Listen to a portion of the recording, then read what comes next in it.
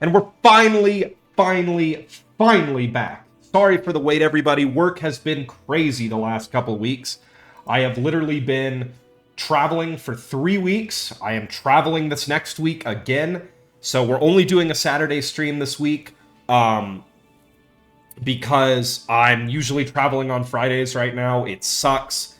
But thank you, everybody, for your patience. Sorry I was gone for so long. Once again, it's really hard. I know, Spud. It's been so long. When I'm traveling, I just cannot stream, and I was trapped on a business trip over the weekend, last weekend, so I couldn't, the weekend before last weekend, so I couldn't stream. Last weekend, I was sick. I had gotten back home, but I was sick as a dog, so I couldn't stream. But we're back. I'm sorry for the wait, everybody, and while this traveling continues, I'll probably only be able to do one stream a week, so we have to fit in 2 days worth of fun and stupidity into one day. I'll do my best. We're so close, everybody. I know I've said that so many times, but we're actually close. On our last stream, we actually managed to get to test our ascent stage, and it made it from the ground on Eve to the orbit of Eve. Meaning, I have like one thing to change, and I'm sending my second ascent vehicle to Eve, and then we're going to get our kerbals in the truck, and we're going to road trip, and we're going to get them off of Eve. Theoretically, maybe today, hopefully. That is the plan. But yes, Spud, thank you for coming by. It has been a while. It's been too long. Too long. I thought about potentially just streaming Helldivers today because I have been mildly addicted to that game. But I want to give everyone closure. I want people to have closure. We gotta finish it. Okay. Now, believe it or not, this thing kind of works.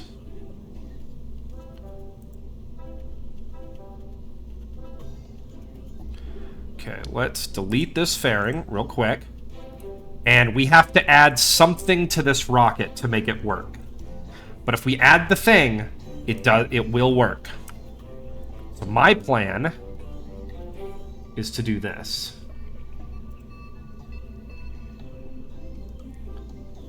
Bum, bum, bum, bum, bum, bum. Okay, alright. Too big. Okay, and then I want... There we go. There we go. I believe, personally, that this will solve one of my major problems with this rocket. So I believe that right there. Actually, I don't want to do that because those are too big, and it means I'm going to have to change my fairing. So what if I put a couple of these on there? There we go. Yeah, that'll do it. Hey, what's up? Yes, I am back. I am back. Much travel has happened. So do we have a lander that works now? Boy, howdy do we. There's one of these is actually already sitting on the surface of Eve. Its ascent profile is a little bit weird because it's not very aerodynamically stable, but it has so much delta V that I've already tested it and it already reached space and orbit. So the plan here is I'm just building the second ascent vehicle because this will get my second kerbal off the surface, and then we're going to be all happy and smiling in orbit together. And this long...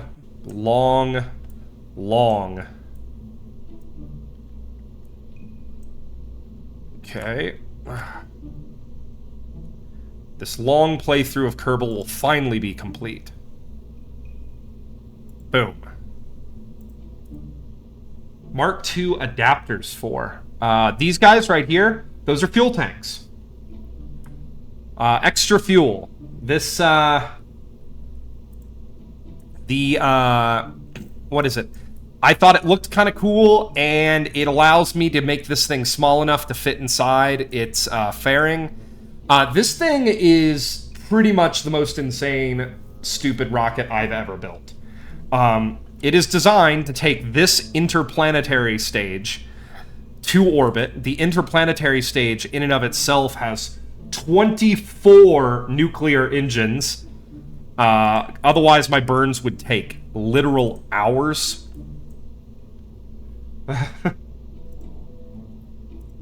The shitfuck 3. Yes. Yes. Alright. I'm going to turn fairing expansion off on that one because that gets annoying. And we're going to try to build our fairing. Build fairing. We're kind of at the maximum limit of the height in the vehicle assembly building right now, so it can be a little bit difficult to actually build this fairing.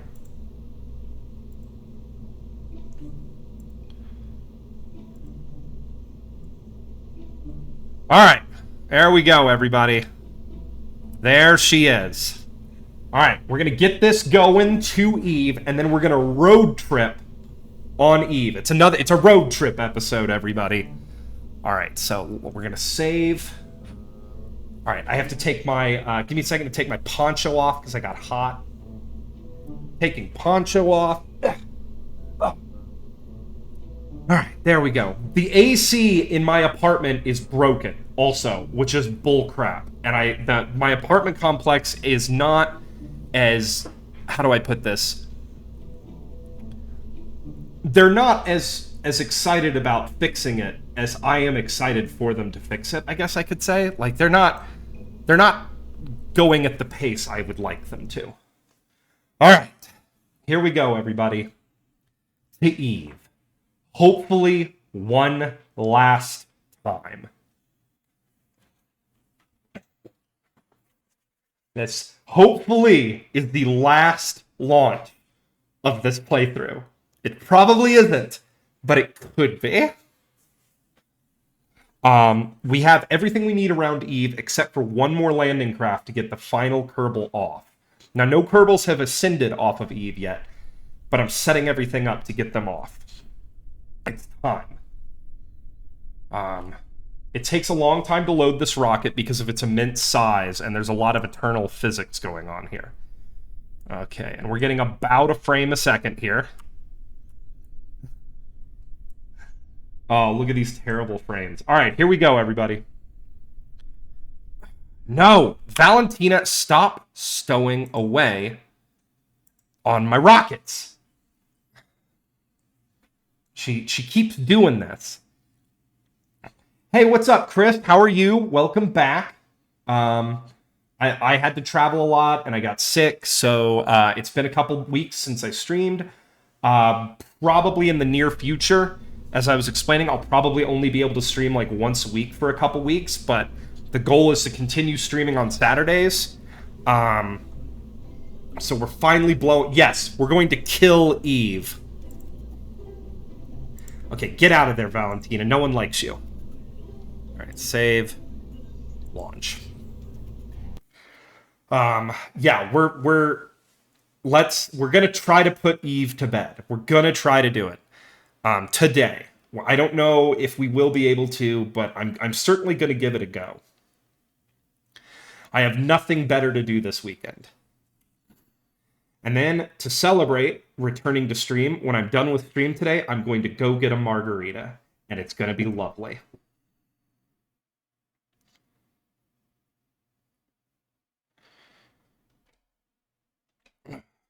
Do-do-do-do. Ba-da-da.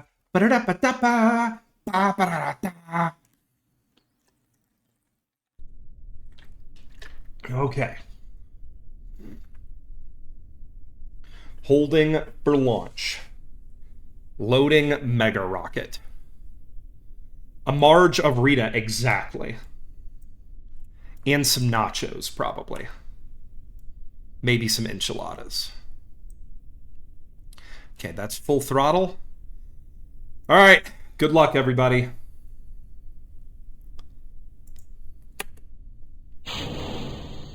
What? Oh my god.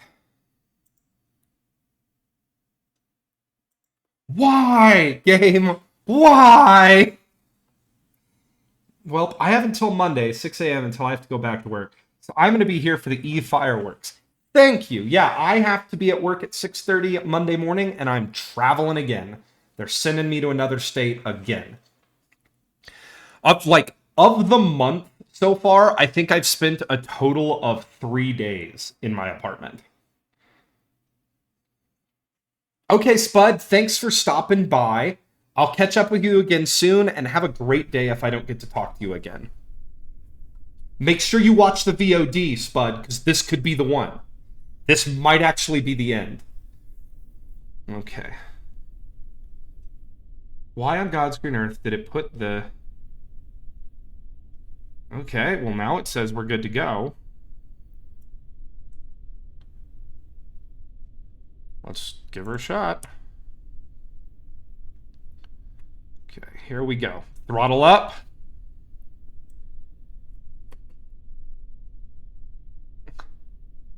Okay, I initiated the launch. Now we're waiting for my computer to load the insanity.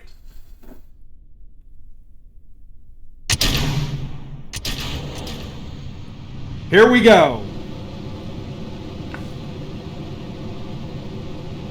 Oh, look at it. Look at it.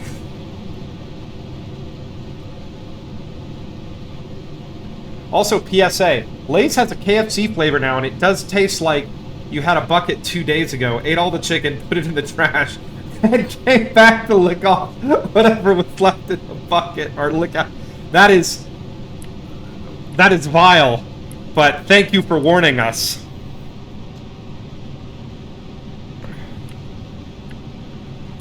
Thank you for warning everybody. You're doing God's work, Chris.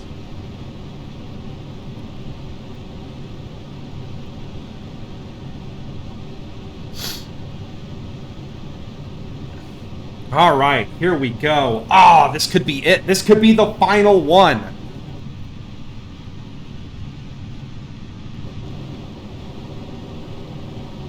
So much rocket. We are not even supersonic yet.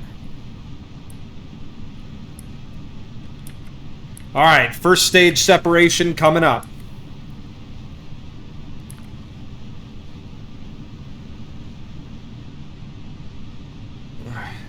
I'll slowly pick up more and more frames as less and less of this rocket exists.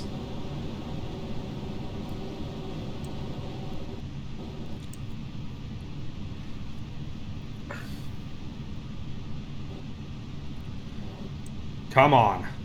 Here we go. SRB separation, first stage coming up.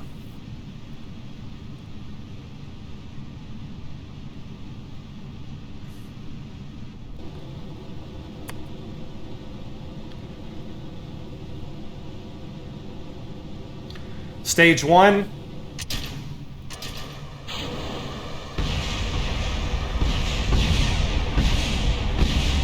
Look at these frames, everybody. Look at it go.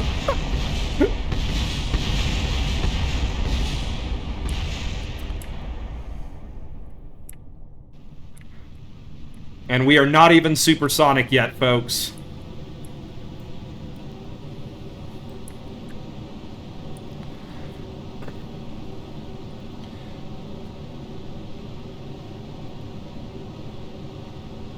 Getting ready to pop my second stage here.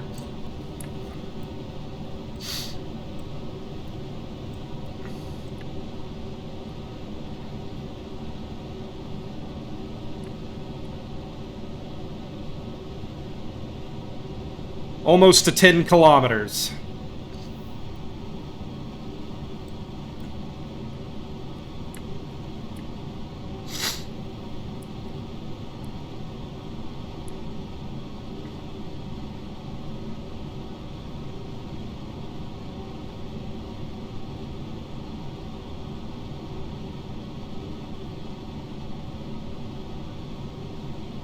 Come on. Come on!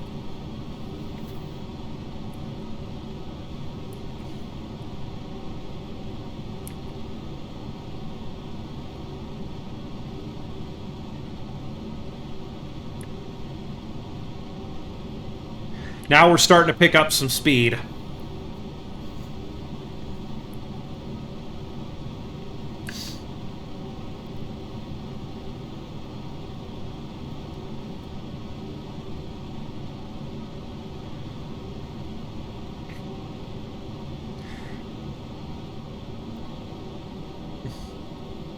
Here we go, stage 2.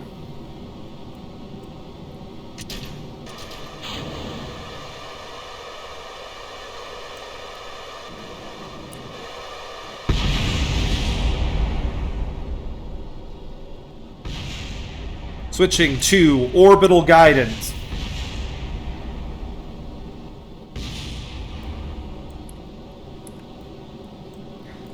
I know, right? Oh, that's funny. Yeah. It rarely arrives lubed. That is the truth. Alright. Beautiful. Sunset launch.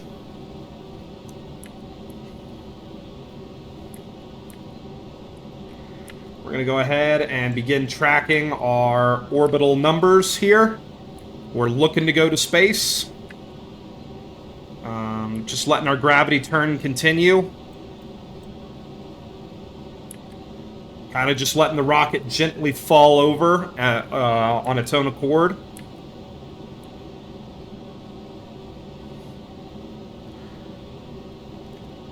The heaviest rocket I have yet built in this game.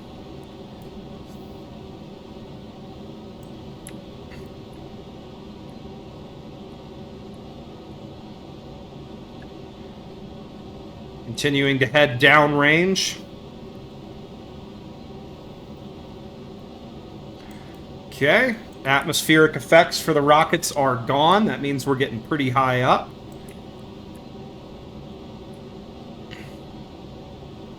Okay, looking at 70 kilometers. Gonna go ahead and prep for our next stage separation.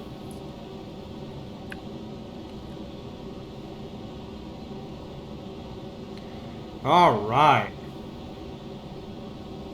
Okay, and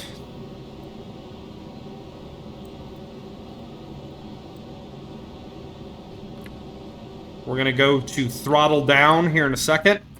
Gonna get these guys separated. I don't know what that was.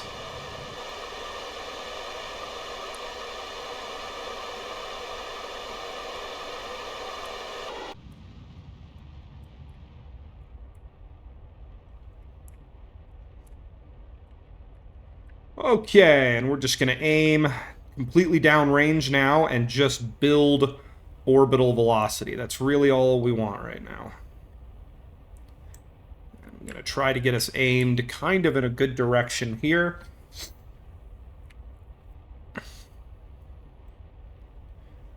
We're just going to keep on pushing till we reach space.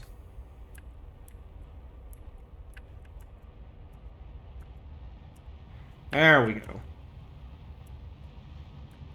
Come on, I want to be gaining velocity. Why are we not? I guess we're going to have to do a full burn here, unfortunately.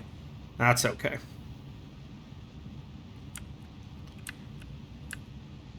Holding for space. The booster ballet is beautiful every time. It's nerve-wracking is what it is. I'm just always so terrified something's gonna go wrong. Alright, here we go. Boom. Deploy. Boom. There we go. And we're going to do... boop, boop, boop, boop, boop, boop, boop, boop, boop. We need all the time we can get here to actually do this maneuver, because we typically don't quite have enough time to do this. Okay, we're going to bring this around. Wait till they flip. That's circular. I don't know why I'm taking so much time to do this. This thing never actually gets into a circular orbit. Okay. And we're going to start burning for... We're going to start burning for orbit.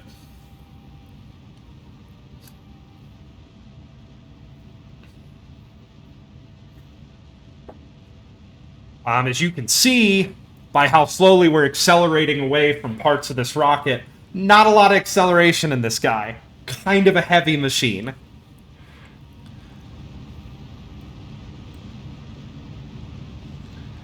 Okay.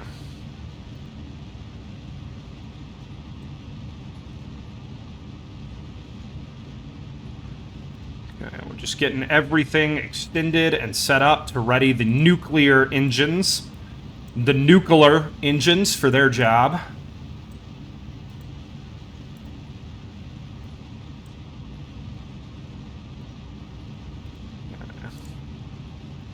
Lots of radiators need to be extended here.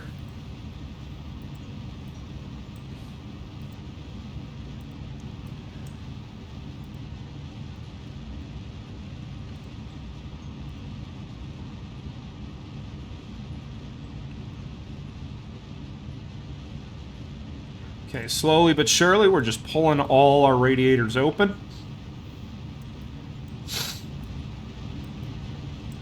I feel like I put solar panels on this thing somewhere. There they are. It's just been so long. Radiated, well, you're about to see why. Like...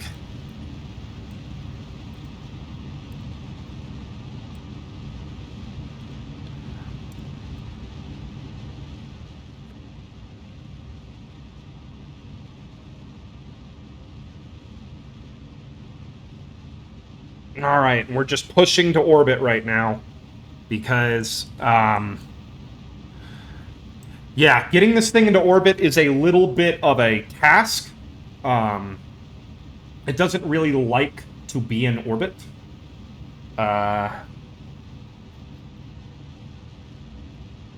But it will make it, as long as I do the launch profile just so.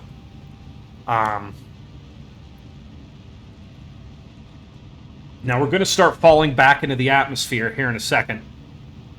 The hope is that we can achieve orbital velocity before we re-enter the atmosphere. This is the problem with this rocket, is it doesn't really quite have enough oomph to get it into orbit before I have to use the nuclear rockets.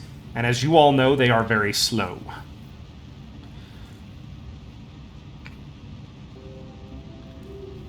But we are getting nice sound that tells us we are in space, so that's good. You can see the absolute massive amount of fuel this thing carries. It has many kilometers per second of delta V. Now we're gonna do this at night, because of course we are. We do everything at night on this channel. Only 400 more meters a second of delta V to go. But the large portion of this burn is not even over yet.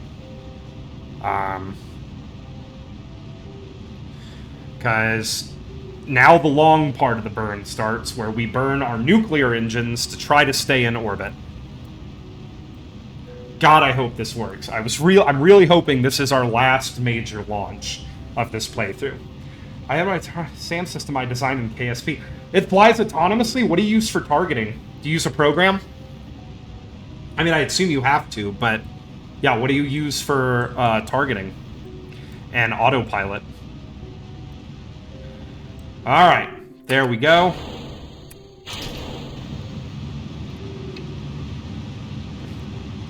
Full power from 24 nuclear engines, everybody. Look at that.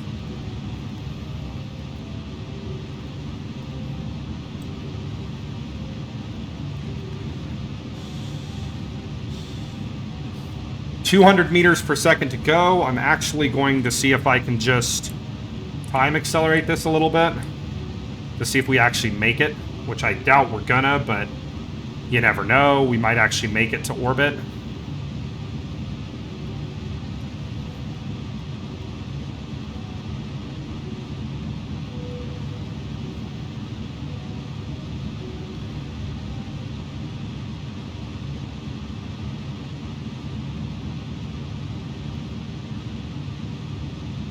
That's pretty cool. All right, we may not make it to orbit on this one, everybody. We may have to relaunch.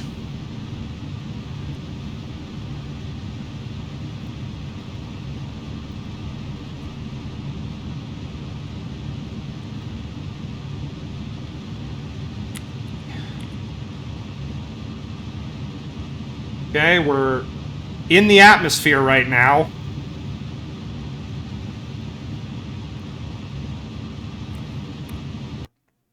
Revert flight. Revert to launch. We did not make orbit. Like I said, it just barely has the power to make orbit. It's not a great rocket.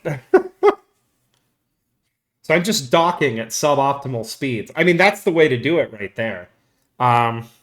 Technically, when you dock, you are impacting your target. You're just doing it very soft. I mean, you're technically impacting a planet when you land. The goal is just to do it very softly. There is a fun fact with this craft. It re-enters Eve. It sets down. I mean, it's difficult because I'm basically sending a building into Eve's atmosphere. So there is really, once I start re-entry, there really is no control after that. I'm kind of at the mercy of physics at that point. All right, let's throttle all the way up and try this again. Because I know it has the Delta V to make orbit because there's already one sitting on Eve, so this rocket can do it.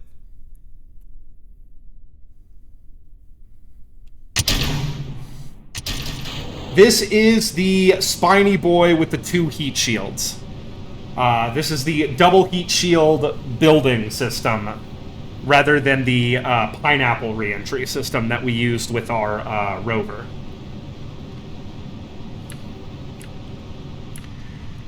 The only difference between this rocket and the one sitting on the surface of Eve right now is I added some fins to the ascent stage so I can achieve higher aerodynamic stability.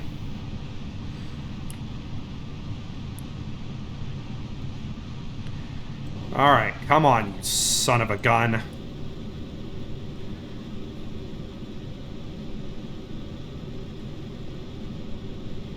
We're gonna make it this time.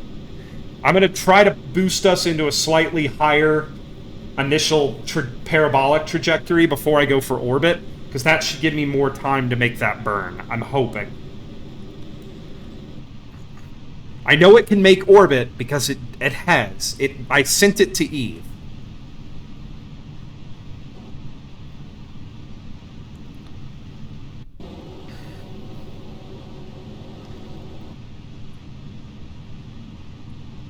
Okay. Prepping for first set of booster separation again on what is hopefully the final launch for reals this time of this space program.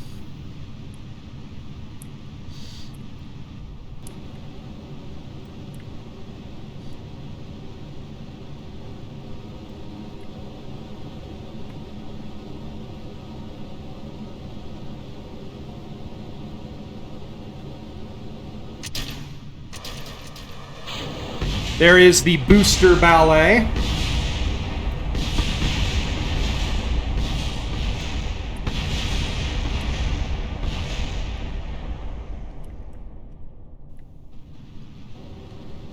Okay, prepping for next set of SRBs to separate. Finally, supersonic at 7 kilometers up.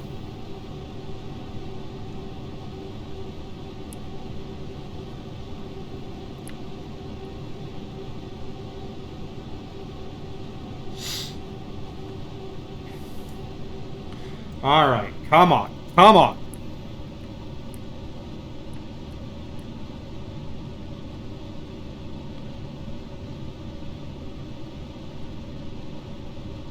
Come on, buddy. You got this. You got this.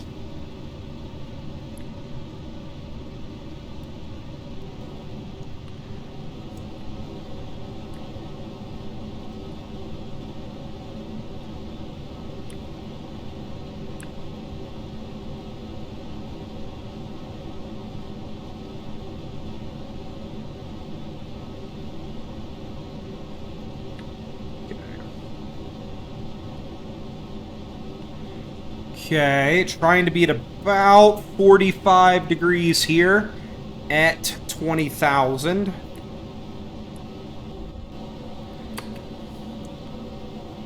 Second set of SRBs separating.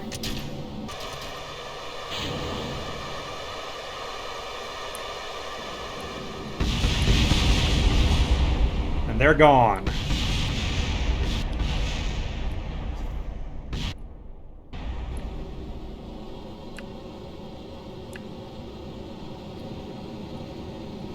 Switching to orbital guidance.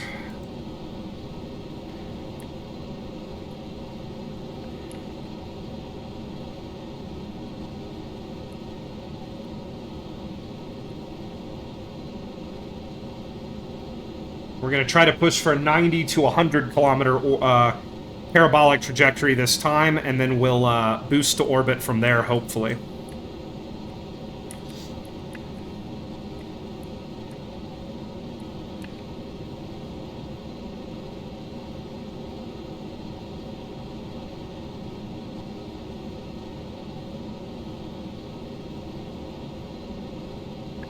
Okay, there is a kilometer a second right there.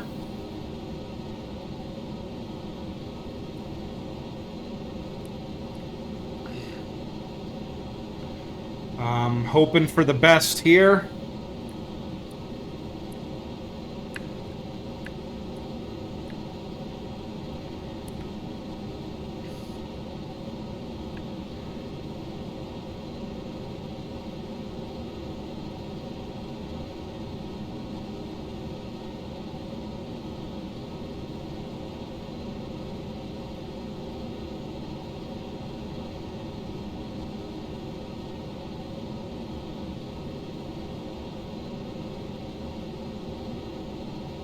Okay, still pushing.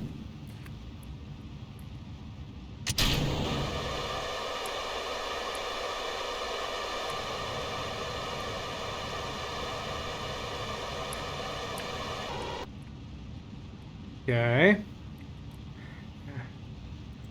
Okay, deploy.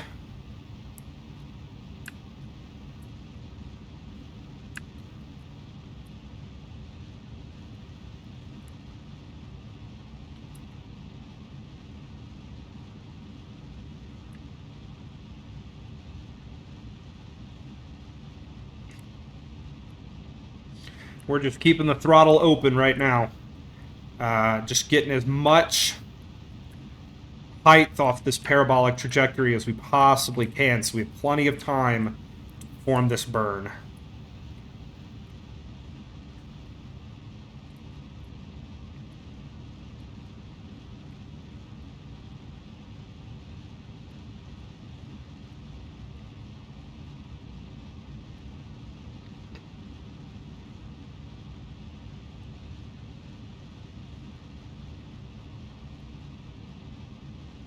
Okay.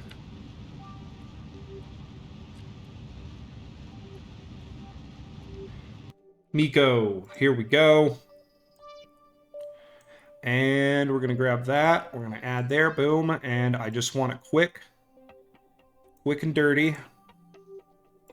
Come on, come on. Don't fight me. Let's get this done. There we go. Okay, so just like that. Okay, and we're gonna go ahead and we actually have enough time potentially to do it this time, so it's giving us a countdown to start burn in 8 seconds.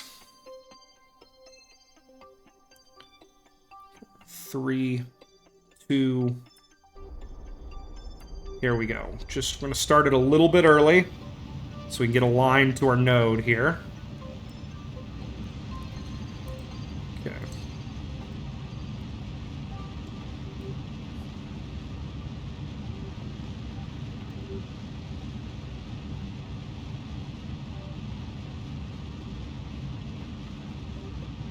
Okay, popping these open. They're gonna be needed soon, because we're gonna be putting a lot of heat into this spacecraft. Node in 1 minute, burn time Start burn at T plus 10. Well, it said start burn down here. That was counting down. I don't know. All I know is we gotta burn.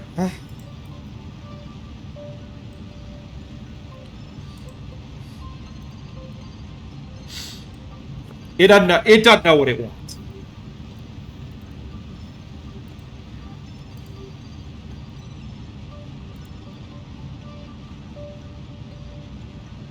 All right.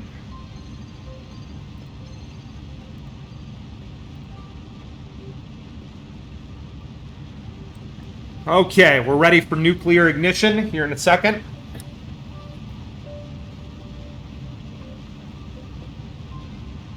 And now we're just going to let this rocket push as hard as it can, as long as it can, to try to put ourselves in orbit. That's all that... Once we're in orbit, we're golden. We're golden. Then we'll have to try like 17 times to get a proper landing on the surface of Eve, because my rover, my kerbals are not parked in the best place. And then we're going to try to get kerbals off the surface of Eve. That is the goal. That is the hope. That kerbals will leave Eve. Finally. Those kerbals have been down there for like 20-something years. But I refuse to admit defeat. I refuse to not try to save them. They must come home. Then I will consider this playthrough complete. Eve is the last planet.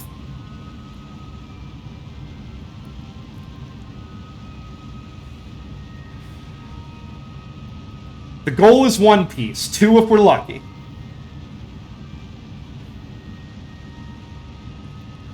Alright. Here we go. 24 nuclear engines alight.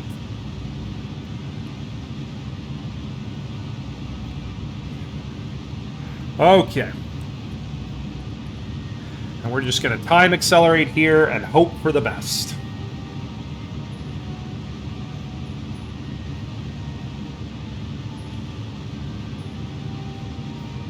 We are falling back towards the atmosphere right now. The periapsis here, we're really just hoping to get into space. It doesn't have to be a perfectly circular orbit. We're going to brute force a lot of stuff to get this thing to Eve. Periapsis is above ground.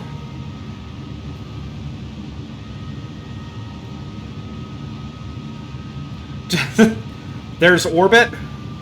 Now we just need that orbit to be above the atmosphere. Just taking notes. Yeah. Hey, it's going to make it this time. And there we go. That right there, everybody, that's orbit.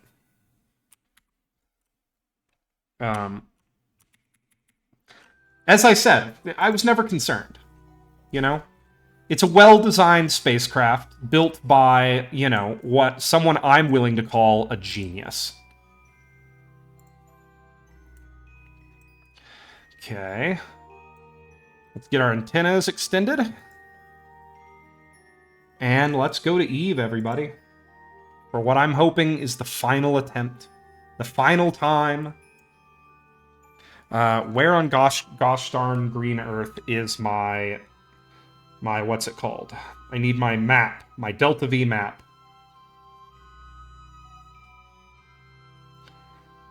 I haven't used this Delta V map since, like, you know, this month. So I'm gonna have to go find it. Here we go. Here's my alignment map. This is what I need.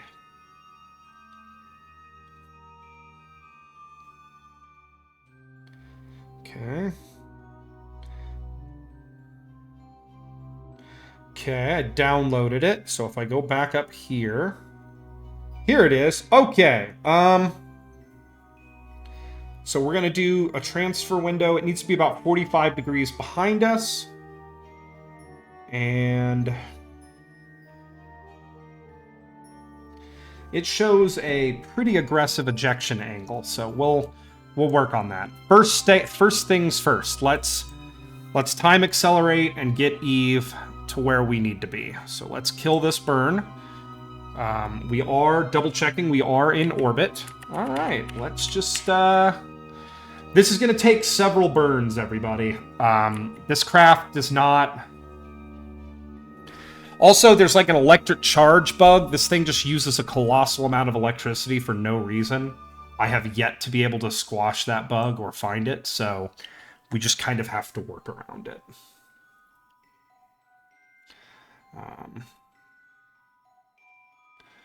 So let's go ahead and set you. Okay, let's bring this back. Come on. Set that as our target. All right, let's go back to time. And now we wait. We simply time accelerate until we are located in the correct orientation. And once we are there, we will begin the process of burning towards Eve. Now, I thought about doing the road trip, because there is going to be a road trip in this, on this, you know, first, but I wanted to get this other rocket kind of on its way. Because, you know, I'm trying to use my time wisely here, and I don't want to, when I launch one Kerbal into space, I want to at least know the rocket number 2 is en route for delivery to Eve. So we're just hanging out here, going through the motions of watching the music of the spheres.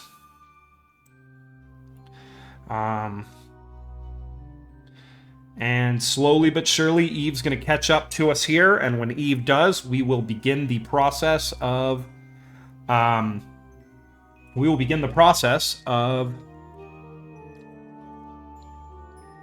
going there. The spacecraft will have set in space for nearly a year by the time its nuclear engines ignite once more to send it off to Eve.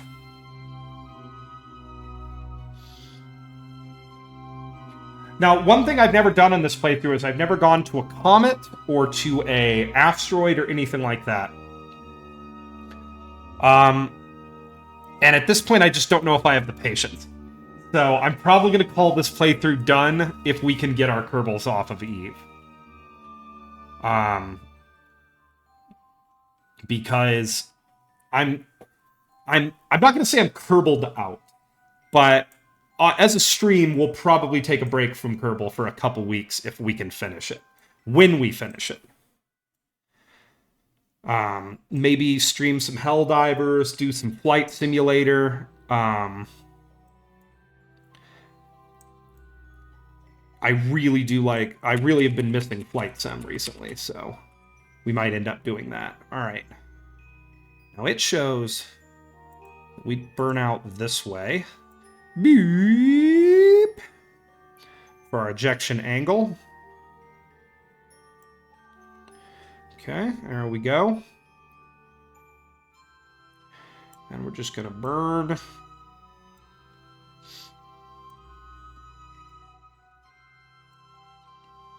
Okay, give her a little bit of radial, maybe. Oh, my neighbor upstairs is being crazy. You know what? I'm gonna call that close enough, and we'll make adjustments on the way. The burn time will be 9 minutes we're gonna have to burn here. Let's go ahead and F5 for safety real quick, everybody. And we're gonna start setting this craft up for her burn. Beautiful day flying over Kerbin right now, over the desert. There's a radiator I forgot to open. Yeah, we're gonna kind of brute force our way out to Eve, because I want to get this crap done quickly. But as you all can see, now I will say this, the re-entry mechanism that I have developed for this craft actually works pretty good. It took a lot of tries, a lot of trial and error, but now this thing actually re-enters Eve. I'm not going to say controllably, because it's definitely out of control. But it reliably can enter the atmosphere of Eve and set itself. As long as you end up somewhere loosely flat, you can set this thing down pretty reliably. It could take 3 or 4 tries when we reach Eve to actually get a successful landing. I think it took 5 or 6 tries last time to actually land successfully on Eve with this thing. But it re-entered pretty... what's the word? It re-entered pretty reliably every single time. It's just finding the right combination of steepness of trajectory and periapsis height to drop it exactly where I wanted to. Took some work. All right, so let's go ahead and time accelerate up to this burn. It's going to be a 9-minute long burn. I'm hoping to not be facing the planet when we have to burn, but as you know, I don't like to do that, though we have plenty of altitude right now. All right. Now, this thing burns through power for some reason, like, you can't even imagine. I don't know why. I think it's probably all the radiators.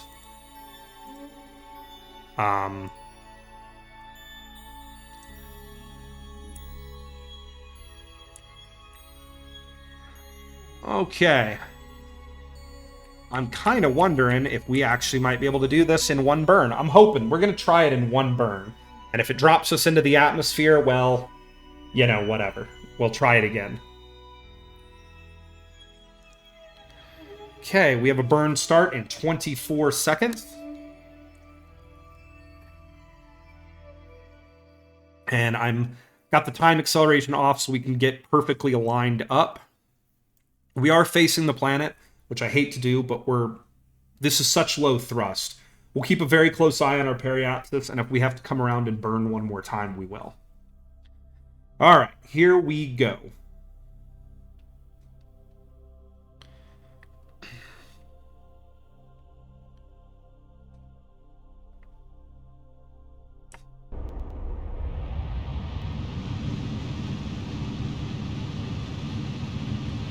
Not a whole lot of thrust.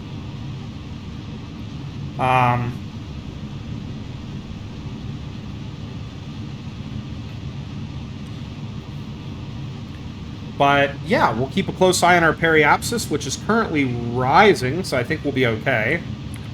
And let's start time accelerating. I know, right? It's like a 4-leaf clover.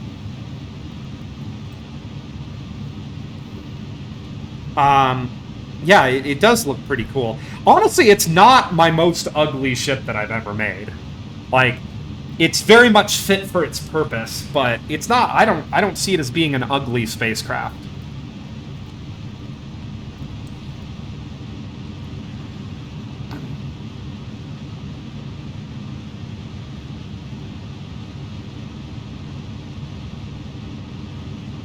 Right, and we're going to try to do this on one burn. Normally this takes 2 or 3 to get out of Kerbin's orbit, but we're going to see if the old girl can do it all at once.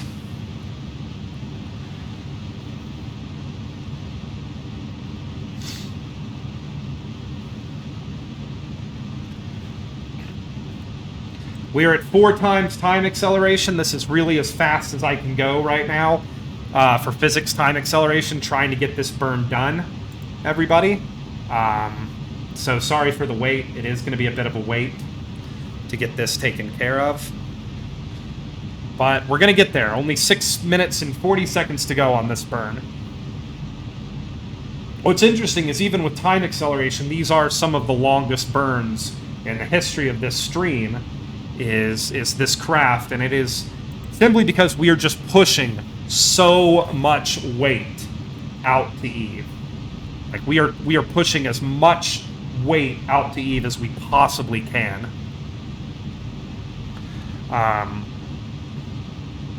Because we've got to, it's super thick atmosphere, and we've got to drop an entire rocket that can climb through that super thick atmosphere onto the surface of Eve.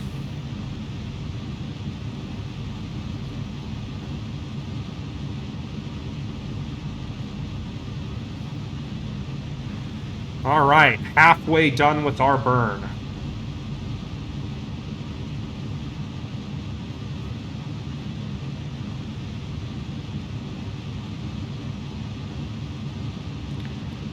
All right, I think we're just going to hold it and try to do the entire burn in one go. Give me 1 second, everybody. I'm going to go get my poncho back on because now I'm cold.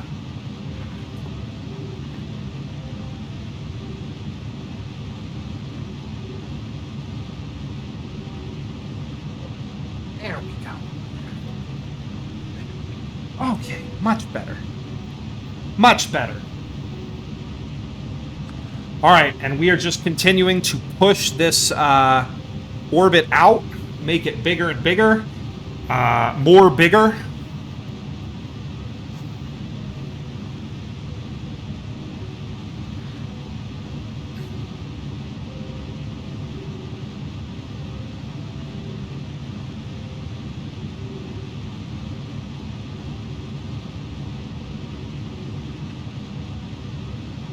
Beginning to push that apoapsis out much faster now as we gain velocity.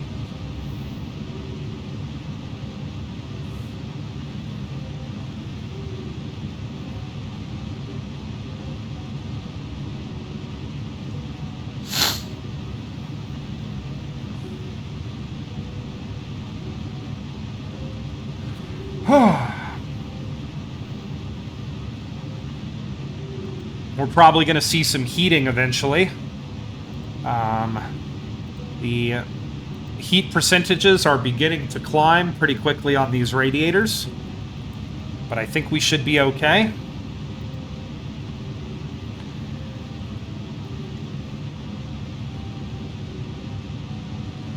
And there we go. We are out.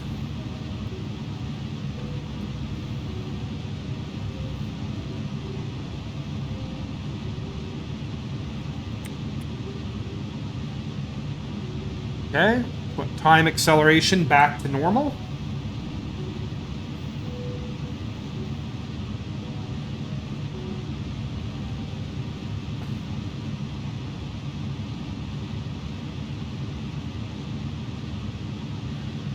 We're just going to keep on burning.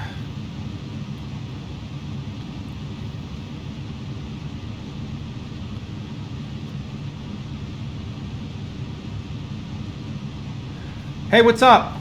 We are still doing the Eve mission. We're getting our Kerbal, our final escape craft, to Eve right now, and once it's on the way, we're gonna set some alarms and begin the road trip to get the first Kerbal off of Eve.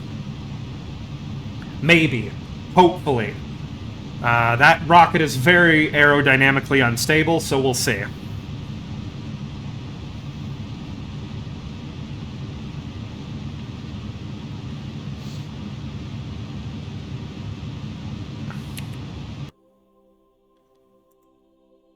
I'm willing to call that done. All right. Okay. Let's add our maneuver here. And let's see if we can actually get an Eve encounter.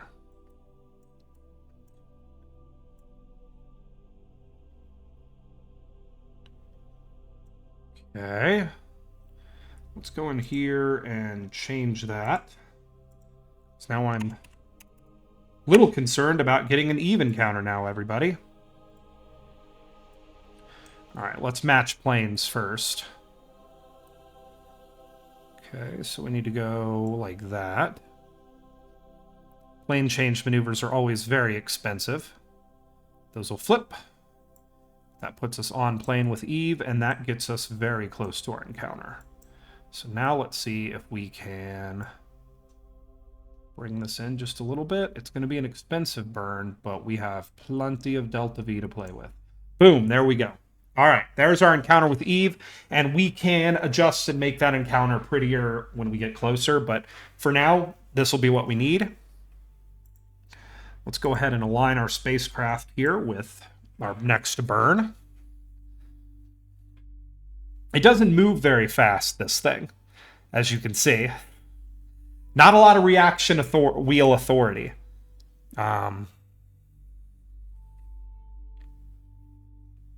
And I have like 4 of the huge reaction wheels. They're all right there to turn it, but it's just big and very heavy.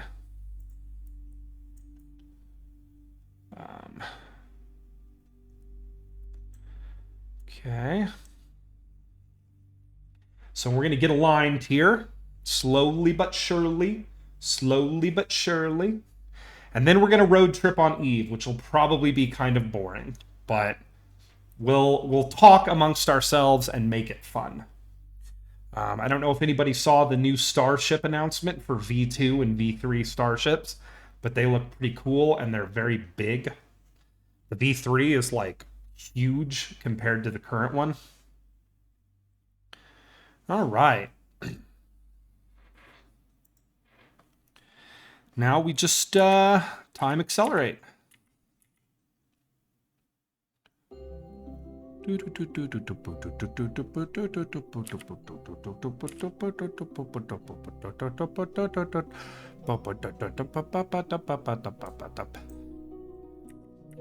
Okay. Actually, we're going to put an alarm on here so I can't...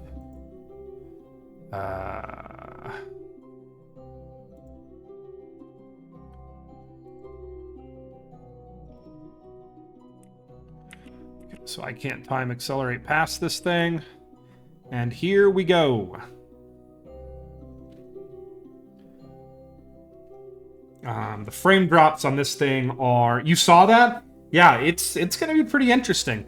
I'll be honest, I just love watching those Starship launches. I think it's just the coolest thing. It's so big. It's so gigantic.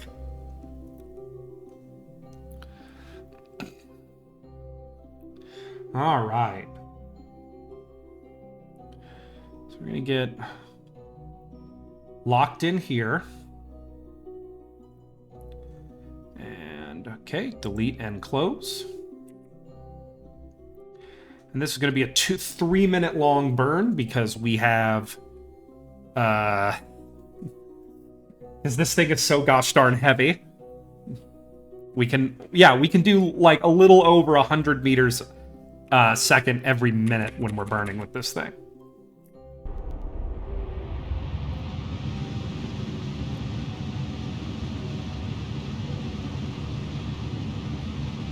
Okay. Just burning through more of our fuel here. We'll go ahead and time accelerate this burn so it doesn't take too long.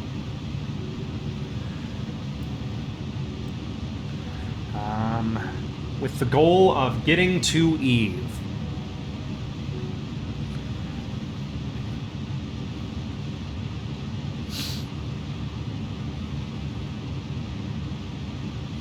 Slowly but surely. Now, we're going to try to launch the rocket that's sitting on Eve's surface, but it is wildly unaerodynamically stable. So we got to be, you know, I believe it will take several tries to get my kerbal to orbit safely. I'm going to send up the scientist first, because science is most important.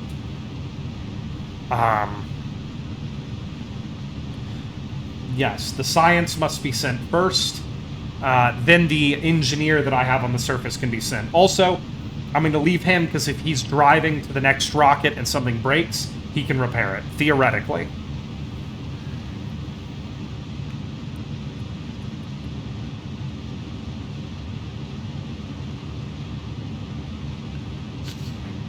Okay, we are almost there.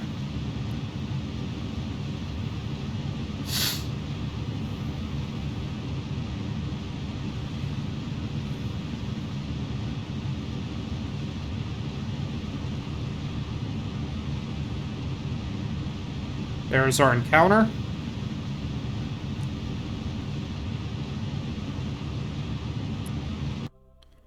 Okay, we'll call that good.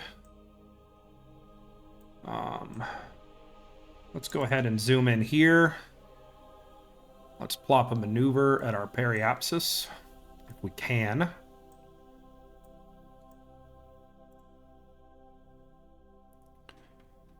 Okay. There we go. Add maneuver.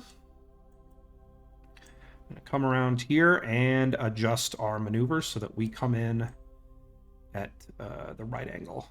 So, boop. Boop, boop, boop, boop, boop, boop, boop, boop, boop. Boop, boop, boop, boop, boop, boop, boop, boop, boop, boop, boop, boop, boop. Okay.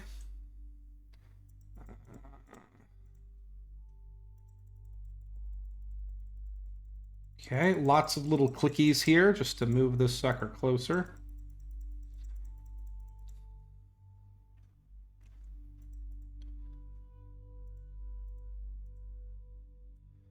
Okay, there we go. All right.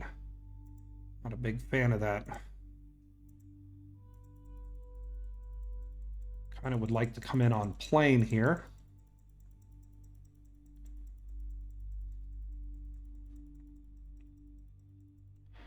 Okay, that's an impact trajectory.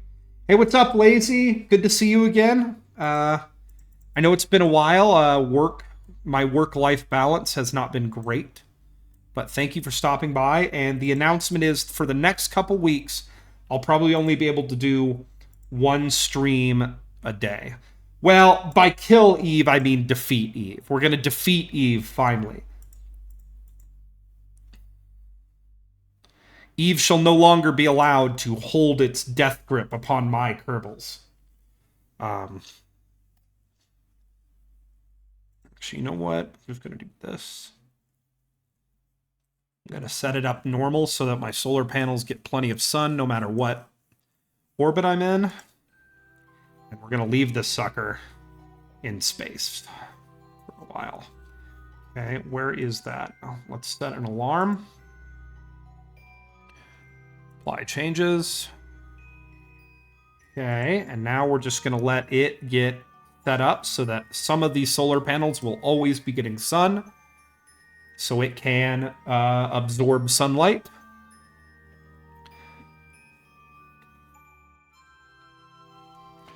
No nukes, but we are going to impact Eve, just very softly, hopefully. All right, that's set and ready to go. Now, the next step is we got to go to the space dump truck. So,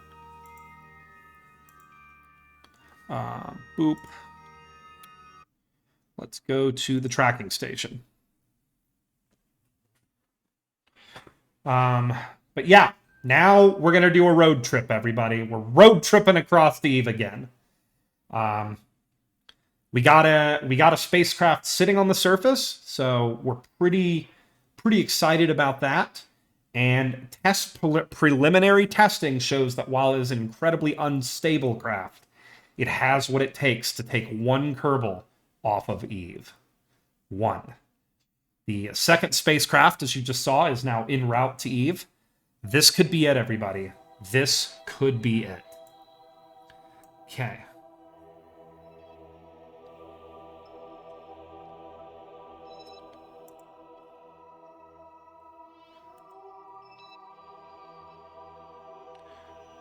Can I rename this thing? I can't. Well, whatever. It's fine. All right. Moho, Tylo, all my fuel depots. Where is the space dump truck? Eve Dump Truck Ultra Plus. It has been there for 45 years.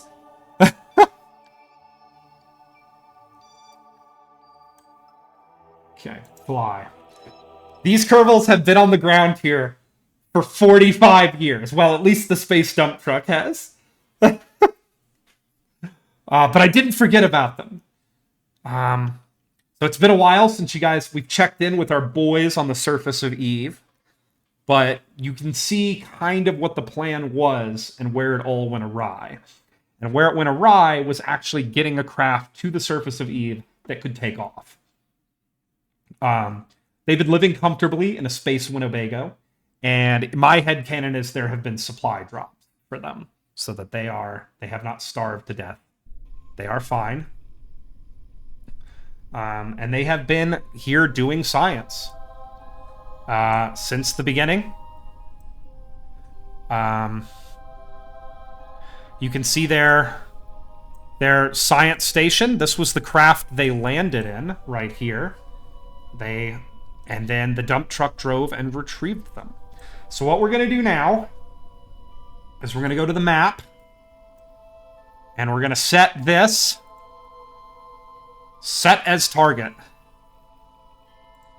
And it is 60 kilometers away almost.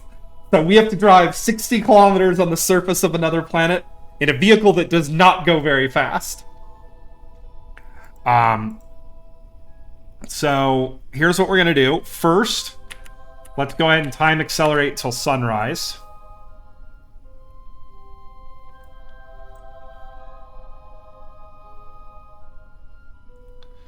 Actually kind of beautiful, this little time-lapse effect that we're getting here.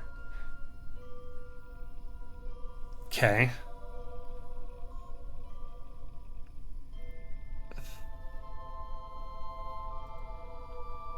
Okay. Still waiting for the sun to grace us with its presence. And then we shall begin driving. Days are quite long here on Eve. All right. So, as you can see, everybody, Space Dump Truck is in actually pretty good shape. We're going to go ahead and F5 for safety now. And begin our journey. So let's go ahead and pack up our solar panels.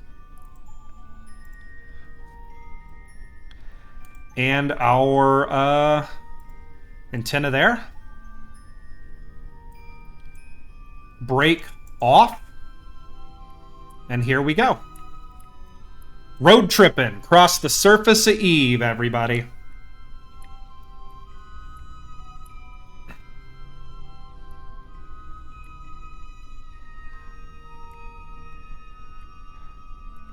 Why does the space dump truck look like Dumbo? It's built for purpose. Those large solar panels, when I stop to charge the batteries, allow for much faster charging than just the solar panels mounted on it. They are also protected in case of a incident or problem. The solar panels in the boxes will protect, or are protected. Now you can see Bob down in the corner here is none too happy about what's happening right now. He should still be doing his research. Oh, he did his research. Hang on. Let's go ahead and stop for a second. We have good, what is it called? Connection. Let's transmit our science really quickly. This is going to burn through a ton of our battery power, but we can make more battery power by this. So let's get all those pointed.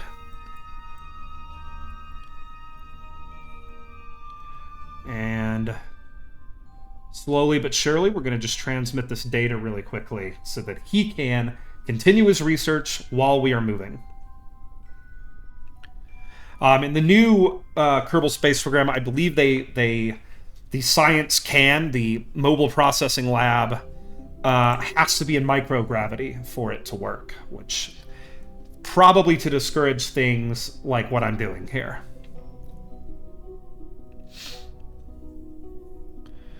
All right, we're at 58. We're not quite going to get through it, so we're going to just time accelerate a little bit. That's okay. I'm going to just keep transmitting here. Okay. All right, there we go. So it is completely done. And all right. Now we'll let our batteries charge all the way up. Is it too far out to have a surface research station? I'm not sure I understand the question. You mean like for Kerbal Space Program 2 where you have to have, you have to be in microgravity? I think it's because they think that like yeah, I think it's because the thought process is, you got to do all the science you do on microgravity, like on the ISS. I think they'll probably eventually add some sort of surface science module. All right, brakes off. And here we go. Now, it can be... What's the word I'm looking for? It can be tempting to go fast, but Eve is not a... what's it called? A gentle mistress when it comes to the destruction of rover wheels. So we're going to have to just kind of putter along at this speed. It's going to be a while, everybody. Hopefully, we'll be able to land our next rocket a bit closer to our kerbals, but you never know. Now, because this thing is solar-powered, we can usually go for a pretty long way before we need to recharge. There is, I believe, an RTG on this thing. Oh, yeah, there are 4 RTGs on it. But so it can drive at night. Though it cannot go very far at night before it needs to stop and charge. Climbing big hills like the one we're on here are pretty stressful on it. You can see our battery power just really dropping quickly. But it wasn't really designed to go the huge distances I've asked it to. This was more like I landed the rocket a kilometer away, let's drive over to it. Rather than, I landed the rocket 60 kilometers away, you know? But it is what it is, and it must be what it is. So we shall drive there. There's always science that we could do along the way, so that's good. But yeah, Bob Kerman looks none too happy about what's going on right now.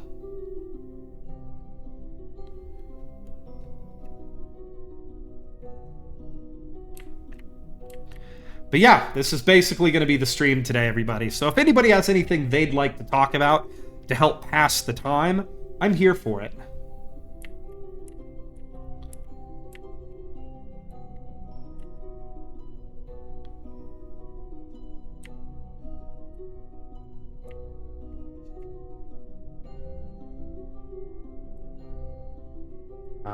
This is the day. This is what we're doing here. Oh, buddy. Oh, don't tip over. Don't tip over. It is a little tippy. Should have elevator music, yeah. But yeah, it's a little tippy, the space dump truck. That's why we're about 15, 16 kilometers an hour or meters a second is about how fast it goes. But, you know, 15 meters a second, I don't have the math in front of me. I'm pretty sure that's moving, you know. And we've already gone a couple kilometers here. That's 2 kilometers done. So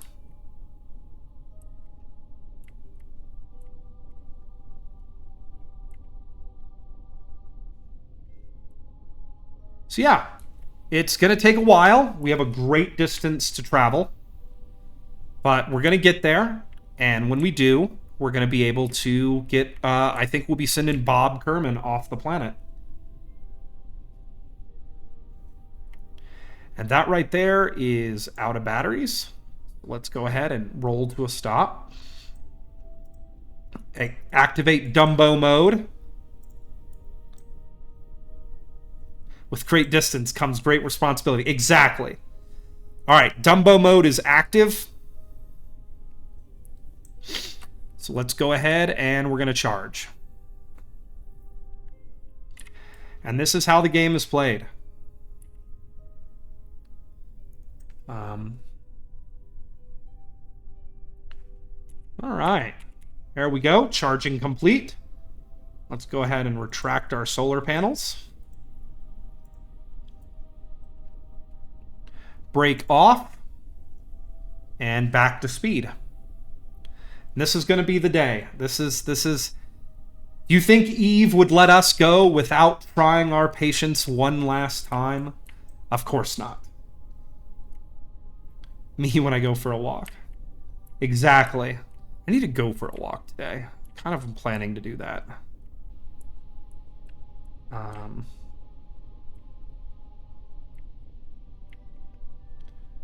But as you can see, we're not going anywhere very quickly. but we're going. Now, the first Eve dump trucks that were sent up here had fewer axles. They were, and that led to a great number of wheels being destroyed. So this one has all the axles. It has 4 axles, 8 wheels. And because of that, it is a lot more stable. And knock on wood, I haven't had too many wheel incidents with this one. There are repair kits on board if it needs to be repaired, though getting the kerbals in and out of it is a bit of an exercise in horror, because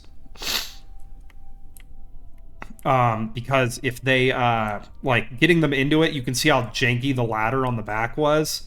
Getting the kerbals into this thing was brutal. It was terrifying. At first I didn't think they were going to be able to get into it. But as you can see, climbing large hills like the one we're climbing right now it's pretty rough on the batteries. The space dump truck is none too light.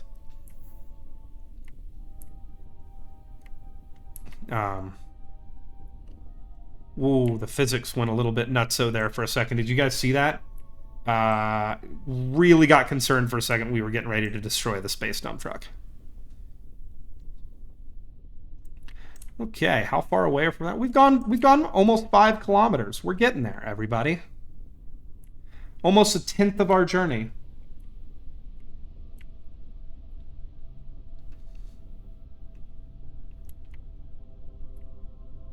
Alright, we're just gonna climb this. I don't think we're quite gonna make it up this hill, so let's toggle our brakes on.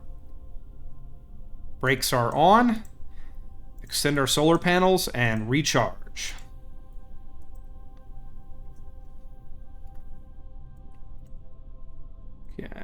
And recharging has begun. And we're going to charge all the way up. Still have plenty of daylight left. The days on Eve are... I forgot how long a day is, but Eve's days are extremely long. So we have plenty of sunlight to make our journey. Okay. And we're off. When we get to the top of this hill, we'll be able to coast down the other side pretty easily.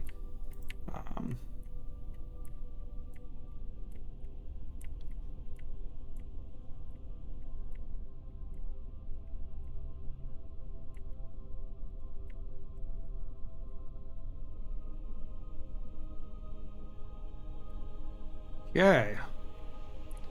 So we're just going to keep climbing and driving across what is a surprisingly barren landscape on Eve. All right. And I can tell you all are excited right now. I can feel the excitement in all of you.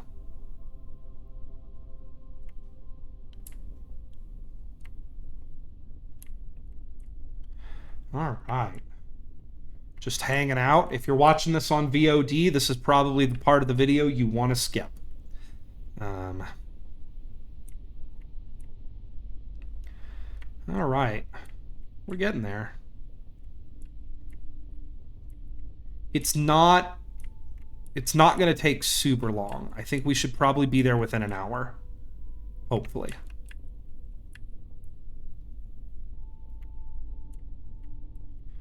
What we're really trying to avoid here is damaging the space dump truck, because it's going to have to do 2... This is not its final mission. It's going to have to get Bill to his rocket after it gets Bob to this one.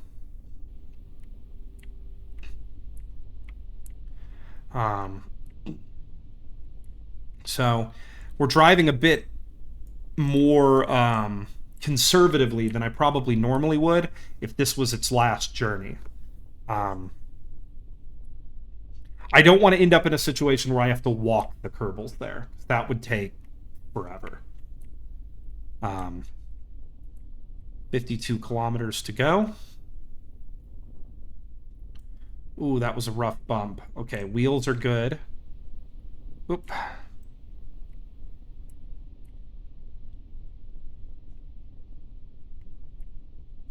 How far have we gone? About 7 kilometers. Not bad. We're getting there, everybody. Oh, and there goes my batteries. Let's go ahead and power down. Okay, extend our solar panels again.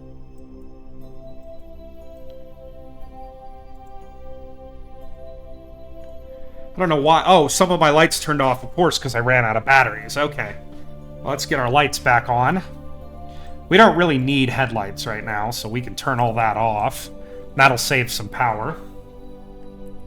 But we will probably drive, if we have to, through the night. It just means we have to stop to recharge more often. Alright. Let's retract our solar panels again.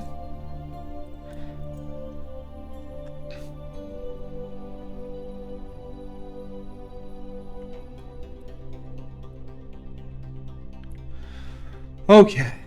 And we're off. Still climbing up this mountain here, too. Almost a kilometer above sea level.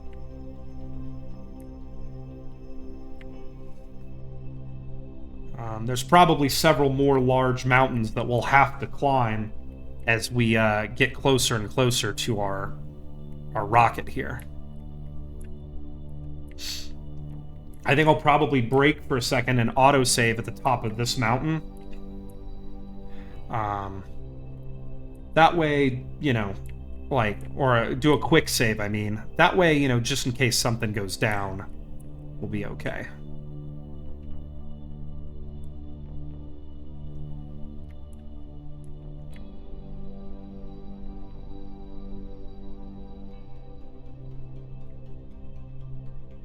Okay.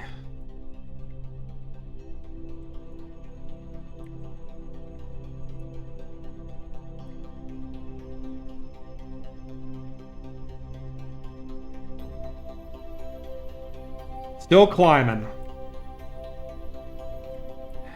You know, I don't think it's a bad-looking rover, if I do say so myself. You know, it's after the... I think this is the third iteration of the space dump truck, and I wish I'd brought one all the way out to Lathe when I was out there, and I had kerbals trapped on Lathe. You know, it's... You know, there should... You know, I should have built a zero atmosphere lander version for Duna. You know, I think the space dump truck is pretty good. All right, we're just gonna keep on trucking. Gone almost 9 kilometers here.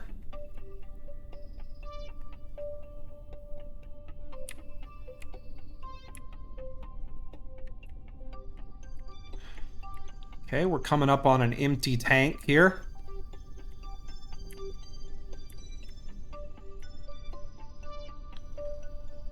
Okay.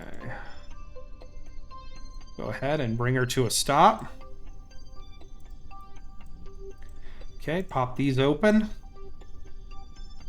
And we're just gonna let those aim at the sun. And we're gonna recharge. Still morning on Eve because Eve is, once again, the days are hugely long here, so plenty of time to keep driving at this good speed before we have to drive through the night. We've gone almost 10 kilometers of our nearly 60-kilometer journey. Okay, let's retract our solar panels again. I'm going to go ahead and F5 for safety. Okay, and brake off, and here we go.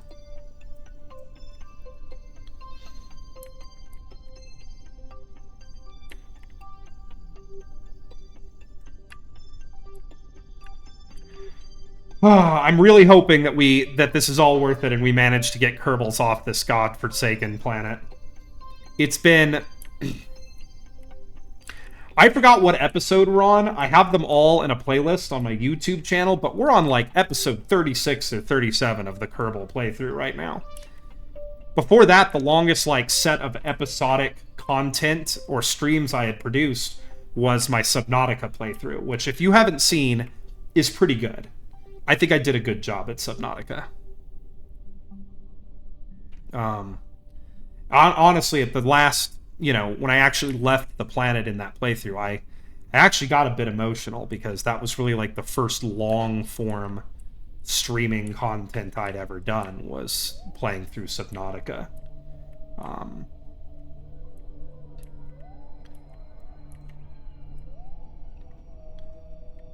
Alright, we're gonna just climb this mountain here. Not going fast, everybody, because when you're on Eve, if you have a rover on Eve, you don't really want to go that fast. Fast breaks stuff. And once again, this rover has a lot of work yet to do. The ultimate goal is going to be we're going to try to set the next rocket down very close to our kerbals, but, it's... Once I do the deorbit burn with my landing system, it's up to the fates at that point. And there's huge changes in the aerodynamics of my re-entry vehicle, because eventually it falls sideways once we're in the denser parts of the atmosphere, which is basically just like slamming on the brakes for it.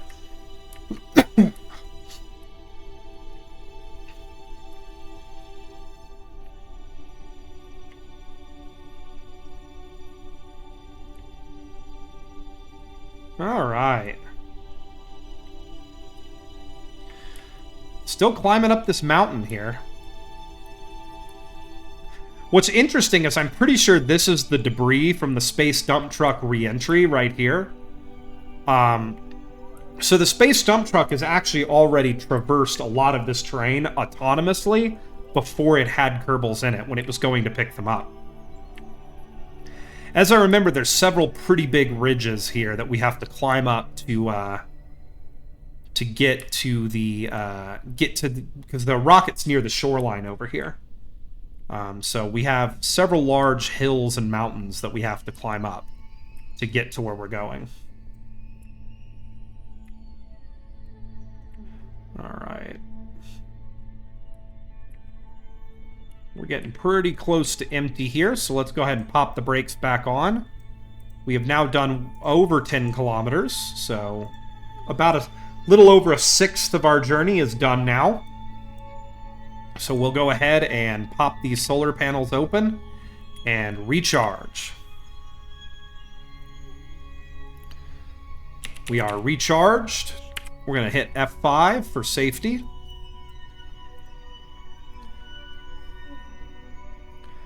I'm going to retract our solar panels.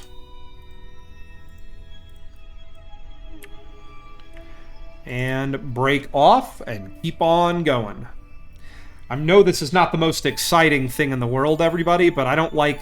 I thought about doing this off stream, but if something exciting happens, I want everyone to be here for it. So, we're driving this together, everybody. Wow, I didn't think this thing had enough power to actually climb a slope like this. Could be worse. Man, electric cars are so inconvenient. I know, right? I actually drive a plug-in hybrid, and I kind of love it because especially while I'm traveling right now, I basically only fill up my tank like once every 3 or 4 months, which is pretty nice. But, I'm happy that I am not dependent upon charging stations. Now, I have thought if I have to sell my current car, because money's tight, I will probably just go ahead and buy a used Tesla Model 3 or something, because they cost just nothing to run. Should strap a rocket on this and use gas. They have turboshaft engines in this game, though I don't know how you would make one go, but you could make this a gas-powered vehicle. It wouldn't run on Eve, of course, because there's no oxygen, but...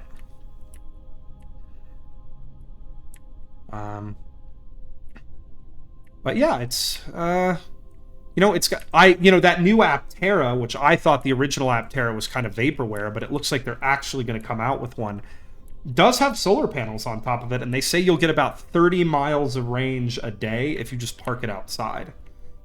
That's pretty cool. I was on a solar car team when I was in high school, and I never really thought I'd see any sort of car that meaningfully drew power from solar power do anything. But if you think about it, like 30 miles a day, like a lot of people don't drive 30 miles in a day. So you could actually like almost drive for free as long as you park it outside. That's pretty cool. Though, like many of these electric car company startups, their pricing is completely not, like, it's not, what's the word I'm looking for? It's not really based in our reality. You know, they're saying this thing's going to be like sub $35,000. There's no way. It's got a carbon monocoque shell. Like, there's no way. But, you know, my wife does have an electric Hyundai Ioniq 5, and it's great. Learned something about Eclipse today. Eclipse has a wife, and she drives the Ioniq 5. The Ioniq 5 is a really cool looking car. Like, I really like the way they look. Yeah, I love motorcycles and things that are loud and go fast, but electric cars definitely have their purpose. Like I said, if I have to sell my current car, which is the Jeep Wrangler hybrid, because money's tight, I'll probably just get a used Tesla Model 3, because all I really need right now in my life is something that can go to work and home. And from what I understand, the Tesla Model 3 is just great at doing that. You know, work, home, work, home. Nothing fancy, nothing else needed. I just need it to go. And, you know, they don't need oil changes or fluid changes, so they go forever. We do most for... That's the thing. I only have about 20 miles of electric range on my plug-in hybrid. And for me, that is enough. On the weekends, I basically don't use gas. And on the weekdays, I typically will drive to work using gas because I'm on the highway most of the time and there's no traffic, so it's more efficient. And then when I'm in stop-and-go traffic all the way home every day, I will use the battery where it's the most efficient. And it means that I'm in a vehicle that is traditionally not very efficient, but I average just under about 40 miles a gallon on my tanks of gas, which is pretty darn good for a Jeep Wrangler. But yeah, I love my car. We're probably in the point, we're probably to the point now where, like, in the next couple months I'm going to get to take the doors off of it, which is always an exciting thing every year, to take the doors off my car.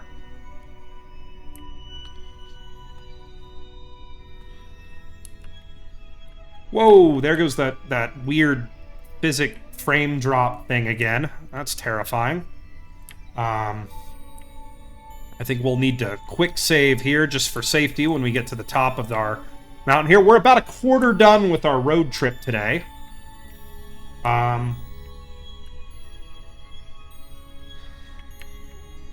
We charge it at home once every 4 days or so.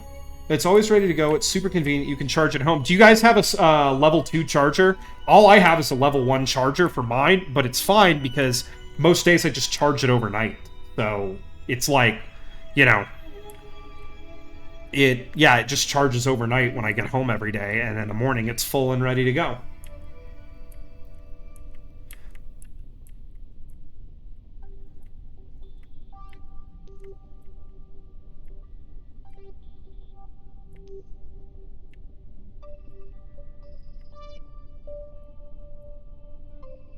All right.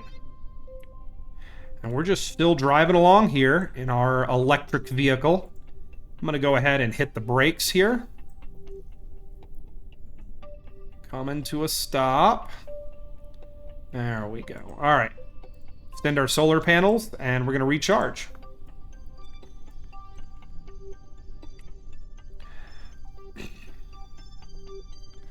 But yeah, the Ioniq 5 is such a cool looking car. The only reason I'd probably go after a Tesla is there's a pretty solid used market, and they depreciate. You can find like a Tesla with like 15,000 miles on it, and they just depreciate so fast that they're kind of bargains if you want to get into an electric car. And if you buy it used, I believe, through Tesla, like a certified used Tesla through them, you get a warranty, which is pretty cool. Because, you know, I think everybody's big concern with buying a used electric vehicle, of course, is the batteries. What condition are they in? How have they been treated? You know, modern batteries are pretty robust, but you want to make sure they're okay. That's the nice thing about my Jeep, is because I only charge it at level 1 on level 1 chargers. I think in the entire time I've owned it, I've maybe plugged it into a level 2 charger like maybe 5 or 6 times. So the entire time I've owned that car, it's been charged, basically just trickle charged slowly up. Yeah, they do take a beat. They don't last super long, but once again, if I had to get one, it's because it's going to be a commuter car, so it's going to get beat up and scratched, and the paint's going to fade anyways. You know, it's just it would be buying something that costs basically nothing to run. That would be the purpose of it. So I wouldn't be like, it wouldn't be my nice vehicle. You know, it would just be, I need something to get to work and to home. The new Model 3 is nice. If I got one, I'd get a used one, so I'd probably get the older body style. One thing I really like about Teslas is I wouldn't be able to choose the color, but one thing I really like about Teslas is they have this really pretty red. I'm not usually a fan of red cars. I don't really like them, but Tesla's red is very, very pretty. It's just kind of a deep-looking paint. There was a guy who used to live in my old apartment complex who had a red Tesla, and he had all the trim, all the chrome trim and everything on it blacked out, and it looked really good. It was a really cool car. Okay, we're building a little bit more speed than I want to. We're going to tap those brakes a couple times.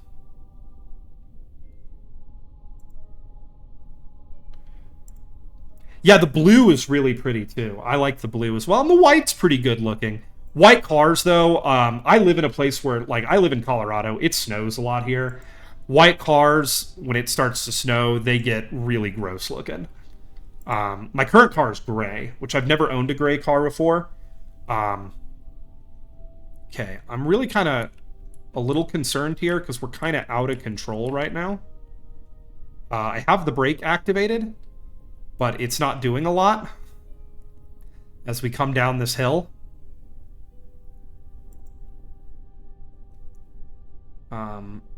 So we're just monitoring our speed here very closely. Once again, we really don't want to damage our tires or wheels.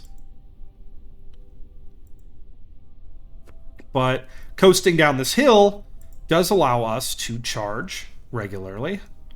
So I wish they had regenerative braking in this. Now that's one thing that I am addicted to is because the Wrangler 4xe has to go through a transmission, you can't do like true one-pedal driving. It's what Jeep calls near one-pedal driving. So it'll regen brake down to about 3 miles an hour, and then you actually have to apply the brake to stop it. But even then, like when you're in stop-and-go traffic, just that near one-pedal driving experience is just a revelation. It's just wonderful, being able to kind of just modulate the throttle and control your speed in traffic so easily. I'm a big fan of regen, especially also when you're in the mountains. Instead of like downshifting, which you would normally do in a car to control your speed on large downhill drives, the regen braking just sits there and putters, charges your batteries up and controls your speed really well. From the Eisenhower Tunnel down to Denver, I will typically pick up about a 20% charge just from coasting. It's really cool. One pedal driving is civilization. Now, well, the thing is too, my old Jeep, the one I had before this one, was a manual transmission. So I am used to, when I'm in stop and go traffic and stuff, being in first gear and being able to let off the throttle and have the car slow down just on the engine, engine braking and stuff. And so for me, it kind of aided the transition into going into an automatic vehicle, which if they could have made this thing in a manual, it'd be perfect, but they don't. The fact that when I let off the throttle, the car slows through something that kind of simulates engine braking is very nice. But yeah, it's so cool that you have an Ioniq 5. That's such a cool car. I even like the 6, the kind of like Streamliner teardrop shaped car that they make. I think that's a cool looking car too. Whoever works at Hyundai, their styling department has really been killing it the last couple years. Like they're genuinely good looking cars. All right, we're gonna stop and charge here. How's our sunlight looking? We got plenty of sunlight.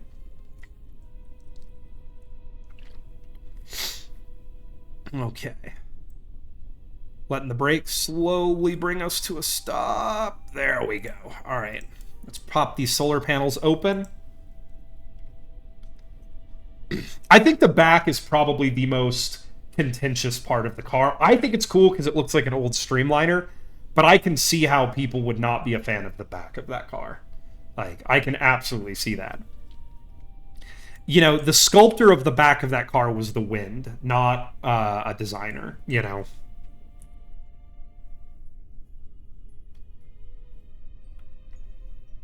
Also, apparently they charge super fast. Like, I watched a video, must have been like a year ago, and it was a bunch of YouTubers, and they basically decided to race from like Denver, I think, across Colorado through the mountains. And so it was like a Tesla, Ioniq 5, and a couple other electric cars to see basically who could get there first, whose charging network was the best. And some of those like the Ioniq 5 can charge super duper fast.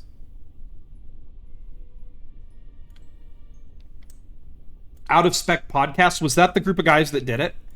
It was really cool to watch. And yeah, it's amazing how quickly some of the modern electric cars can charge. I mean, my Jeep has a pretty small battery pack. I think it's 17 kilowatts and 15 kilowatts usable.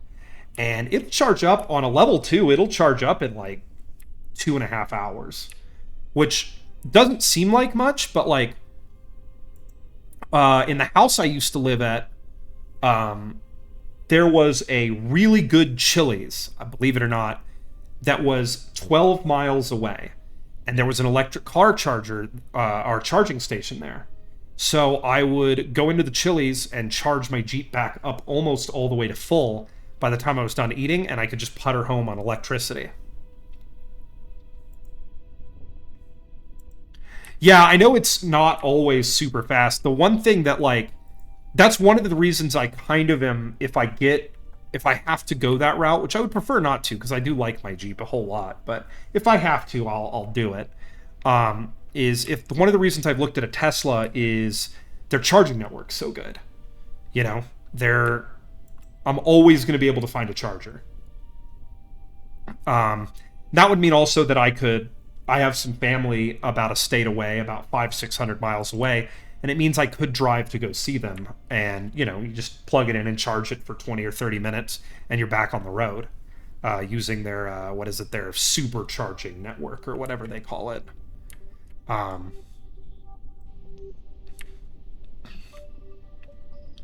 We're going a little bit fast here, but the suspension on this thing has so far proven to be quite resilient, knock on wood.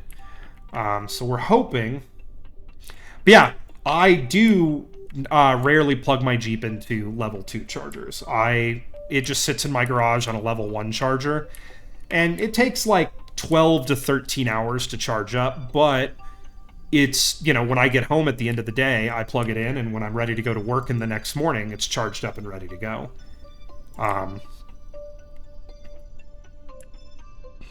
It does suck a little bit because the J1772 charging port is kind of becoming a relic. Pretty much everybody now uses either CCS combo or whatever Tesla uses. What do they call it? NARS, I think it is, or I can't remember what Tesla calls their charging standard. But it is it's pretty much, from what I understand, that's the way everybody's going now.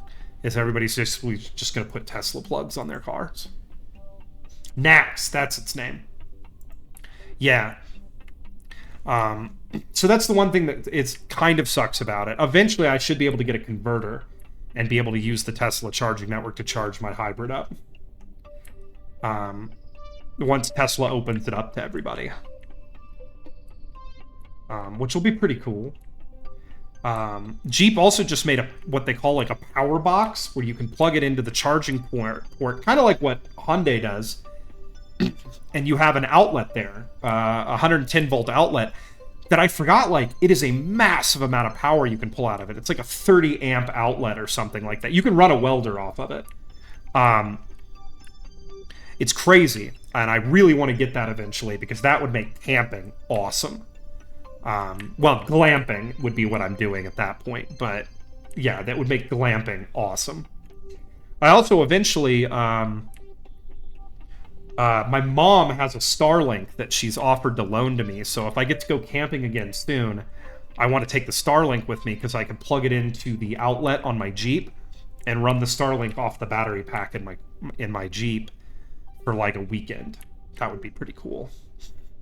If I had a faster laptop, I would say I would do a camping stream, but I have a very slow laptop. Whoop. Slow down. There we go. All right, 35 kilometers to go. We're not going fast, everybody, but we are getting there.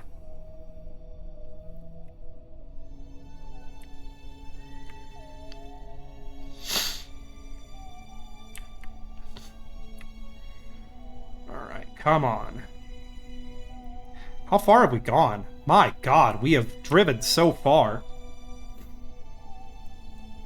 It's like a whole ass road trip that we're doing here.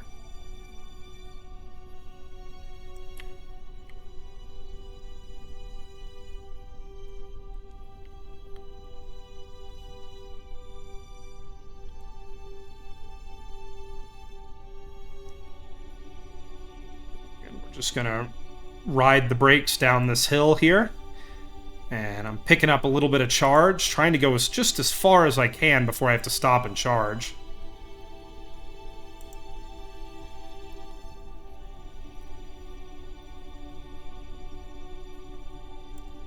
All right. Slowly but surely. I know it's not the most exciting stream, everybody, but the excitement is coming. We just have to get there. And it's quite the drive, you know, to get where we're going. Oh, that's a big bump. Oh, okay, good. Checking my wheels. Wheels are good. All right, I think we're just about out of power now, so let's go ahead and hit our brakes. All right. Okay, extend our solar panels. And we are gonna charge for a while. Let's go ahead and auto save real quick, or quick save. And we're gonna begin the charging.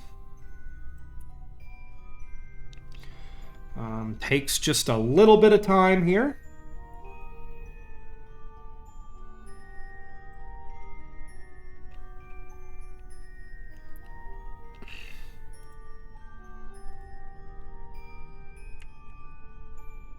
Okay, let's retract our solar panel here.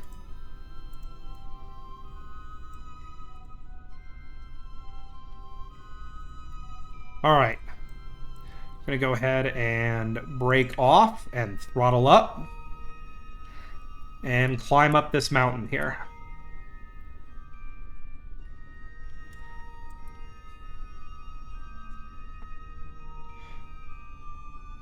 Now, when we're about a kilometer, this rocket's pretty tall, so when we're about a kilometer away, I'm hoping it'll come into view. That's not something we have to worry about for a while, but And the goal is hopefully when I land the second rocket, I can land maybe within, I don't know, 20 kilometers of this thing, though once again, once I do that re-entry burn, it is up to the fates.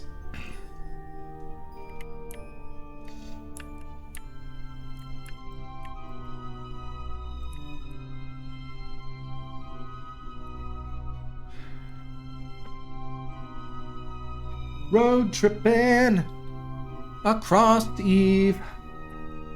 Super boring stream, but I'm thankful for everybody who's hanging out. I mean, we're going to see a lot of Eve on this journey. There's that mountain we climbed up behind us. We are now descending.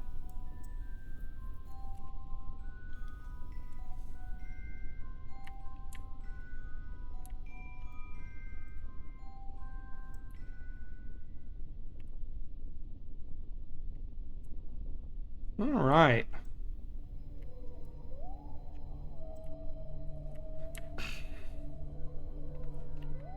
Okay, coming up on 30 kilometers to go, so we're almost halfway there.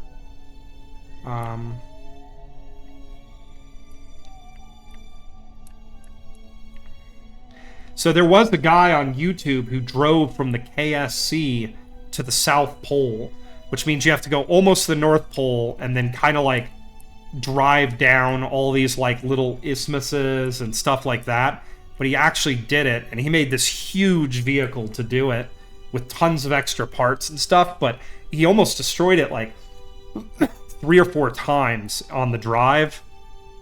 And he got really close at one point to having to start the drive over. It's a funny video. I kind of feel like that guy right now.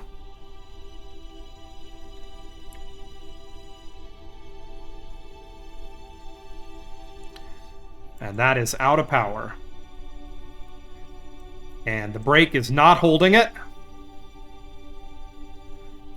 That's very concerning.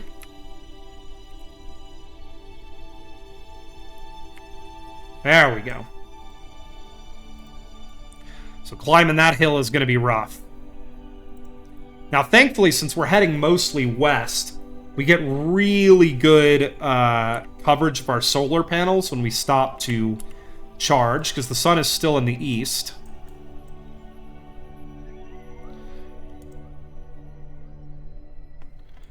Okay, that's concerning. Is the solar panel broken?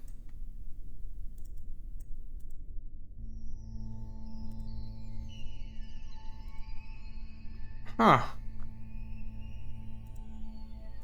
Huh. Interesting. We are not getting a lot of power off those roof solar panels. Okay, we're gonna F5 for safety here. Get these solar panels retracted. And we're gonna break off and try to climb this mountain.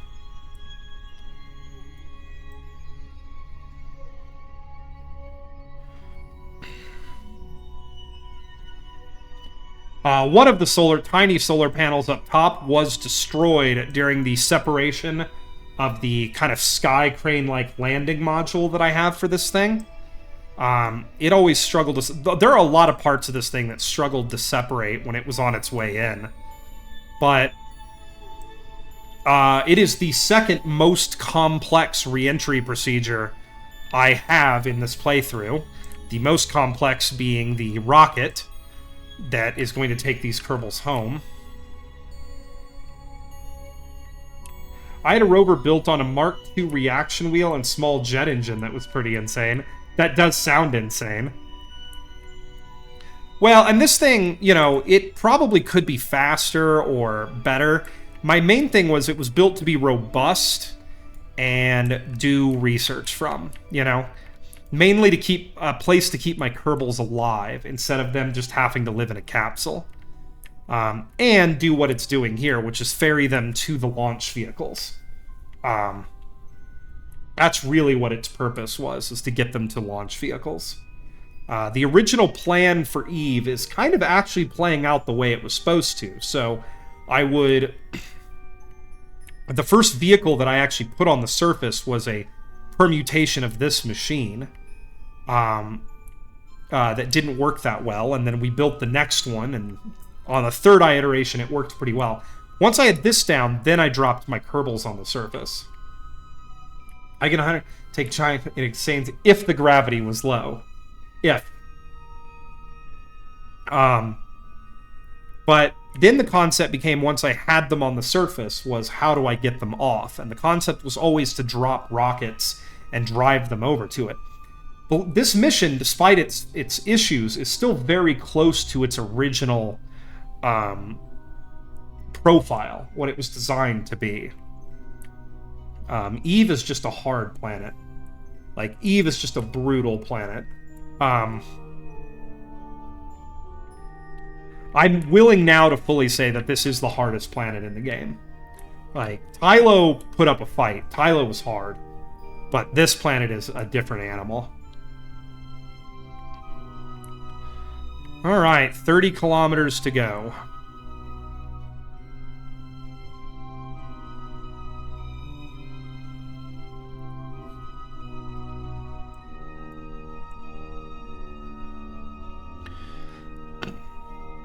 I'm trying to just let it coast here, even though we're almost out of batteries.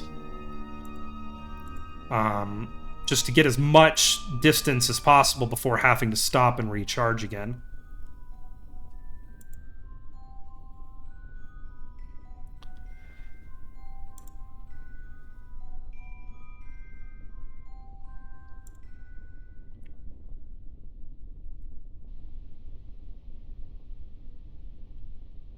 Alright. We still have a good amount of speed to coast with here, so just gonna keep pushing as long as I can before we run out of batteries.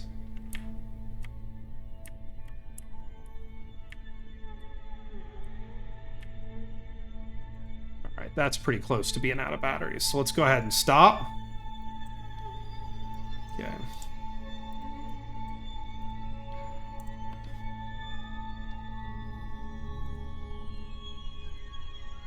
Okay, gonna quick save real quick.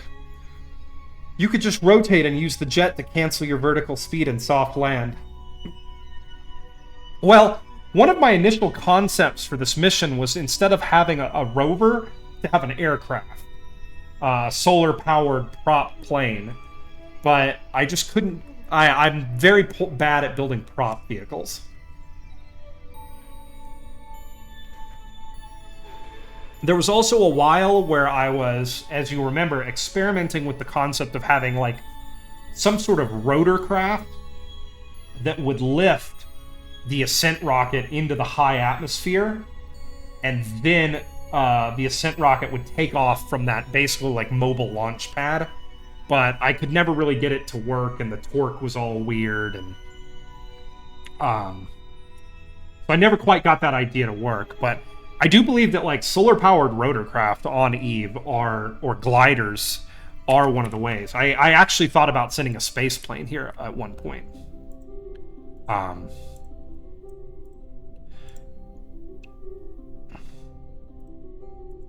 Because at least for landing purposes, that's another thing. There was a version of this rover in my mind that would land in a capsule carried down by wings and then be deployed. But it just seemed like parachutes would be the easiest way to do it. And I chose ease over complexity, surprisingly enough.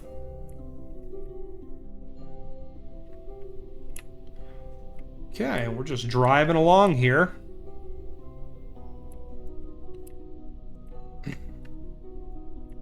I'm wondering, you know, it has been a while. I'm wondering if anybody in chat actually got to see the eclipse. I did go out. I was near the path of totality, but not in it. So we got up to like 95%. And I did get to go out and see it. It's the second eclipse I've ever watched, and it was really cool.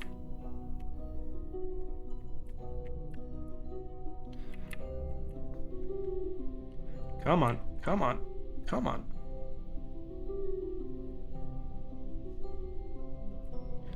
Did you get to see the full, like, totality, like, it got dark outside?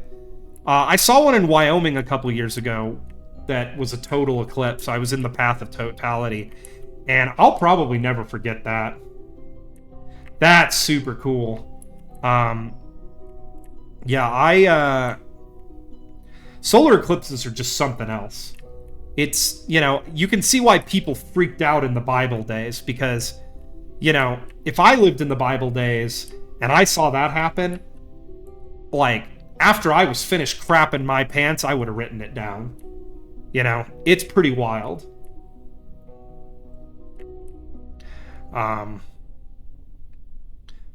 Yeah, and you, like, where I was, like I said, we didn't get totality, but you could feel the temperature drop. And that was pretty cool.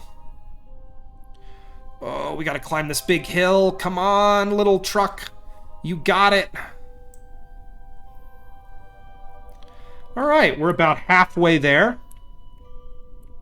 This is going well.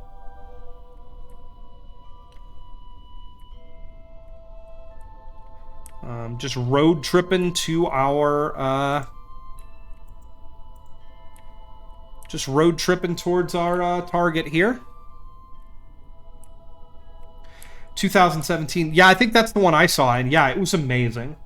I definitely could see myself, if I ever get a better job and have a little bit more cash, being one of those people who travels for solar eclipses. I think it's one of those things where I don't think that's ever going to get old. All right, everybody. I think that it is before that next mountain over there. Or just on the other side of it. I think we're getting close, everybody.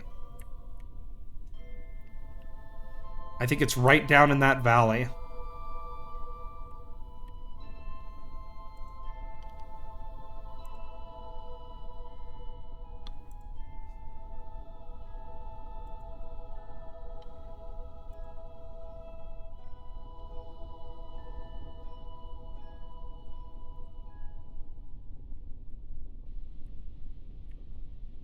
Okay.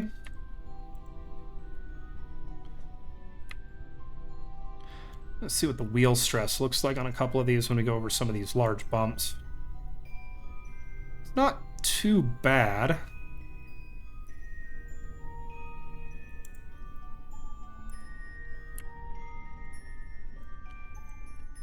Wheel stress is pretty low.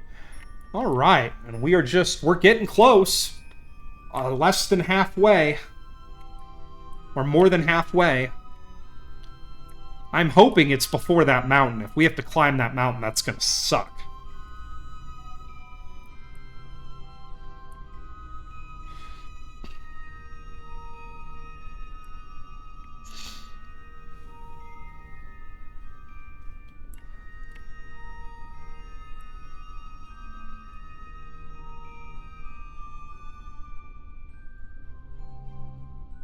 Okay.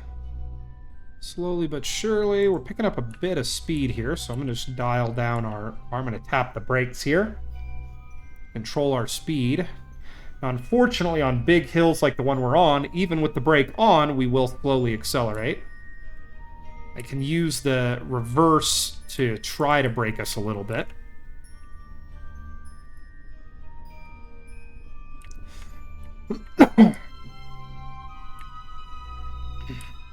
Man, this rover is going to have well over 100 kilometers on the odometer before we leave the planet.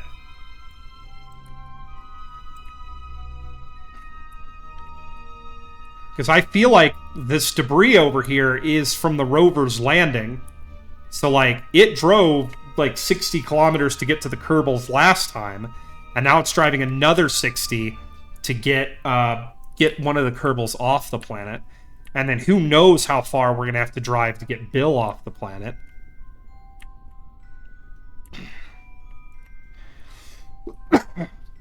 I am anticipating it taking several tries to get Bob off-world. As I feel that the inherent instability and problems with this rocket are going to manifest themselves at least once. I will be very surprised if we get a straight-up launch to orbit without problem.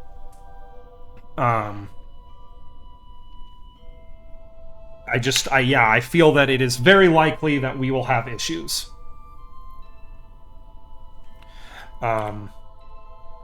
But I know the rocket gets to orbit, and once it's in orbit, Jeb can come and get Bob, and they can, then only one Kerbal will remain.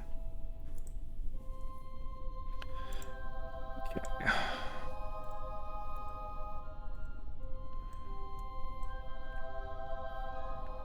And we're going again.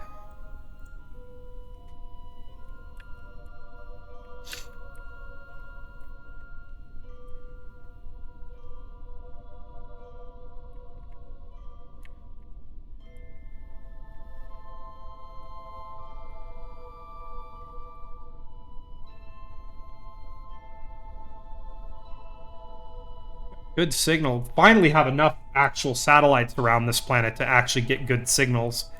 There were a few craft. I actually think this one, when I dropped it in, it had very little battery power and extremely small amounts of signal until I actually got the fairing off, and then I could extend my antennas, and this thing had more control.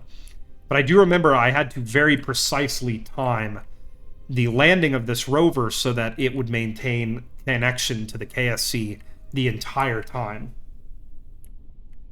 It was pretty touch and go getting this thing onto the ground on Eve.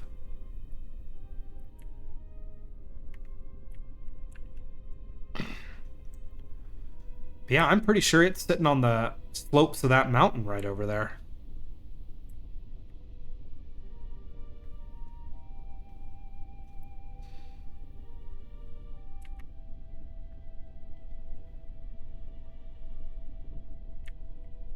Holding pretty good speed here, too.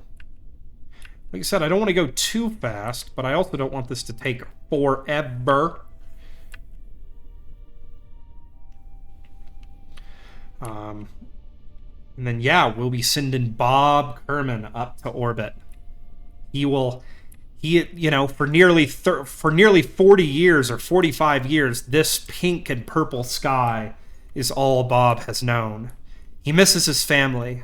He misses the verdant fields of Kerbin. And his excitement is palpable because he knows that the day is coming when he'll get to see them again. High above them in orbit, Jeb has waited patiently for nearly 40 years on this super long duration mission for them to launch towards him finally so that he may pick them up.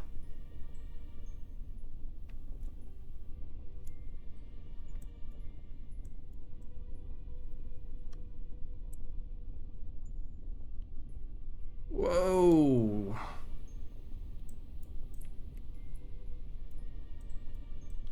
We're just letting this sucker basically coast down this hill now into that valley up there, where I hope when we get there we will see a waiting rocket. Now, I actually haven't tested the method by which I intend to get the Kerbals into the capsule. So if that doesn't work, you're going to hear my heart break live on stream. Because, like, this is... everything about Eve has been a trial.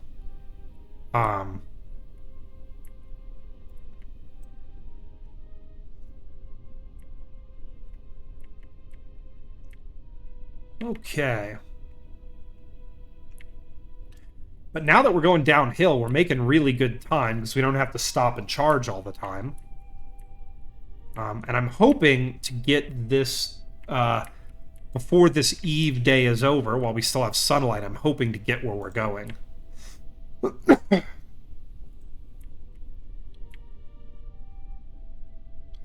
You're gonna hear my heart break if that happens. Where the Kerbals would get stuck on the ladder. That almost happened here. So you can see why the ladder's so messed up, is I had to get Bill onto the back of this thing and move ladder segments around so they could actually get up into the rover. Because they climb up the back and go into this hatch here. That's how they get in. And it was... yeah, it was touch and go for a minute there on whether or not I was actually going to be able to get Kerbals into this rover. And the whole mission hinges on this rover being able to drive between launch sites on the surface of Eve. If the rover didn't work, everything else falls apart.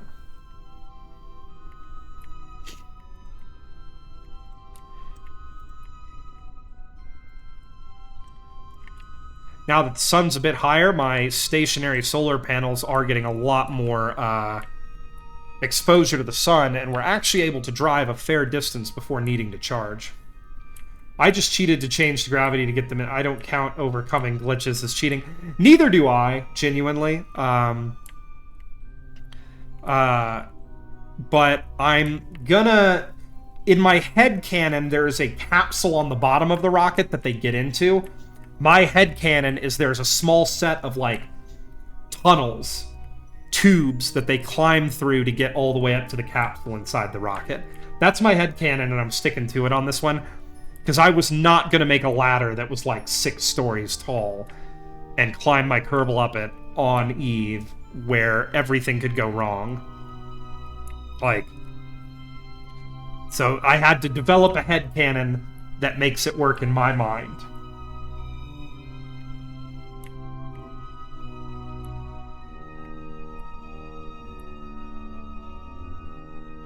But as you can see, the less than 20 kilometers to go now, everybody. We have driven almost 40 kilometers here.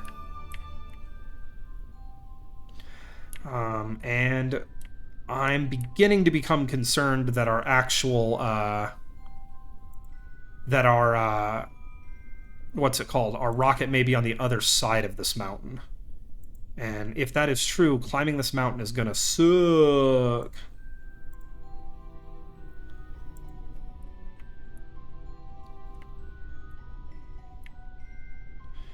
Alright.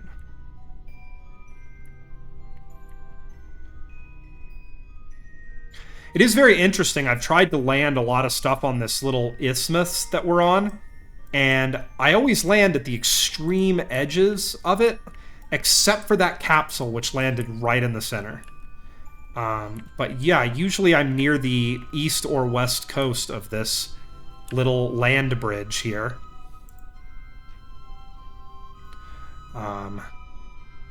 And it's always a little inconvenient. I am happy I built the rover, though, because this rover is like... I mean, it's really proved itself to be highly useful.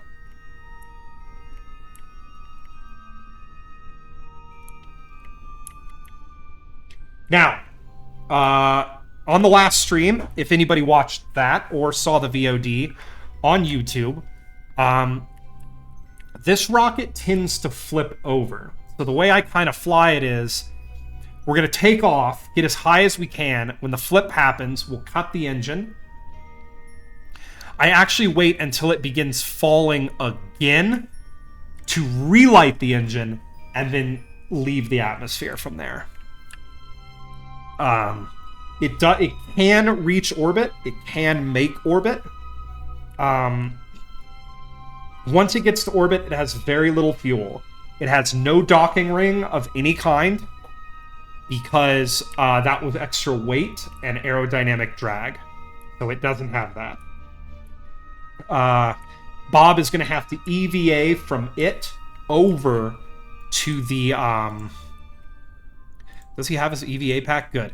He is going to have to EVA from it over to the mothership. Which is actually very funny. That's basically how the Russians were going to do their moon landing. They had a docking system for their lander, but it wasn't like an airtight tube. It just held the two spacecraft together. And in orbit around the moon, their cosmonaut would have to exit the... give me a second, I need to get some water. Exit one capsule, crawl along the outside of the craft to get to the other craft and then get inside of it.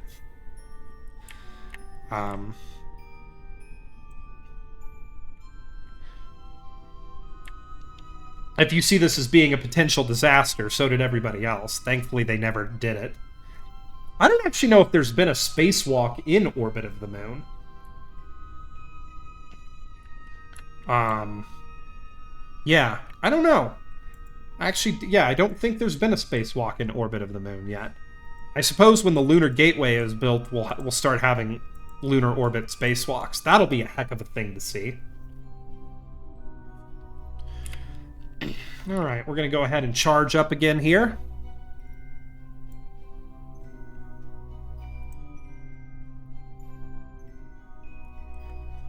And we're full. Okay. Let's go ahead and F5 for safety.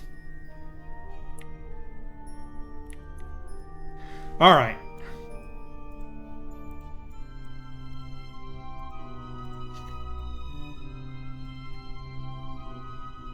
On the road again. We're gonna get there, everybody. 16 kilometers to go.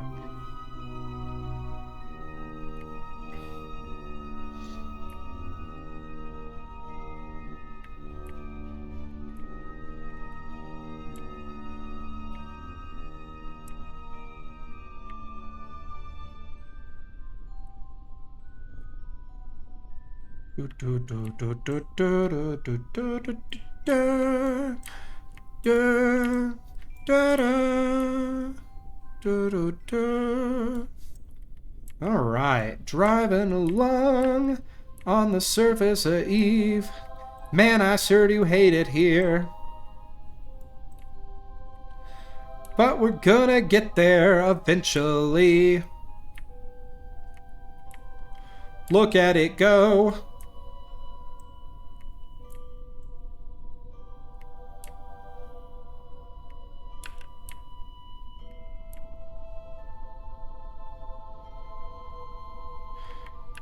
Come on, climb, baby, climb.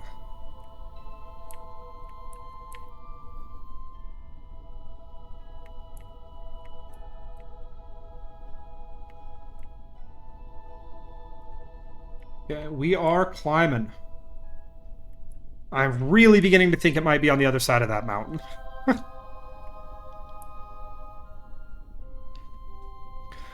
Less than 15 kilometers to go. We're 3/4 of the way there. I think we're gonna make it, maybe. Hopefully.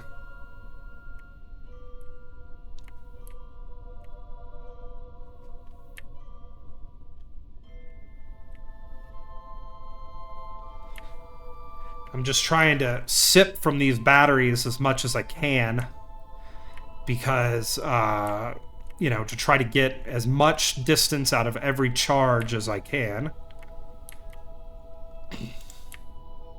The ultimate goal would still be to get this done, you know, during this Eve day, which I think we're going to get it done. On the last mission that this rover was on, the last long drive, we actually did quite a bit of it at night.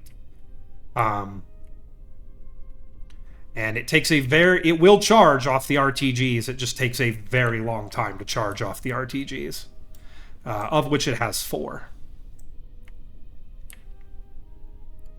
You can see them hidden right down there.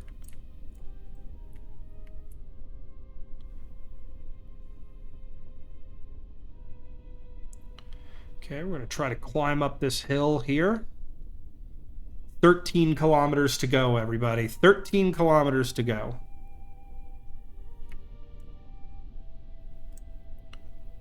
Okay, now my scientific curiosity is piqued. Hold tight. There's a weird-looking rock over here. Okay, we're going into science mode.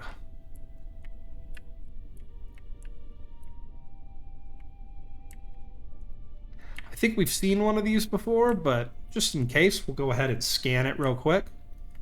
Get ourselves a little bit of extra science.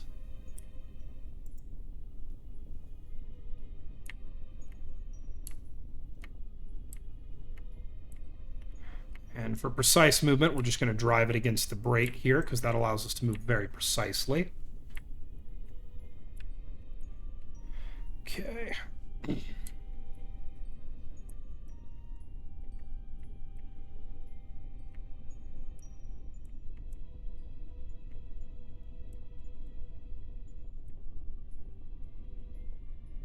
And we're out of batteries. Dang it. Okay, let's pop these solar panels open and we'll recharge real quick.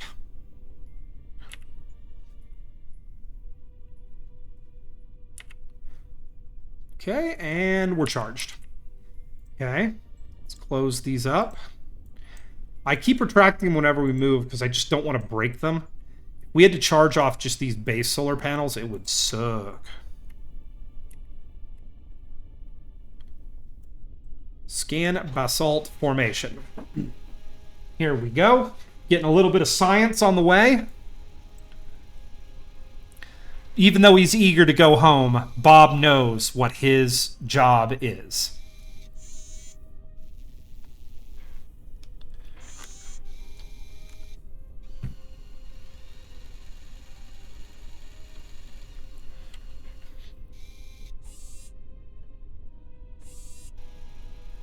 Oh my God, look at that. Heck yeah, we're going to keep that. That is awesome. That's a huge amount of science. All right.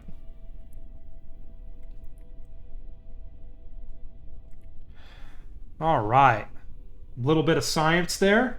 I think I'm trying to get, I believe, to 60,000 science by the time we call this game done. So...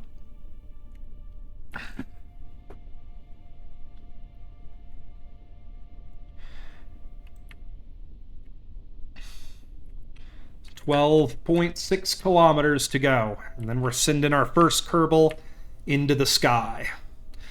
Hopefully, we'll be able to set our rocket down close enough to our second Kerbal that we won't have to drive quite as far. Though dropping something from orbit and being within 50 kilometers, especially without control, I feel is like pretty... not bad if I do say so myself. I thought of a number of different control schemes to actually try to get this rocket down onto the ground, including at one point a powered landing. But my thought process was lightweight and don't use any fuel on landing, because fuel is the most important thing.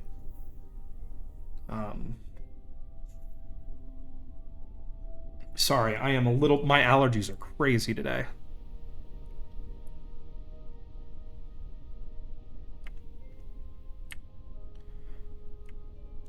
Yeah, just puttering along here in the space dump truck. Doing great. Got our scans of some rocks.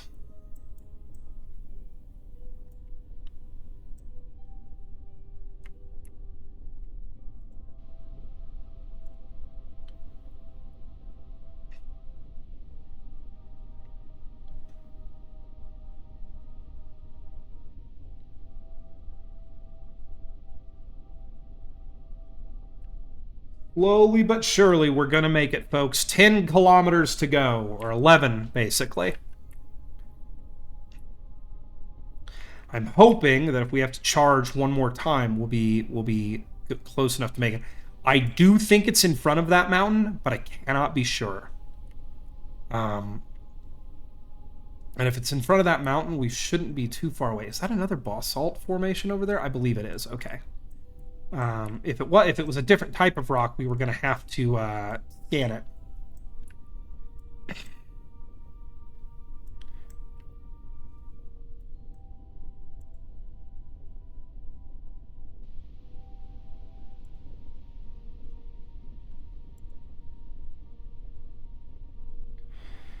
All right, 10 kilometers to go.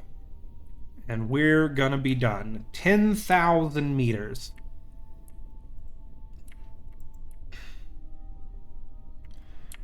Just a little bit farther. So I have good connection to our home. We have several fuel depots in orbit. None of them have their orbit actually circularized currently, because, and that will have to happen before we head home to Kerbin. We will need to refuel our mothership in orbit, but you all have seen me do so many orbital refuelings, you know the drill from that. Like, at that point, it'll probably only take one fuel depot, but I have 2 in orbit just in case. Now, I wonder, I bet I've already scanned one of these, but it's worth checking out.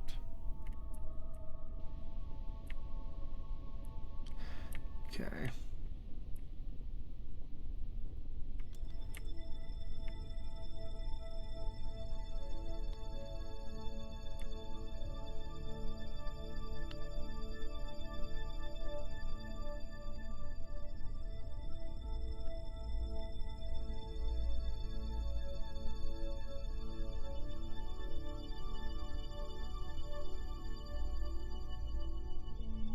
Okay.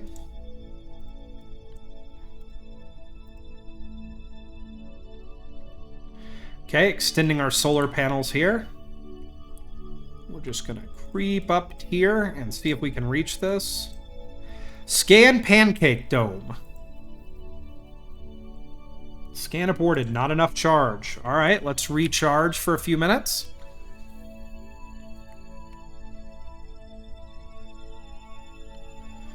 Okay, and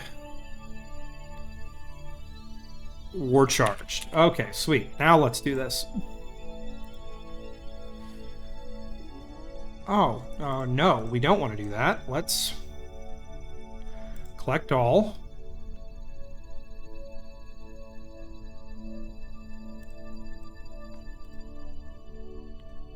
Well, so we already have a basalt scan. Okay, then we will reset the experiment and scan a pancake dome.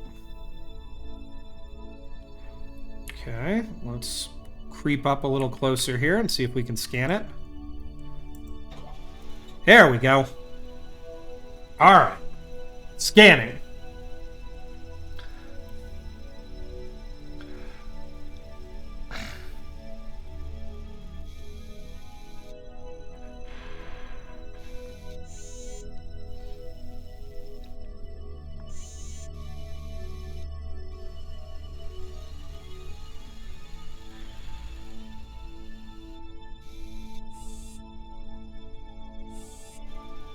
All right, whichever scientist first looked at these large dope short, this reminds me of breakfast, likely won a prize of some sort.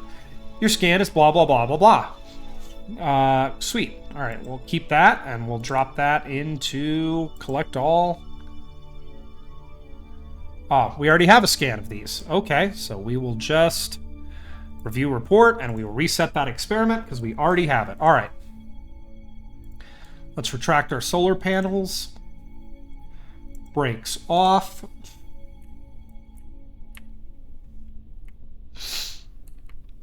Carefully drive around. This thing is a bit top heavy, so when I turn, I like to be going very slow because it is tippy. These things they like to tip over because, as you can see, there's a fair amount of weight pretty high up in this machine.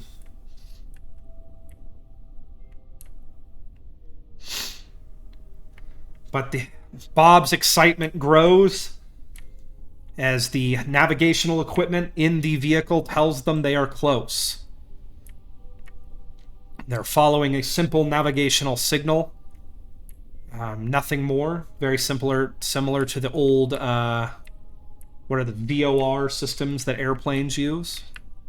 And they've been driving now for hours trying to get to this rocket.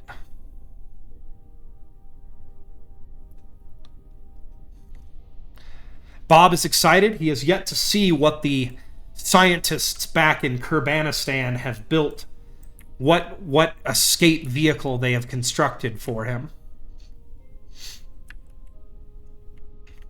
He does know, though, that this will be a daring takeoff. And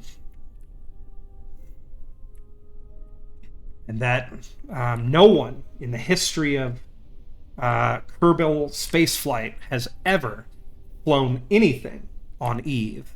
Only landed here, never ascended. Bob is prepared for his moment in the history books.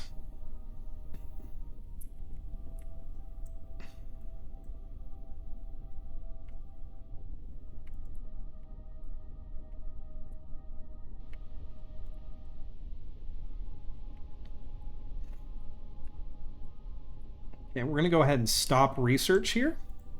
Hopefully that will net us some more battery power, and it does. We are getting much more battery power much quicker now, as we no longer need to be researching.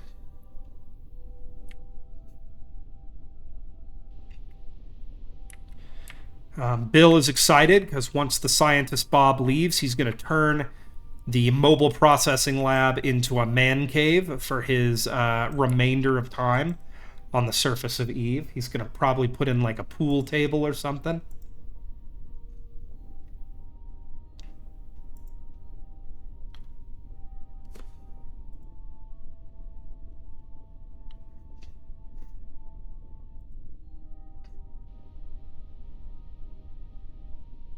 Just keeping a close eye on these wheel stresses to make sure we're not pushing our wheels too hard. I am once again very concerned that our rocket might be on the other side of this mountain.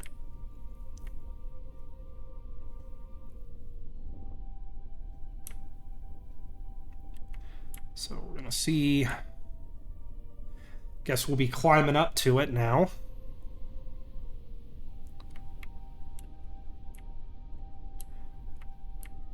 Okay. Almost there, everybody. 5 kilometers to go.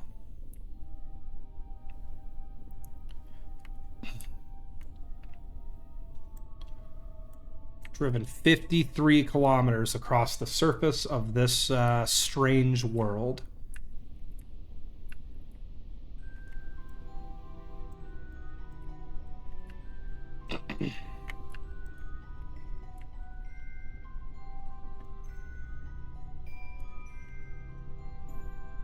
Do I have a thermometer? Are my radiators on? Yeah, they are. Sweet.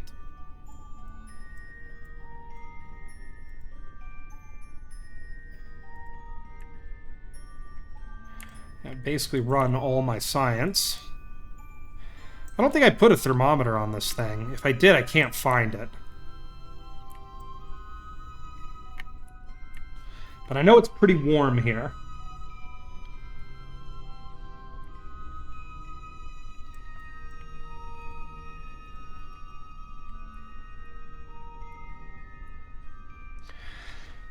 Okay, any second now.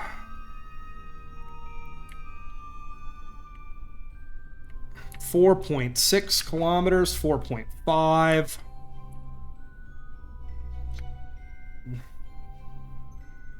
Starting to get pretty excited here. Gonna see my first Kerbal leave Eve. 45 years they've been waiting on the surface. I'm blown away that this rover still runs after that long.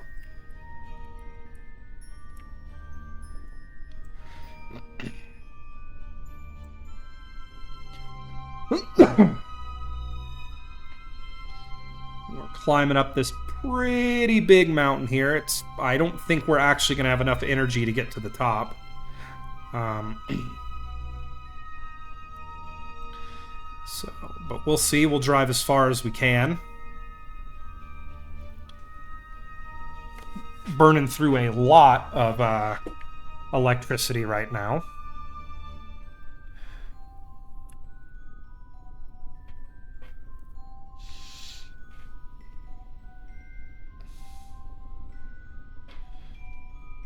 .7 kilometers. It should be coming into view pretty soon. I think we should be able to see it at some point here. All right. And this is going to be all the energy we have right now. So I'm going to toggle my brakes on.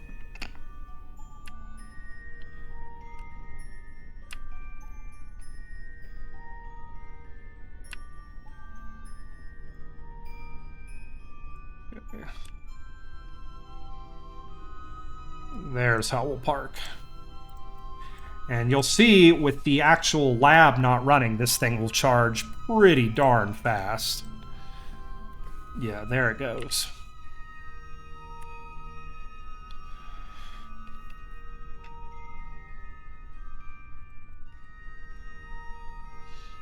Okay, there we go. And then we're going to hit F5 for safety. Let's go ahead and close our solar panels up. Break off, and we'll continue our climb of this mountain. All right, and we climb.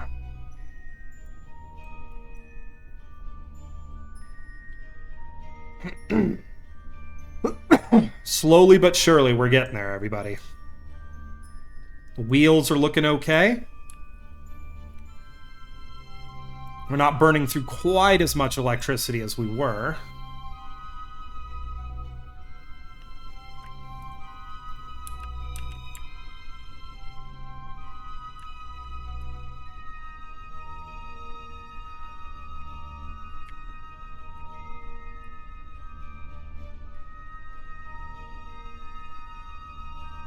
All right. Just going to keep pushing along. 2.8 kilometers to go. 2.7. Okay. Thank you all for your patience and chilling out with me today. This has been a heck of a drive. But slowly but surely, we're getting there. Only a couple more kilometers to go for this road trip, and then we'll have to probably do a second one to get Bill off the planet. But I'm pretty committed to trying to do this, like, today, if I can.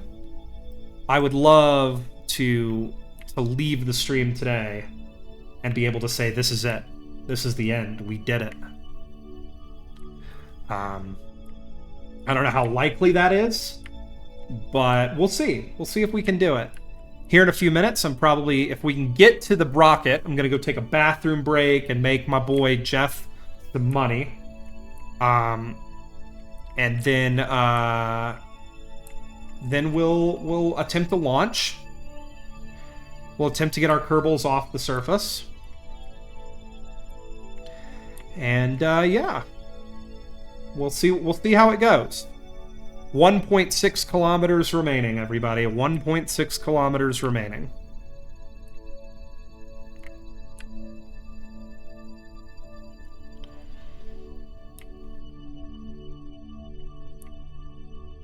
$1.3, 1.2. Almost there. Oh, we've dropped off. Now we're measuring in meters here.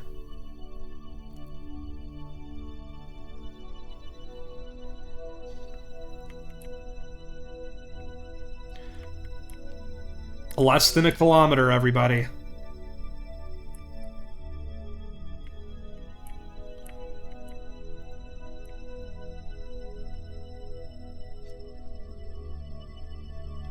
There she is, coming into view. Look at that.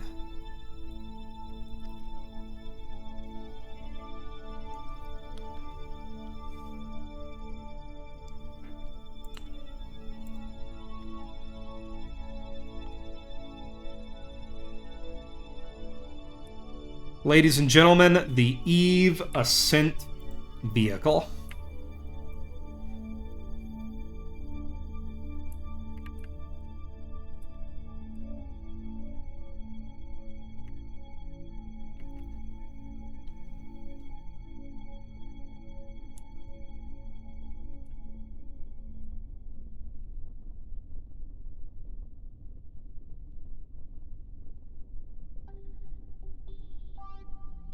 All right, we're here.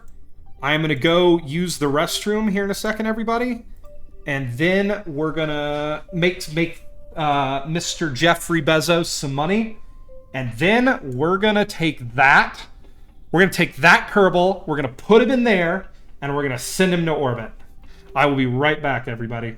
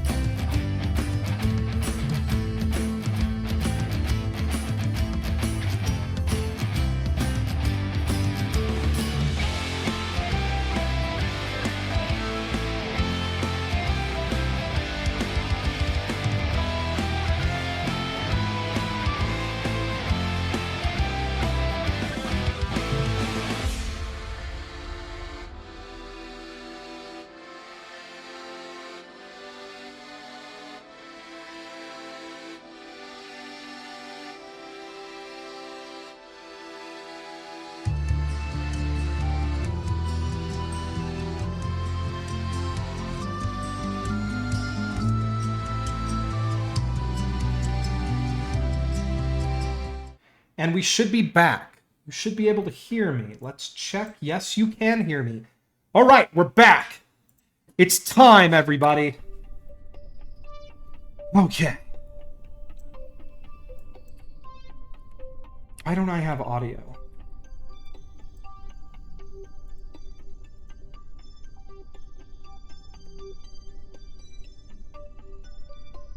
Okay, give me a second, everybody. I don't have audio, and I need to see why not. I'm going to Alt-Tab out here real quick and just...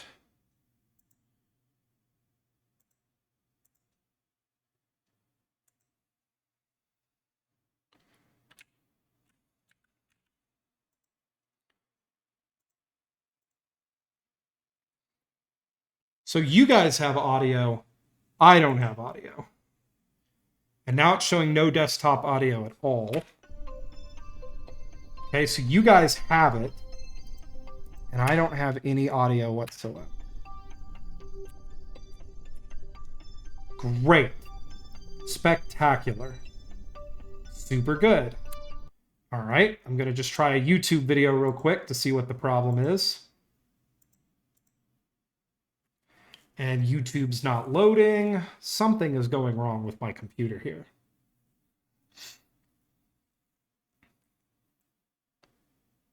Huh. So you think you know Wix? Yep, no audio. Huh. I might have to restart my computer here in a second, everybody.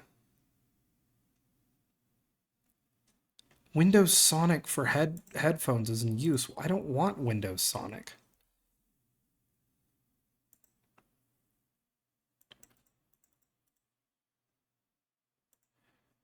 Okay, give me a second. I'm troubleshooting here, everybody.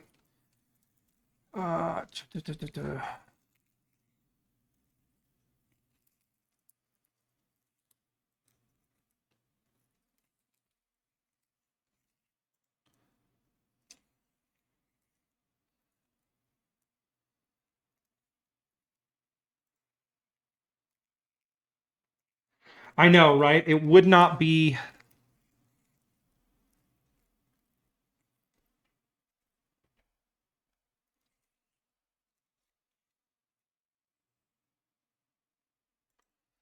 Okay, it's going to try to... I'm updating some audio drivers.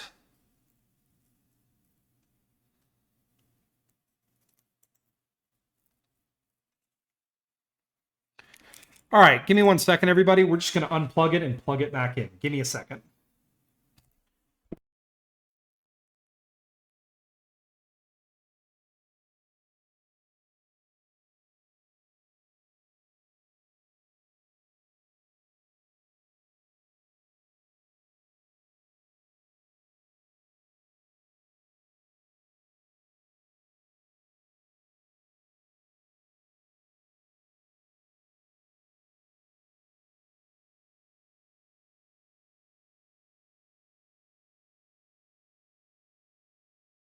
All right. Okay. What? Well, I could watch. There we go. Okay, I can hear Linus. So we have audio. All right. You guys can hear me.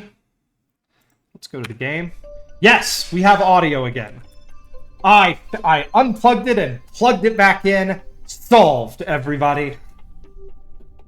Okay. Now, let's focus on the important stuff. First, let's transmit all of our science. Okay, not enough useful findings. Okay, doesn't matter. I want to get all... Okay, so that's all of it. All right. Here we go, everybody. EVA.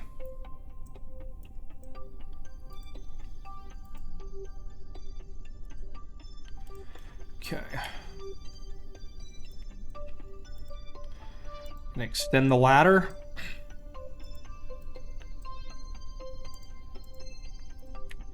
Okay. So this is the problem that we're having.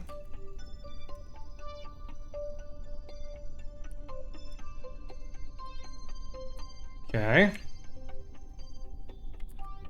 Whatever. He's down. Okay. Here we go, everybody. This is the moment.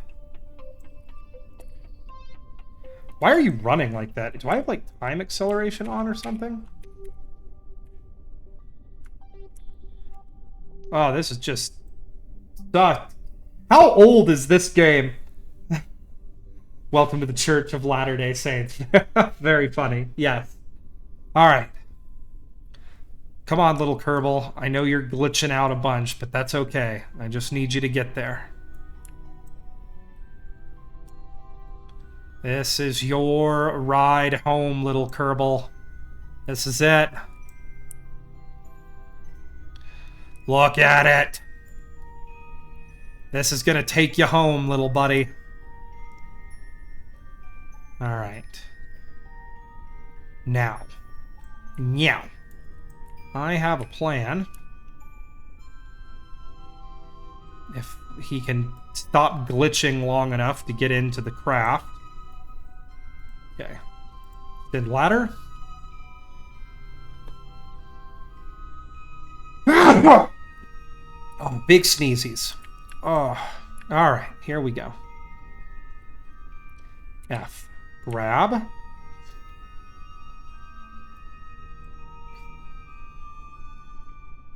Board. Okay.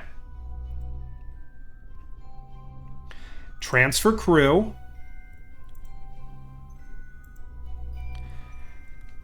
And he's in. And he's in. Okay. F5 for safety. All right. All right. We're going to retract our ladder. It's going to be taking off to the east. So what we're going to do is we're going to move to a safe distance that is preferably not downrange. So we're going to drive away and park maybe over on this hilltop so Bill can watch the fireworks.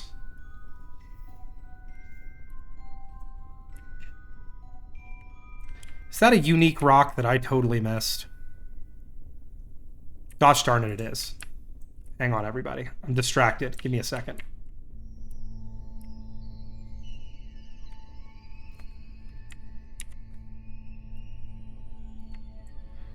Okay.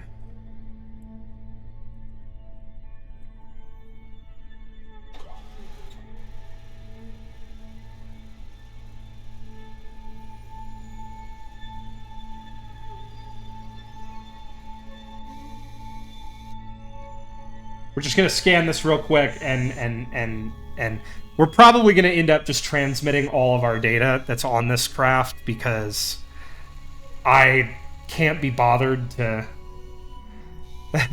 Yep. Yeah. Kerbals know that science is more important than anything. Okay, we're going to keep that. Okay. Collect all. Review all stored data. Here we go. We're just going to pop this open, and we're transmitting all this home. Normally, I'd like to take it home for the extended science, but I don't care. We're just going to transmit all this. Okay. Transmit. Holding tight. Transmitted. Okay, we'll transmit this.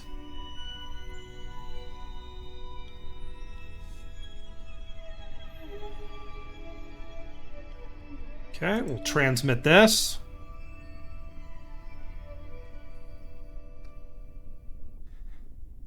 Okay, come on.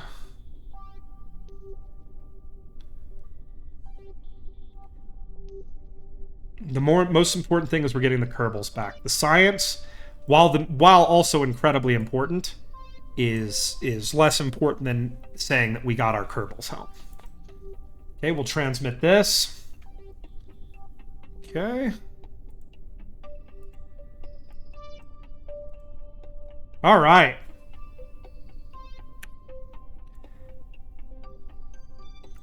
Make sure my brakes are on. Okay, brakes are on. All right, everybody. F5 for safety. I bet this is going to take a couple of shots. We'll see what we can do here. Throttle up to about 80%. First step is we dump our parachutes.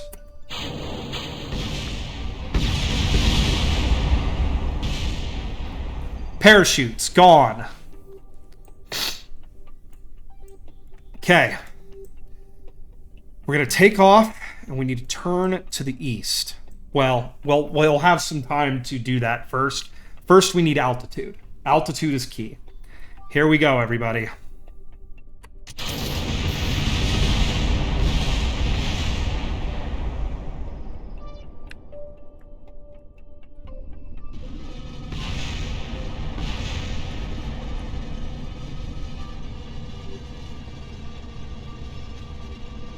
You can see that rocking motion is just something that's apparently indicative of all of my spacecraft.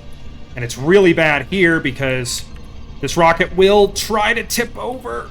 We gotta hold it straight. We gotta hold it straight. Throttle down, throttle down, throttle down. No.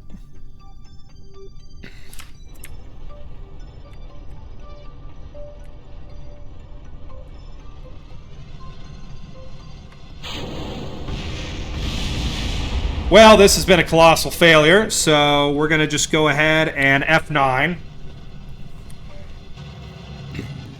Not an auspicious first attempt, everybody. Not great, but that's okay. I know this rocket can do it. I know this rocket can do it. We'll just have to use a little less throttle, and we'll try to just keep it aimed straight up instead of turning down range or doing anything fancy.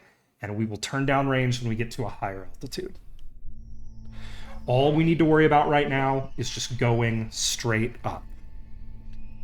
Okay. Parachutes jettisoned. Okay, throttle to 80%. Just about there.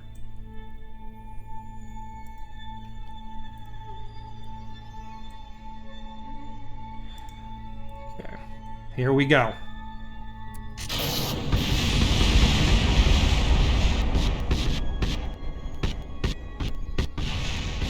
And we're going to try again.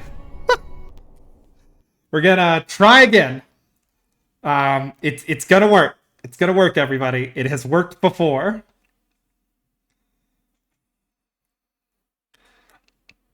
It must work.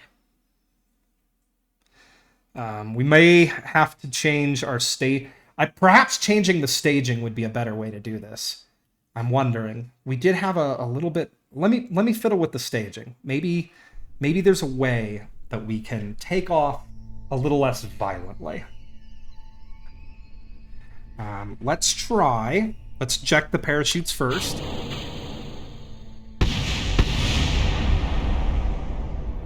Okay, those. Okay. Let's come in here. Just decouple that. There we go. Okay. That's one down. Then what I'm going to do is I wonder if I throttle these up, can I get slightly into the air? Let's try that.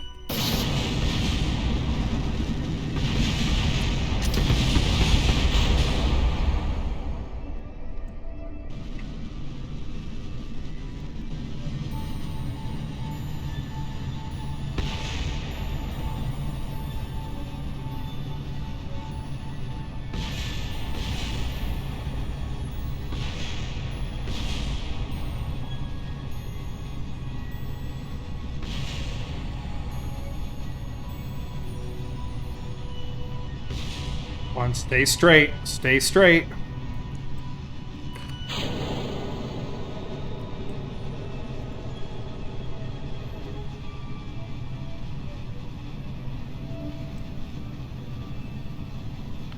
Okay. Alright. We're kind of looking for a specific altitude of about 18 kilometers to begin doing any sort of maneuver. So we're just going to run these engines real low so that we don't flip over.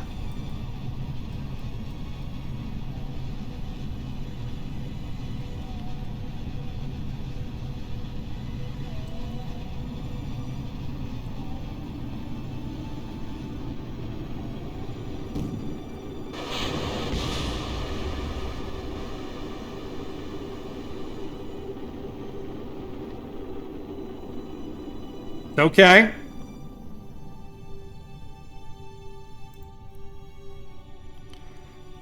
This happened before. It's all right, everybody. Just calm down. We're just going to all calm down here.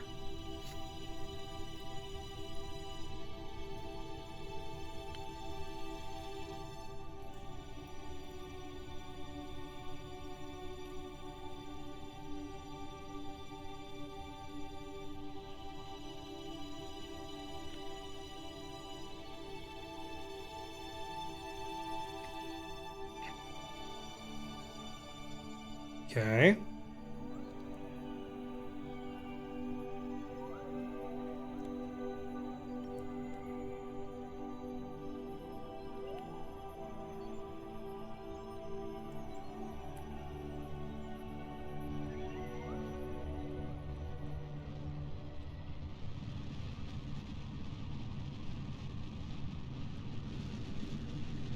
Come on.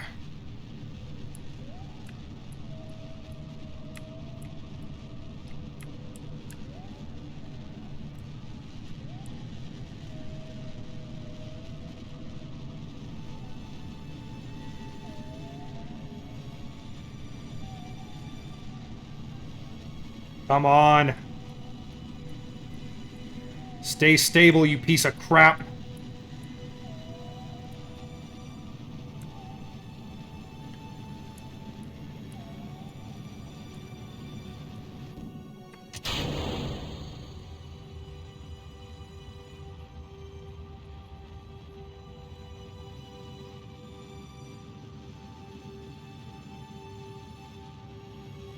Come on.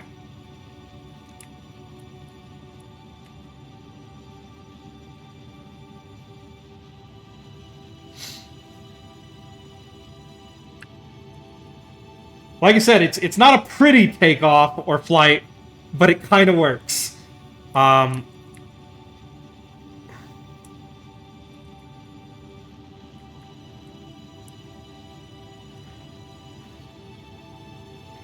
Okay.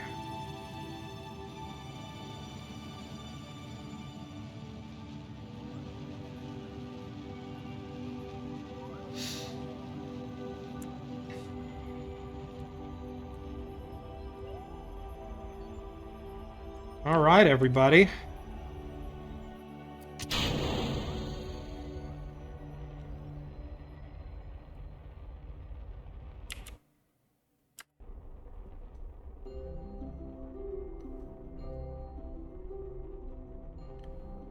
That's space. So we're going to grab this here. It's not an ideal orbit. I don't really care. The goal is to get to orbit. Okay, I don't know why we just had a huge freeze there. My computer's acting very funny right now. Okay. Okay. It's going to take 1 kilometer a second to do this.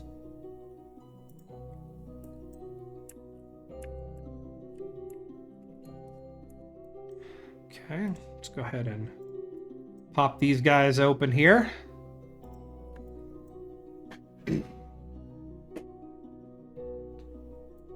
Solar panels are open and receiving energy. Okay, let's go ahead, and now that we're out of the... Let's get our antenna extended. There we go. There we go. Okay, we got to burn in 30 seconds here to circularize our orbit.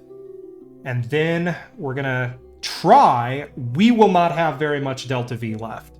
So Jeb is going to have to come get this guy. But not too hard. I've done rendezvous before, and since we do have two very, very different orbits, it shouldn't be too hard to set up a good rendezvous. So, let's go ahead and throttle up.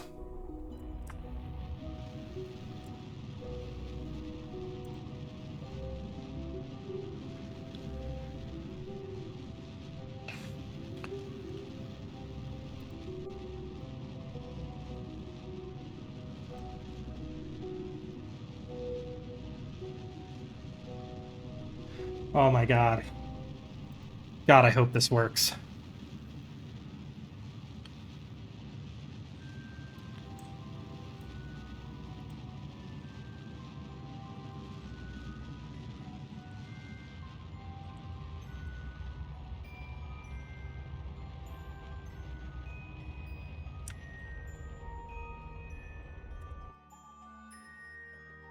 Ladies and gentlemen, we got one off.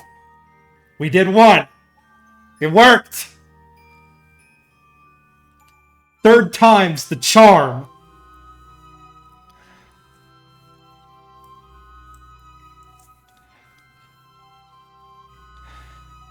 Bob Kerman has become the first kerbal ever to get off this hell rock. Oh, the playthrough's far from done. We have to get one other kerbal off. Like one more kerbal has to escape. But for now, let's switch to Poop Rocket Eve Edition 1, where Jeb should be waiting with excitement to meet his buddy. So we're gonna transfer here, and we're gonna go get Bob.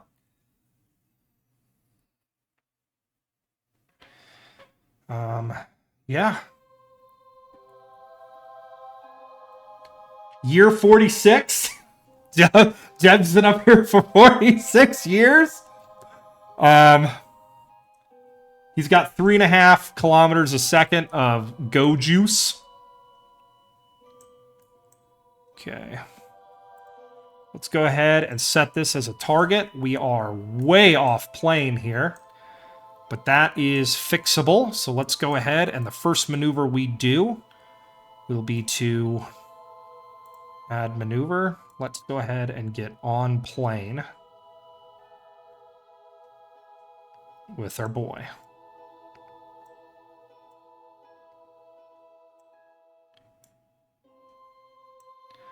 Okay. So we'll get aligned to that. This is powered. I don't think this thing has solar panels. I think this is a craft powered by RTGs. So we should be pretty good to go on that front.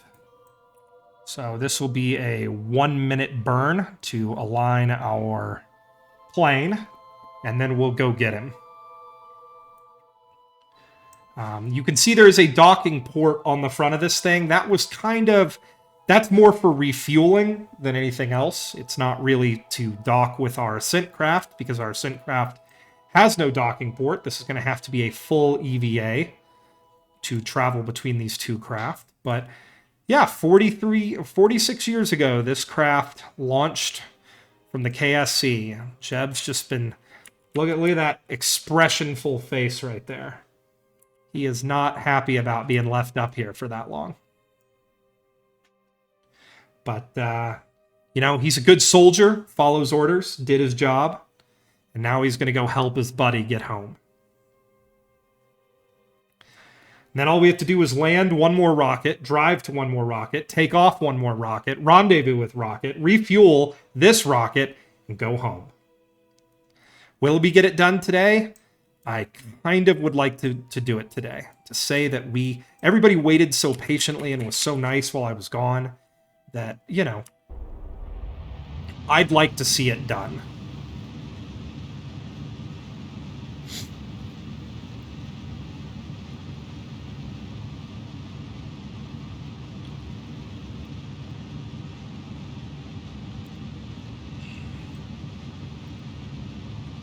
there any science on board this thing? No, I got no science here. I guess I've done all the orbital science one needs of, yeah, do some science.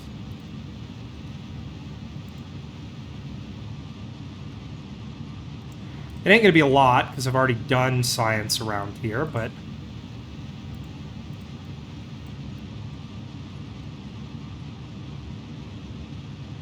Okay.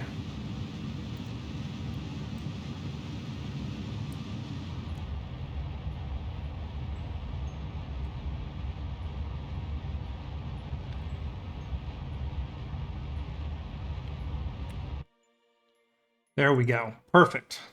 Almost perfect. Close enough. Okay. Now the problem now is our orbits are too close. So...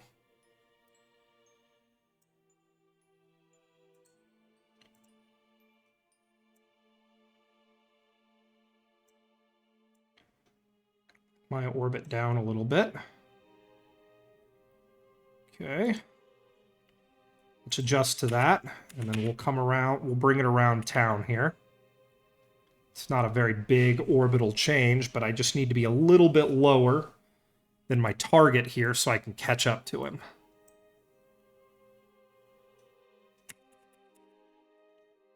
Okay, we'll go ahead and let Jeb align us to this maneuver here.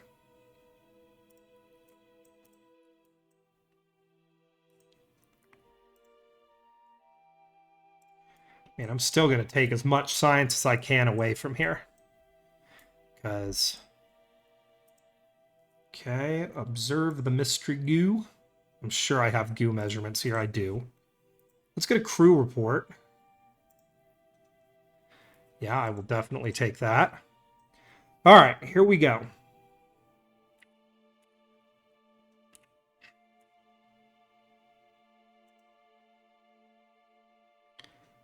Okay. This is not going to be a very long burn, and then it's going to be, can we catch up?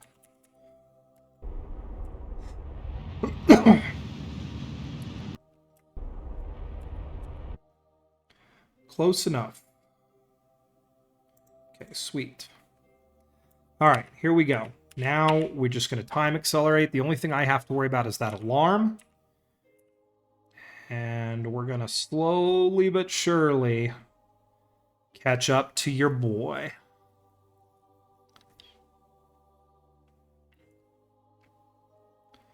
He's just going to hang out up there in space, being cool. And we're going to catch him. Here we go. Okay. Let's add a maneuver. And let's see how close we can get.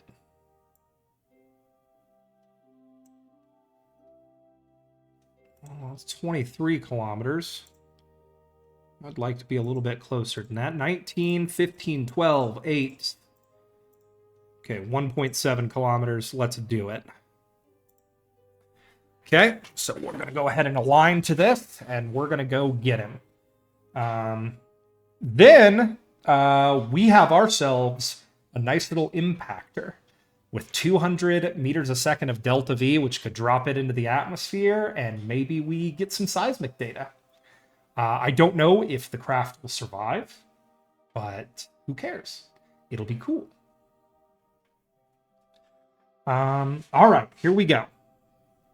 34 seconds. So come up here to 20 seconds, 10 seconds. There we are. And we're just going to very gently do this burn.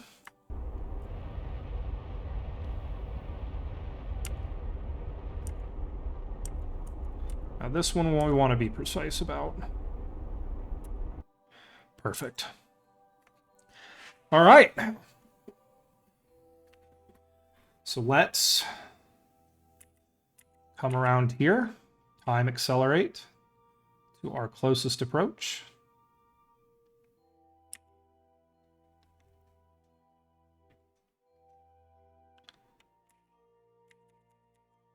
Okay, we're probably very close.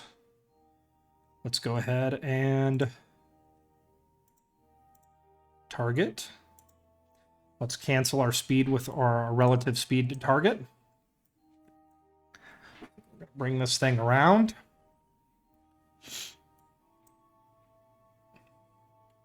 And I think only one refueling run should probably be needed to get this thing back home. Okay.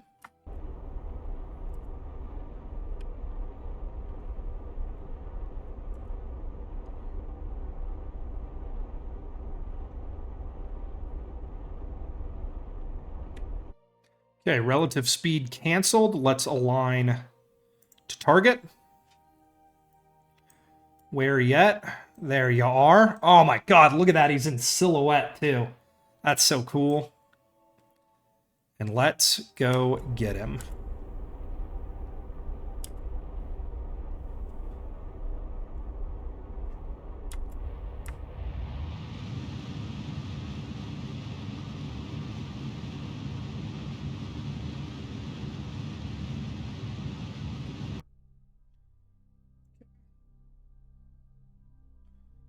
Okay, we're coming at him a little bit quicker than I wanted to. I hope we don't hit him.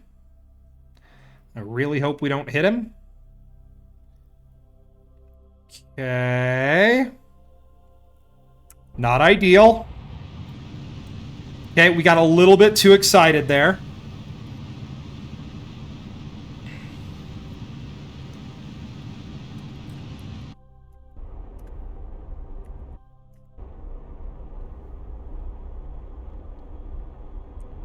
I gotta say, through all the shapes this craft has gone through, this is the coolest looking. I think that this, of the poop rocket editions, this isn't a bad looking one. Okay. Let's go ahead and bring ourselves around town here. We don't need to be, like, we're not docking, so we don't have to be, like, right on top of it. We just need to be within about 100 meters. All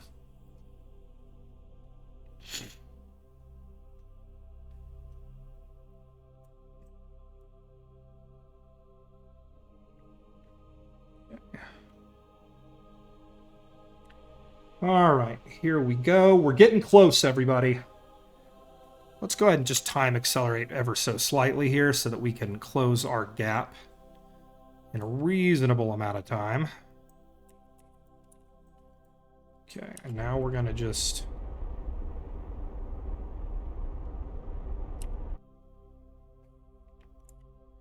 Okay, bring them in ever so carefully. Just reel it in here. Don't want to cause any damage from the nuclear engines. Okay. All right.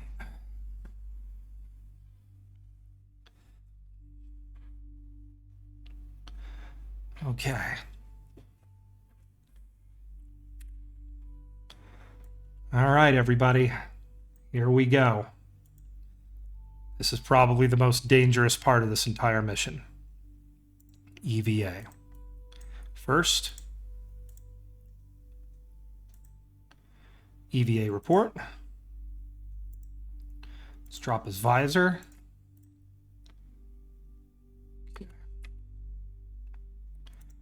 RCS. Here we go.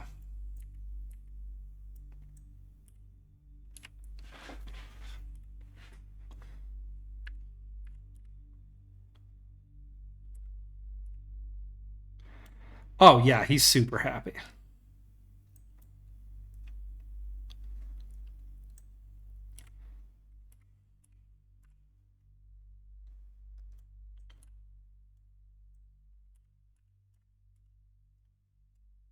Okay, and we're just key with these AVAs like this is you just got to take it slow. Don't get too nervous about flying off into oblivion.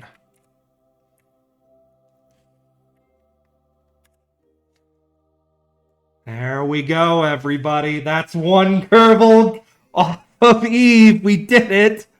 All right. So here's what we're going to do. Collect all. Review stored. We're just going to start sending these to the lab. Okay. You are going to start researching. Start research. Okay, there we go. One kerbal. Done. Awesome. Yes. It can be done. Probably needs to change suits after that approach. One nugget aboard. All right. Let's go to the tracking station. One down. We just got to rescue one more kerbal. So what we got to do is we have to land a building on Eve, get a kerbal to that building, get that kerbal into orbit, go get him, refuel, home. I can taste it, everybody. I can taste it. I'm prepared to say that unless something catastrophic happens, I don't think I'm going to stop streaming today until it's done. I think the dump truck is going to have to drive to wherever the next rocket lands. There is at least one more road trip that we have to do. Okay.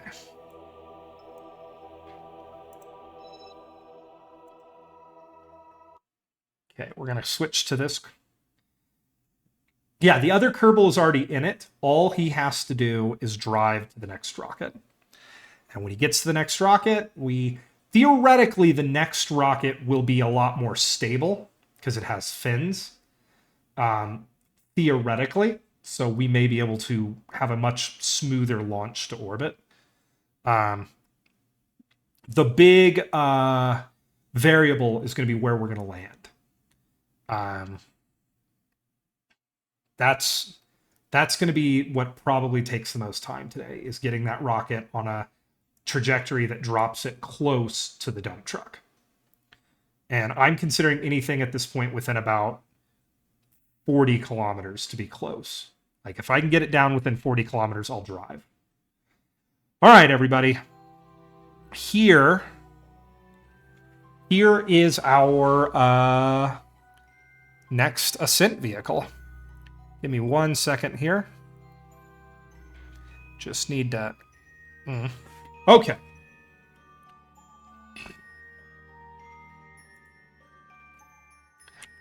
So let's go ahead and time warp to our next maneuver.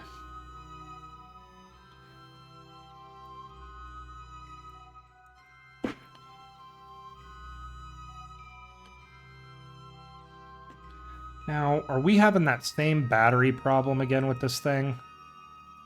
No, okay, it's holding electric charge. It's not charging all the way up, and it's dropping electric charge from time to time. Because Kerbal? I don't know. It's in full view of the sun. I don't know why it's doing this, but I'm just not going to worry about it. Eve is a vicious mistress, and bugs abound. Also, look at these frames I'm getting right now. These are horrible frames. Seriously, I think I'm getting, like, it shows 7 FPS right now. I don't know why.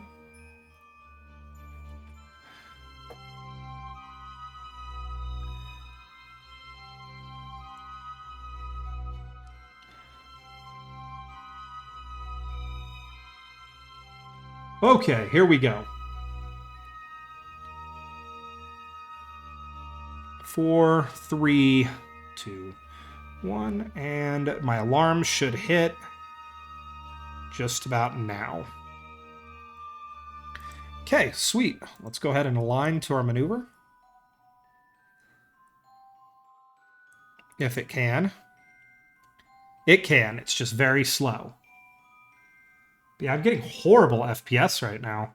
I think it's because this thing is just so giant and obscene. The smaller this thing gets, I think the better FPS we're going to get. I just think that there's a lot of internal physics happening on this rocket, and yeah.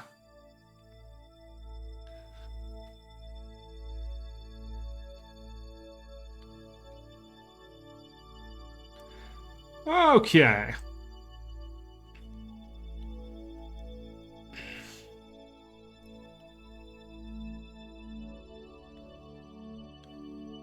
All right. All right.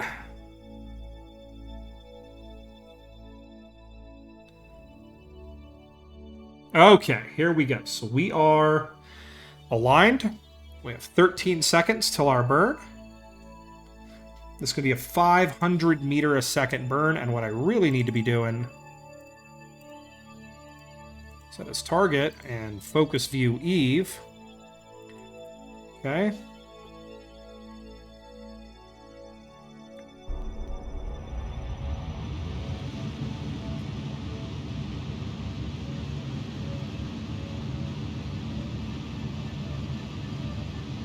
All right, that is enacting a change. It's just very slow.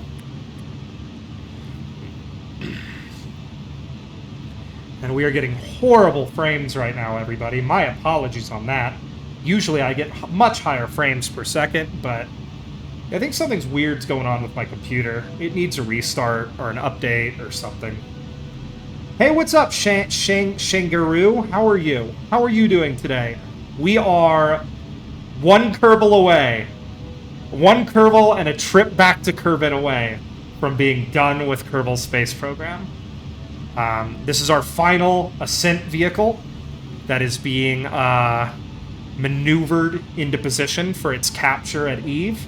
Once we capture, we'll set up its descent into Eve's atmosphere. Yeah, work got crazy. I was actually sick last weekend. So, yeah, and when I'm on the road, I was on the road the weekend before that, I don't have, like, a mobile streaming setup. So I can't really stream when I'm traveling, unfortunately. So, it was unfortunate, but I'm here now.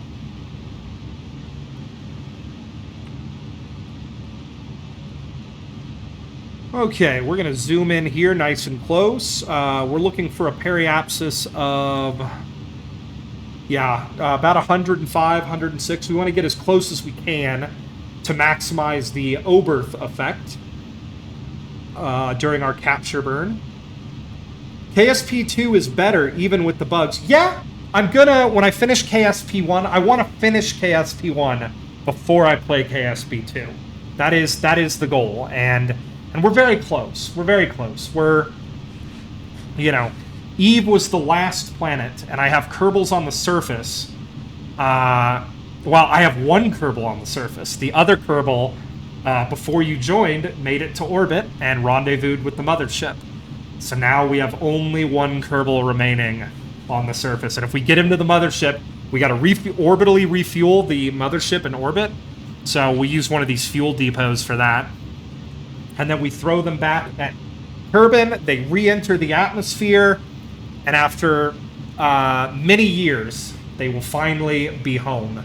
And that will conclude my playthrough of Kerbal Space Program 1 for the stream. So the kind of goal today is, can we finish Kerbal Space Program 1?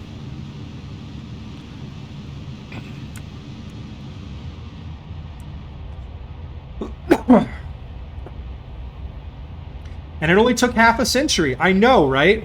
To get them back. Yeah, the Eve mission will be a 50-year mission by the time we're done.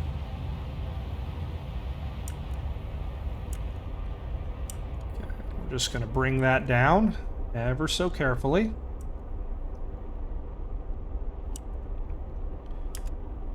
Okay.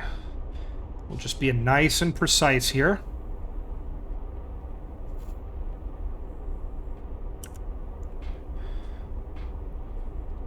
Thankfully, this craft is so unbelievably underpowered that I could be pretty granular with these burns.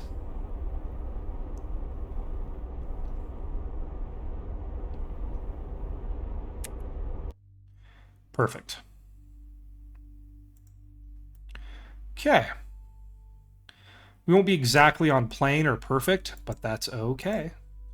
Because right now, the goal is to capture.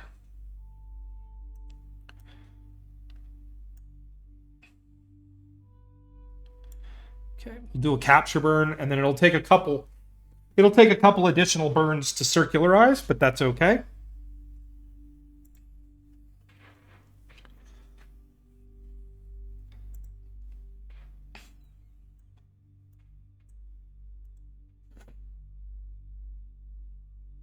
Okay, we're going to move this into storage mode now and let it continue to fly along.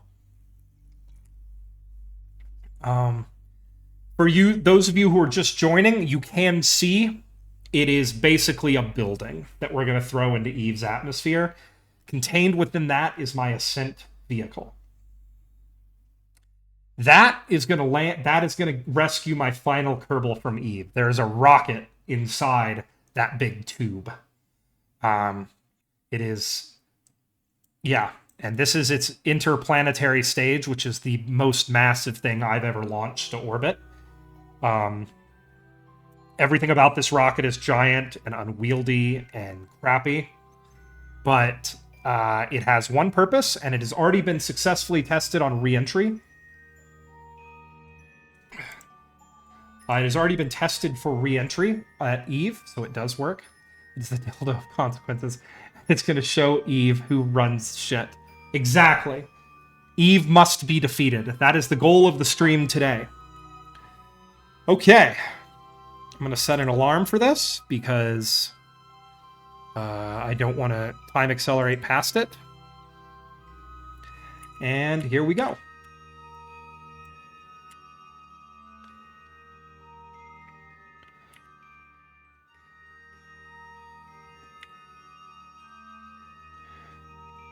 Now we're just going to sit and watch the music of the spheres here as our craft begins its approach.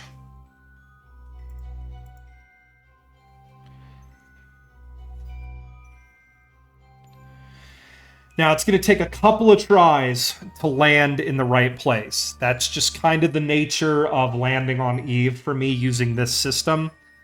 It's just sometimes, you know, it's difficult to land in the right place. But we're going to do our best.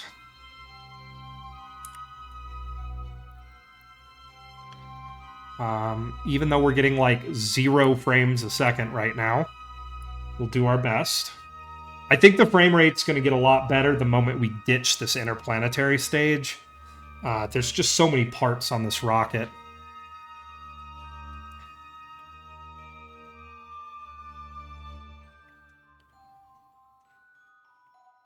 And KSP2 Joule has surface.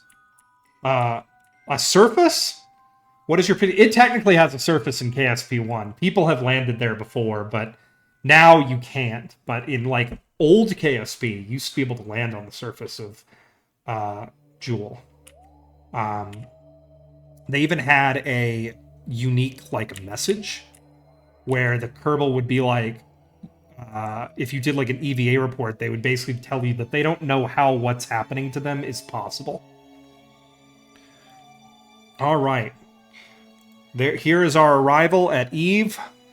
One last time, hopefully. Hopefully, this is the last time that we will be arriving at Eve.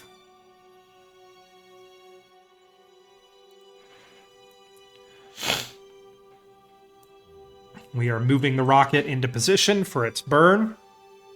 This is going to be a 4-minute long capture burn because this rocket, while it has many, many engines, it does not have a ton of thrust. This is a very, very, very low power rocket. Well, it's actually very powerful. It's just unbelievably heavy. But yeah, you can see it in beautiful silhouette there, moving into position. All right. Our alarm will go off in a second to warn us of the impending burn. There it is. And you can see we're actually coming by Eve. You can actually see us coming by. We are coming in with a lot of speed. I don't know why the camera just changed. That's concerning. But here we go.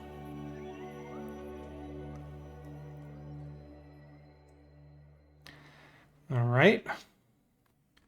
We're just going to time accelerate up to this burn here and get this sucker taken care of.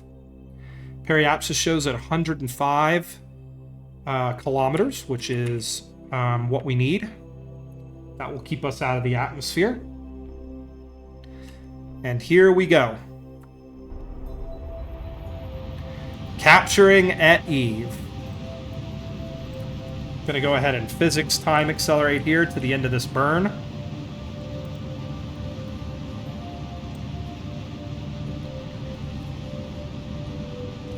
Even then, it's still going to be kind of a long burn at ×4 because this rocket's super heavy.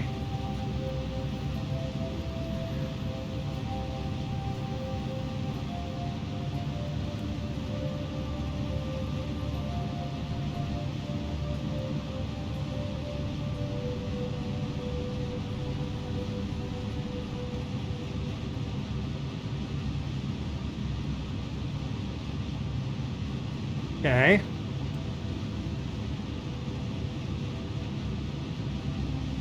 Going for capture any second now. We still have a ways to burn.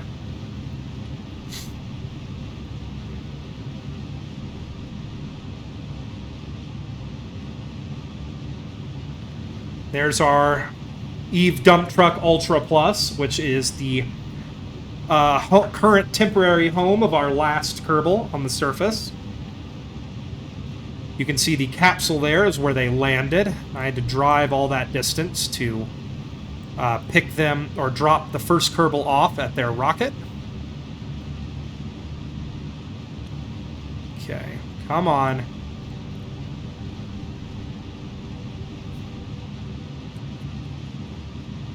KSP 2, I had to go somewhere and landed 32 miles or more than 50 kilometers.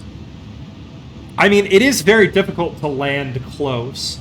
Especially because you guys, you know, if none of you have seen this yet, there is no... Once I do that deorbit burn with this thing, there is no more guidance. Like, this thing is... its descent is almost completely unguided.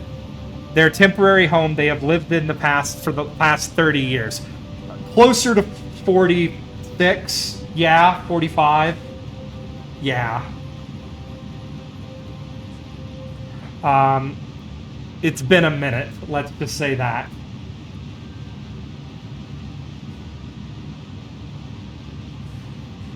But it's okay. It's gonna be okay, everybody.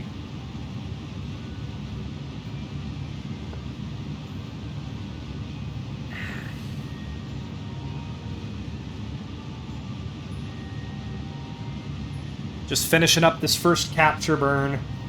And it's going to take a few minutes to do our multi-burn circularization here.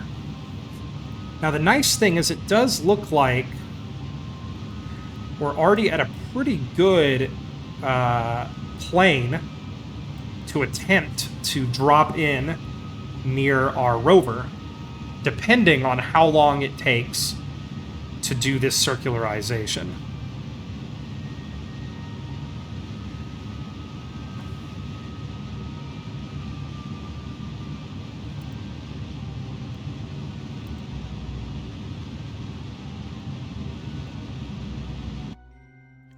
All right, there we go. We're there.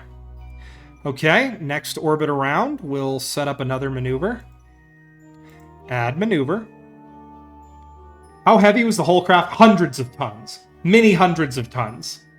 I can, upon the completion of this mission, or at least getting to some close, or before I end the stream today, I can find out by going back and looking at it. But massively heavy. The heaviest thing I've ever built.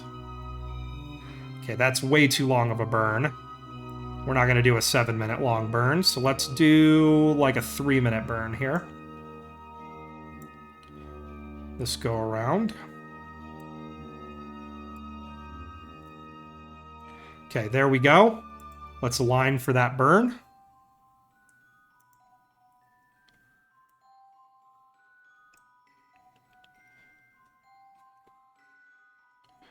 Okay, and we're going to get our... It's hard for you guys to see this craft. It doesn't really have any lights or anything on it. But we're going to go ahead and come around the planet, and we'll catch the sun. And let's go ahead and apply changes. And we'll time accelerate up to this burn. Whee!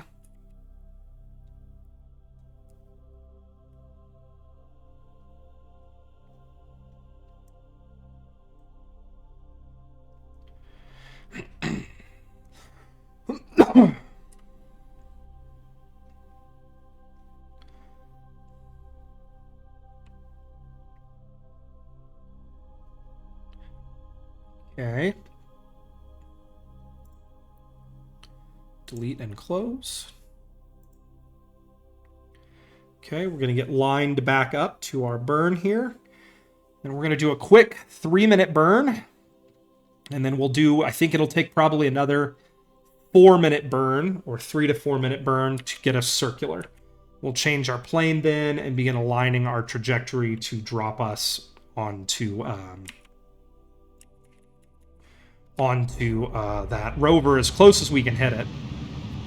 But yeah, once I finish the deorbit burn and dump this craft off and begin the re-entry, there is no control. It's up to the fates after that. The last time we did this, I think it took 5 or 6 tries to actually land this thing anywhere near the rover. And it was still 55 kilometers away. So we're going to have another probably... we're going to have another, what's it called? Road trip today, probably.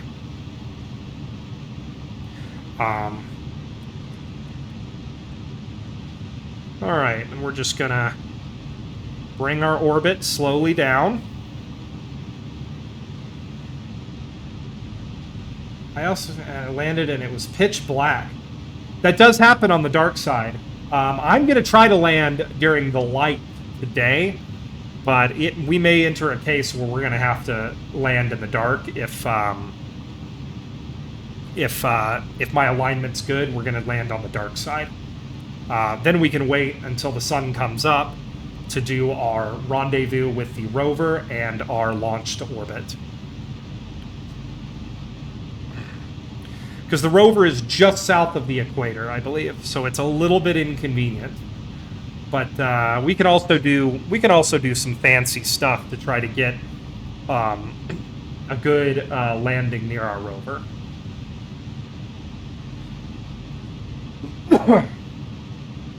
Okay. Man, my allergies are killing me today.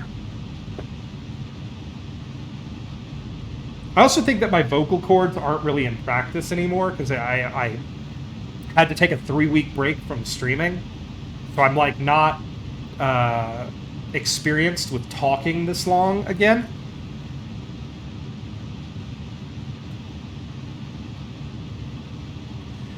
Okay, 20 more meters a second to go.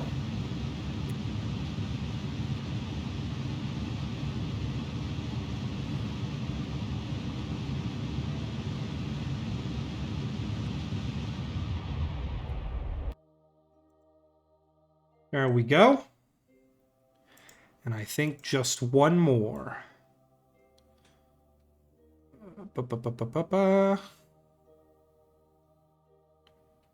Yeah.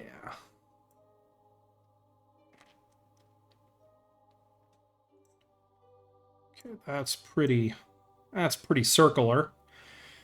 It'll be 4 minutes. I'm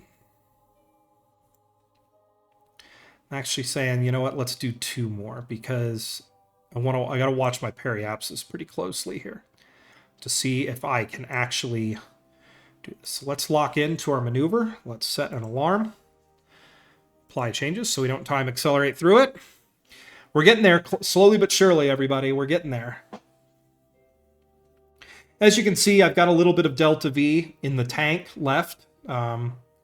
It's just, you know, it was... the first one of these I sent, I kind of brute forced, so I actually arrived with a fair amount less delta V than I have here, because I was being impatient. But this one we got here pretty efficiently, so it's a little bit less, or a little bit more fuel we have.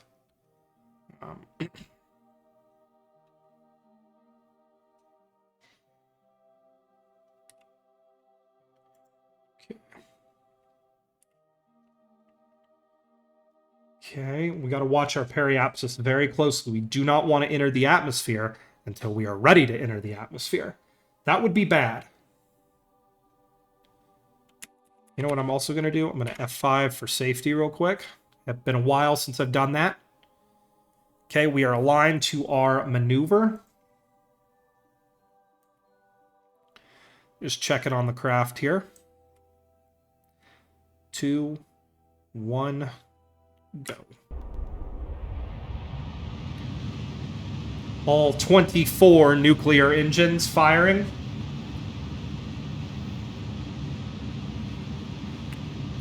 Let's just time accelerate this a little bit.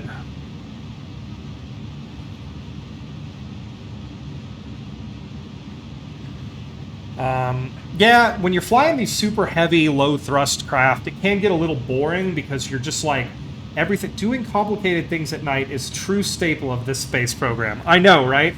It's all we do. It's never in the daytime. We may end up re-entering at night. Like, it could happen.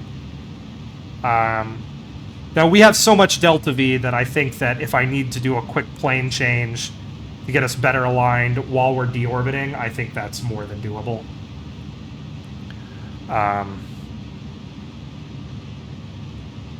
Yeah, this rocket is rolling pretty heavy with Delta V right now, so I think we'll be okay. All right, 20 meters a second to go.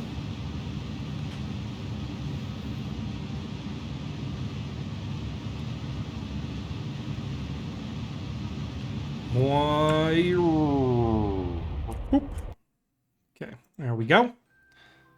All right, one more orbit, and we will be circular. So I'm going to just bring this sucker down here, and it will just... They're going to trade places.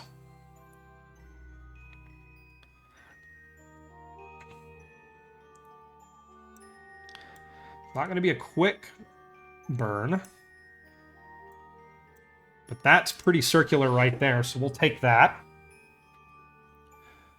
Okay, it's going to be a 2-minute, 16-second burn. And then we're going to start doing the fun stuff, everybody. And by fun stuff, I mean terrifying and frustrating stuff.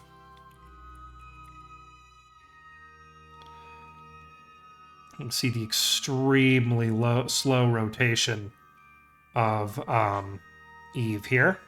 Once we're in a circular orbit, we'll probably time accelerate until we can get at least, you know, we can get on the sun side and at least see what we're getting ready to do. I think I would prefer that. So we're going to come around here. Bring it around town. Bringing it around town.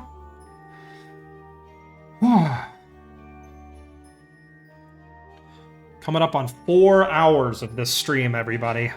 I forgot what my longest stream is. It's 7-something hours.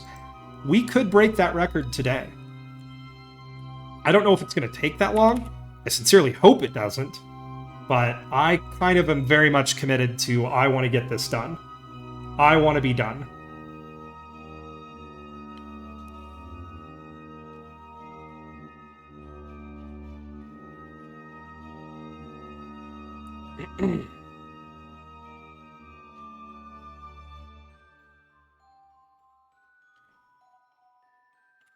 Okay, here we go. Circularizing for the final time.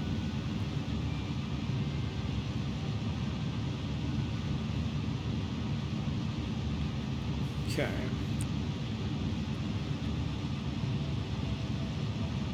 All right.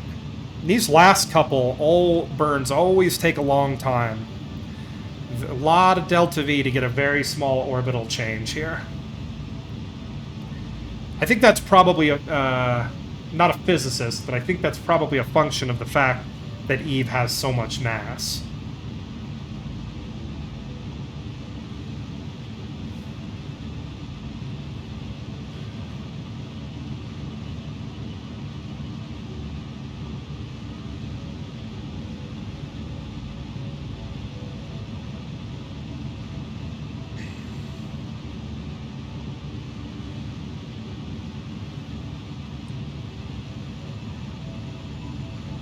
Okay. Now we're just gonna take the last couple seconds here. We want to be real precise. I want to be as low as possible without being in the atmosphere.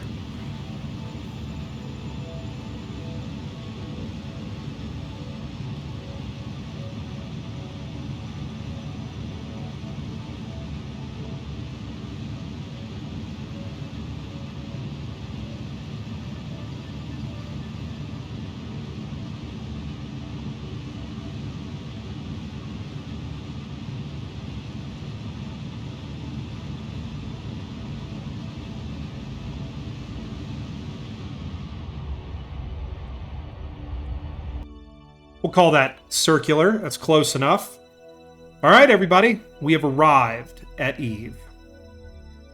Let's go ahead and time accelerate. Well, first, let's go ahead and F5 for safety. Then, let's time accelerate. And let's see if we can get a nice,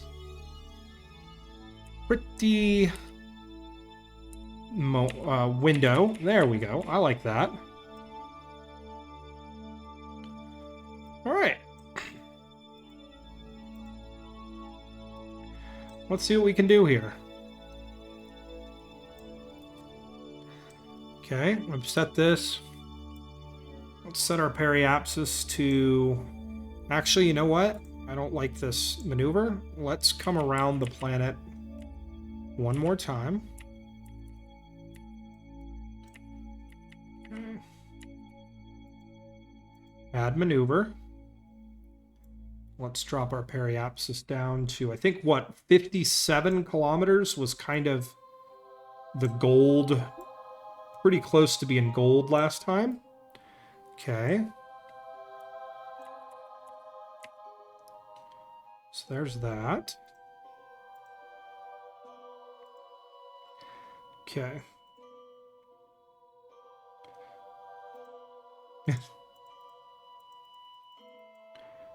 And now the big problem is we got to get...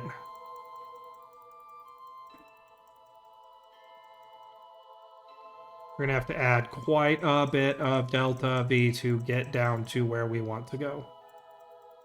Well, I don't like that either. Let's go ahead and kill this maneuver. I think we're landing on the dark side, everybody. Just to be reasonable here. Okay.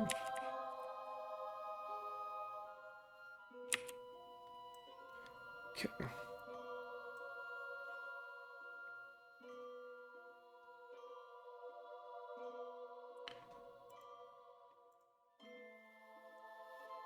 Okay. Let's go ahead and drop our...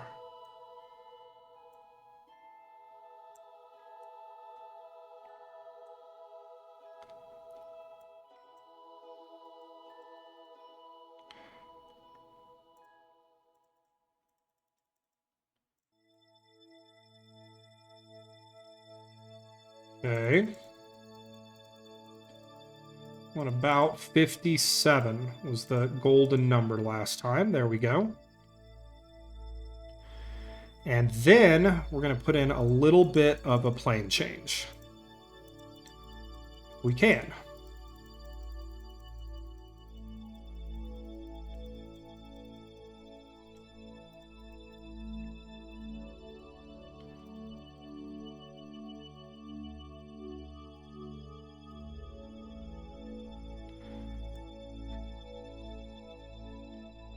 Running out of time here.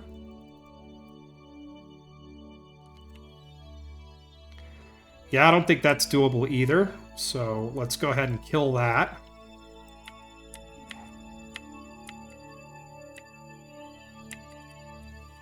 Okay, that crosses it almost exactly. That's about as close as we're going to get, so let's try it. Add maneuver.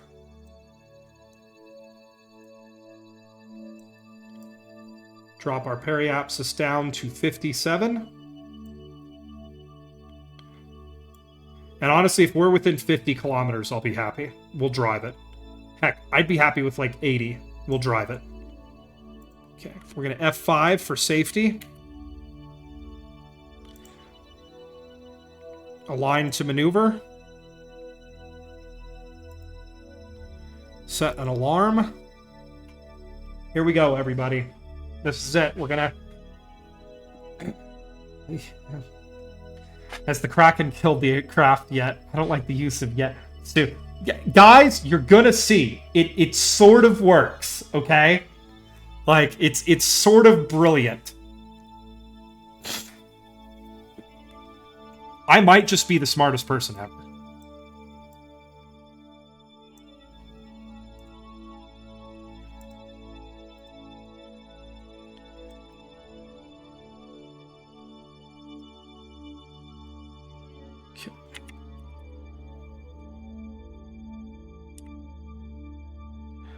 All right.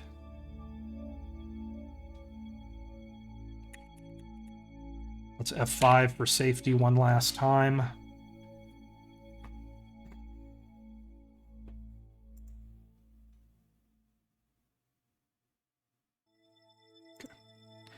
right, final checks are done. Getting into position. All right, everybody, get ready to behold my brilliance. Now it's just a guidance issue. I think, yeah, if we can get it within 60 kilometers, 70 kilometers, I'll drive it. I'll drive it there.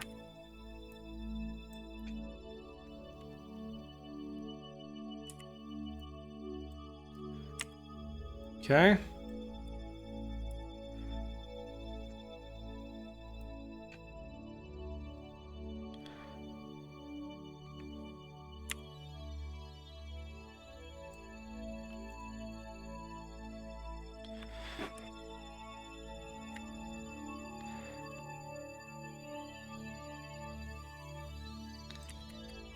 All right, here we go, everybody. Deep breath.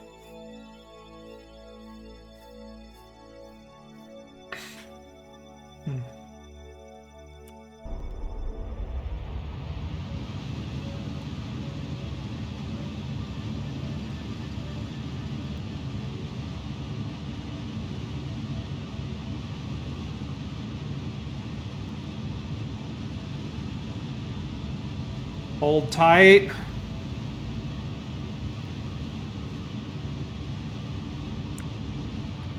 Okay, throttling down.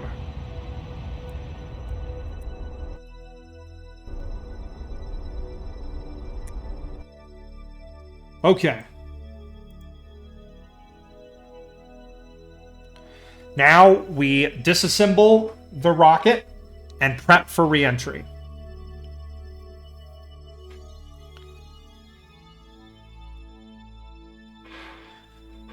Oh God. Okay, this is it. We're gonna do it. We're gonna do it. First try. Here we go.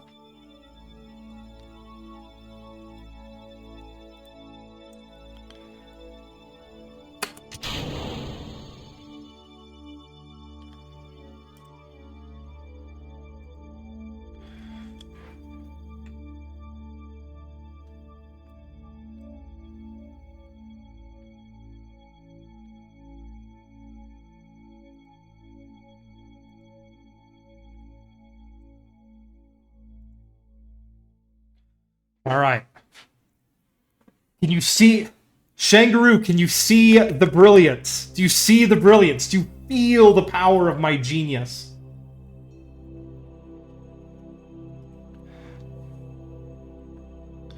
All right. Locked and loaded. We have good separation between our interplanetary stage and our descent craft. Now, I think what we're going to do this time is just to ensure that the craft is still functioning properly. No matter where we land, we're going to run really quickly kind of a full descent, or as close as we can get to a full descent, in order to see if we can actually, like, to make sure all systems are go.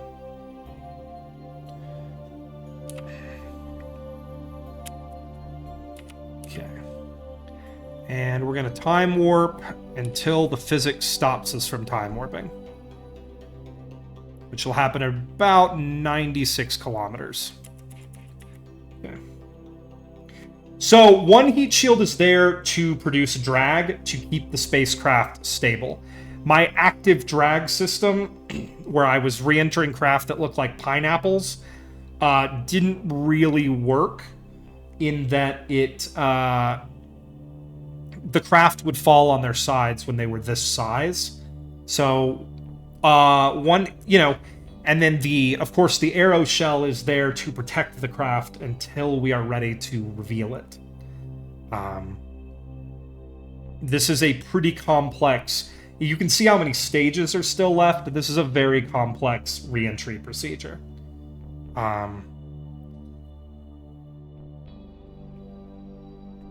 But now, everybody, we just fall.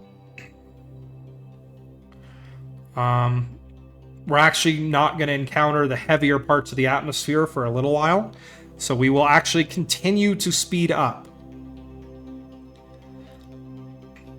But that's okay. I wish I could time accelerate around this, but as we learned from Space Dump Truck number 1, I think, or number 2, time acceleration in Eve's atmosphere when your spacecraft has internal stress is a bad idea. Doesn't really work that well. Usually ends up kerploding your craft. Now, the honest-to-God hope that I have here is that we're actually going to land somewhere flat-ish, so the spacecraft will not tip over. As you saw, when we arrived at the last one of these ascent vehicles, it was listing pretty heavily, and in my opinion, that's probably about as much of a slope as we can actually land on. It would be tragic to have to reload after making it all the way to the ground near my rover if the craft tips over. Hopefully it will not.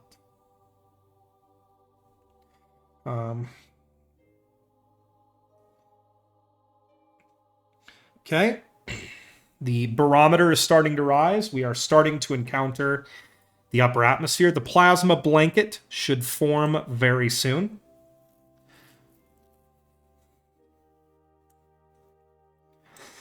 You can see the interplanetary stage slowly tumbling away from us right there. We will expect to see heating effects very shortly. Kind of just waiting for the light show to start. There we go. You can start to see the heating beginning.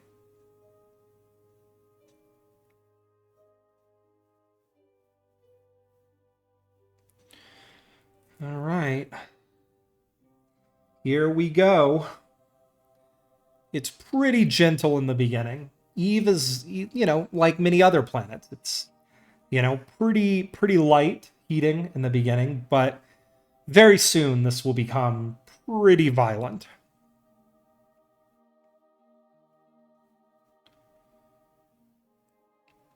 First setup, you can see the aerodynamic effects beginning to pull the interplanetary stage away from us, as it has much more drag than our re-entry vehicle. It's also beginning to tumble.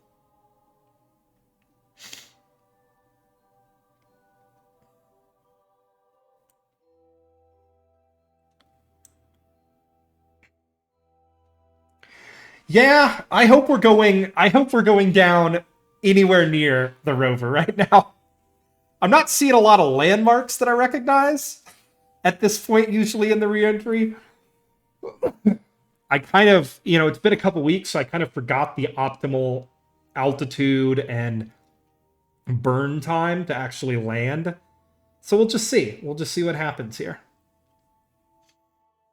Passing through 80,000 meters now, 80 kilometers. Once again, you can still see the heating effect beginning. It is getting a little bit warm, a little toasty, but not too bad. There are RTGs in this thing, so it has plenty of power as it falls. It will eventually struggle with power when it gets lower, but I actually will be turning the toast time. Yes, I will actually be turning the SAS off for part of the descent, as it burns more energy than it saves at one point. And once again, this is an extremely complex re-entry procedure that you all are about to see. All right, I'm starting to hear some wind noise. And you can see the plasma blanket is beginning to form. Cross your fingers, everybody. Say a prayer to the Kerbal gods.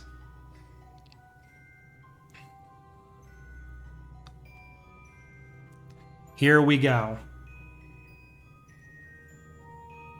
I think that's the crater lake in front of us. That's the lake we've got to make it over the top of.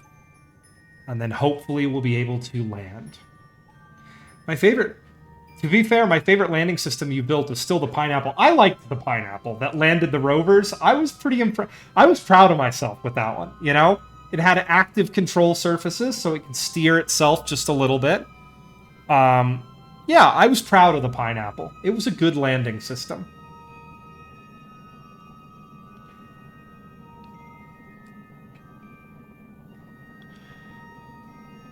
We're losing a little bit of speed here, but I think hopefully we're going to make it over the crater lake.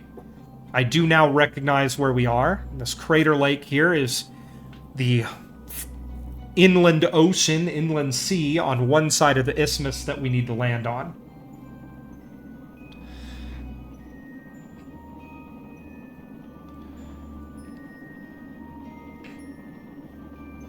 And like I said, on this attempt, what we're going to do is we will definitely be essentially running through the steps, making sure that everything is properly staged, as this is an extremely complex landing system.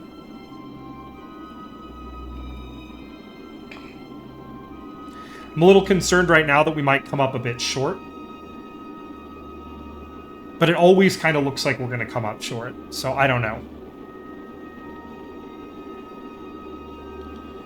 We're experiencing very little deceleration. This thing does not decelerate a lot until it gets deeper into the atmosphere, because this thing is freaking heavy. You know, we're taking a lot of kinetic energy and turning it into heat here, but it has a ton of kinetic energy. We're still going well over 3 kilometers a second. First set of heat bars is beginning to show up. Let's go ahead and check our control authority now. No matter what, it doesn't really matter what our periapsis says. No matter what happens now, we are committed.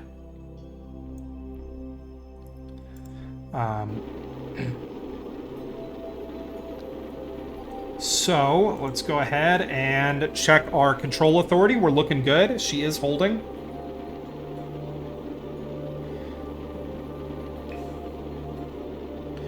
We can see the coastline of the isthmus that we need to land on. We want to land kind of inland of the coast. I've noticed the coasts in a lot of places on Eve are very steep. And that would not be good. We're probably not going to come up very short. Well, that's the thing. There is a density layer in this atmosphere that is like hitting a brick wall. It just slams into you, and you lose a ton of velocity. Like, you'll see my G meter will go up to like 10 Gs for a few seconds. And we lose a ton of speed, all at once.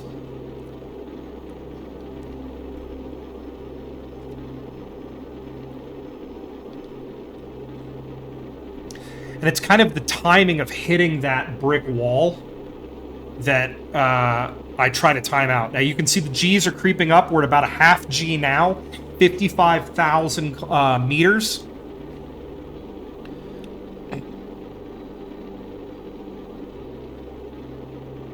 By the way, did you just have this one parked in Eve orbit? I did not. I flew it here during this stream. This was the rocket I launched at the beginning of the stream. So while we were doing a road trip and everything, it was just on its way. All right, everybody, there is the rover.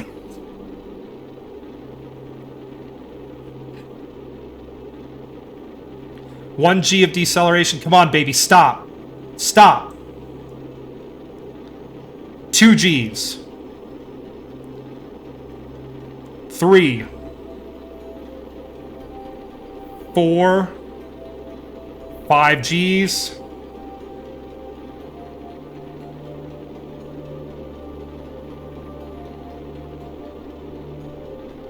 7 Gs.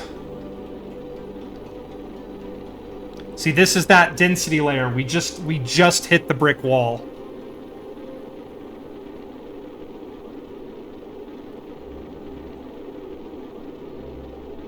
Do you play with viewers sometimes? I don't play a lot of multiplayer games, but if I do, I do intend to play Helldivers eventually. And when I do that, I'll probably invite some viewers to be a part of it, maybe. I could see that as being fun. You know, it's gonna be a drive. But if we land somewhere flat, I'm willing to make the drive. Because there's where we drove from. There's where we took off from. It's not, you know, it's gonna be a drive, but I'm willing to accept it.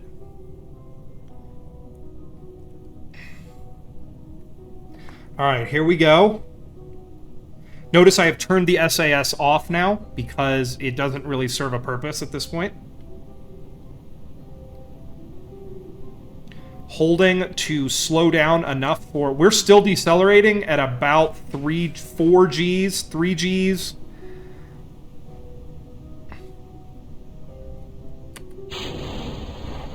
First set of chutes open. We're going to wait for the craft to self-right.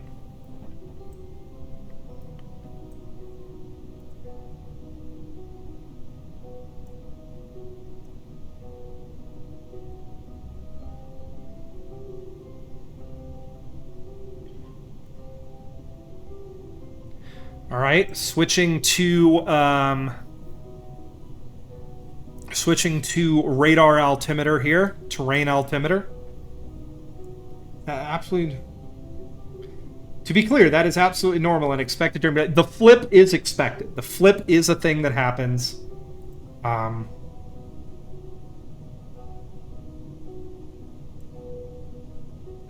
See, I knew that I should have changed these while I was in orbit. That's okay. Hopefully this will work. Okay, we're kind of getting close to that point now where I'm beginning to get concerned. So I'd like to see these chutes go ahead and right this thing, or I will pop another set.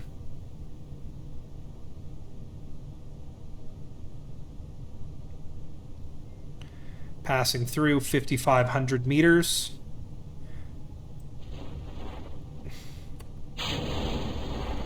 There we go.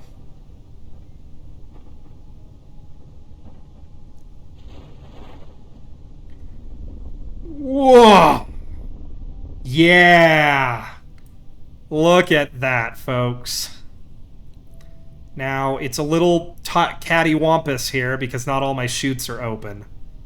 That's okay. I can change that.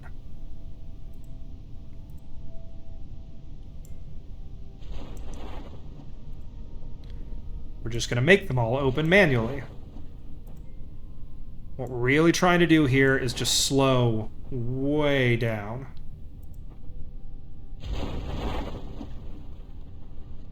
Okay. Okay, we're under full chute. All right, hang on tight, everybody. Here we go.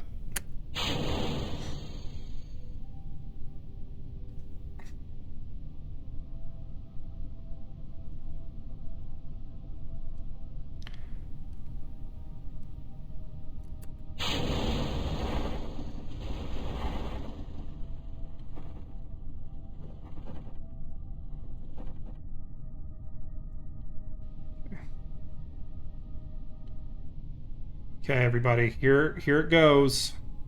This is the sketchy part.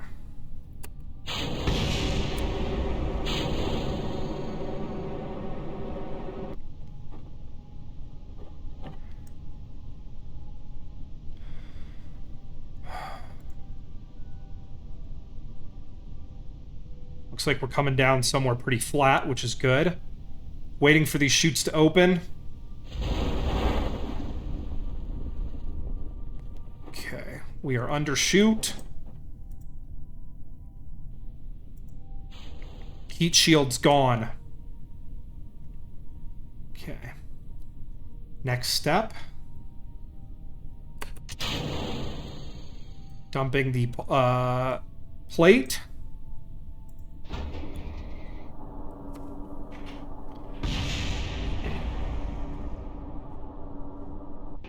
Oh, okay. All right. Nominal. Things, I don't want to jinx it, but things are going pretty well right now for a first try. Oh no! Oh no! Oh no! Oh no! Oh no! Okay. Okay. We're okay, everybody. It's gonna be okay.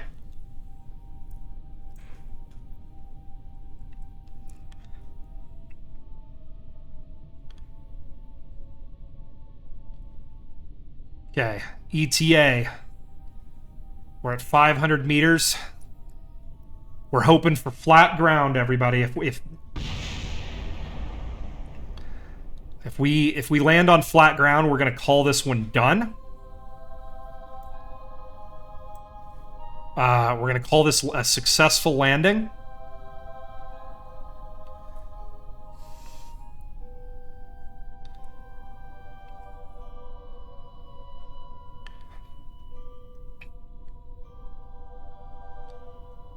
Okay, here we go. And I think if we land on flat ground, I'm gonna say we'll make the drive. Because what? That's 56 kilometers. We made that drive before. That's fine. Ever so carefully.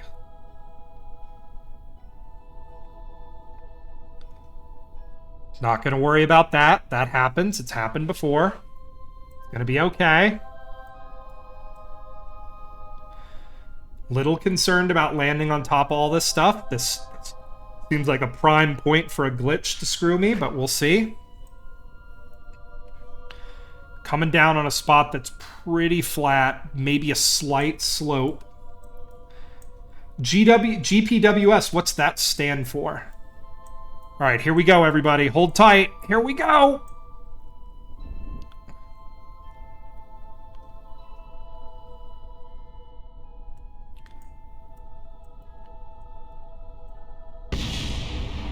Shiza.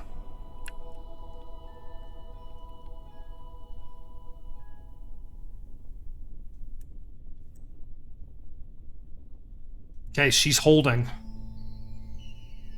It's taking a small amount of pitch authority to keep it upright, but I don't care.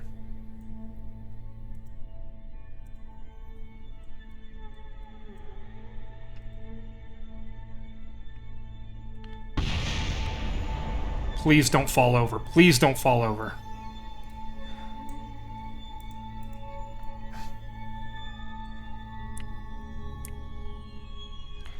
Okay. Here's what we're going to do. Because it's still sliding down. It's a little slippy slidey.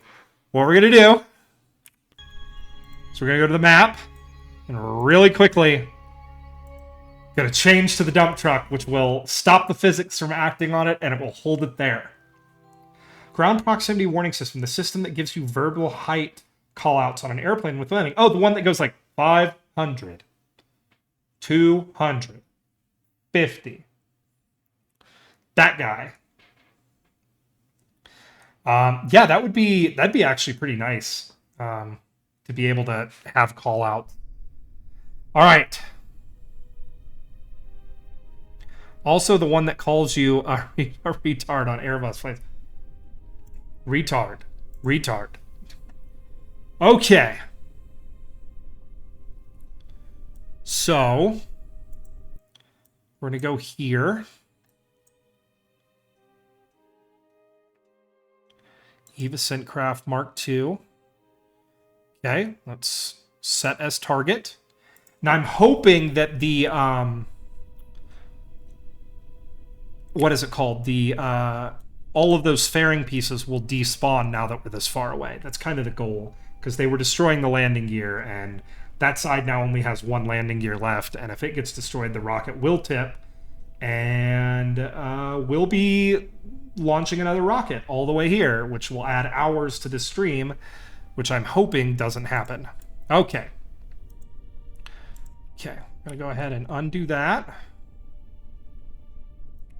And there's our target over there. Let's go ahead and take a look at the wreckage from the old launched rocket. Let's go take a look over here and see You can see all this wreckage around from it taking off. It creates a lot of wreckage.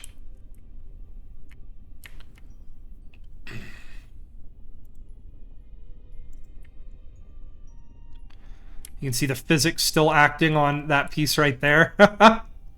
Boop.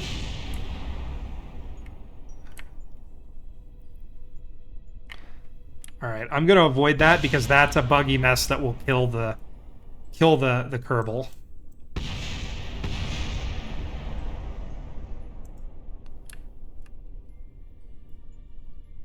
Oh, we're losing the sun.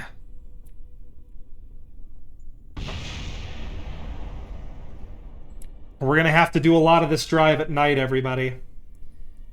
Too low. Terrain. Pull up. Pull up. Attitude. Attitude.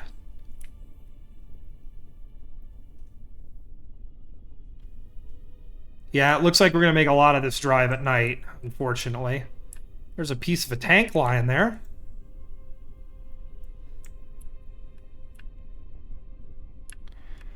All right.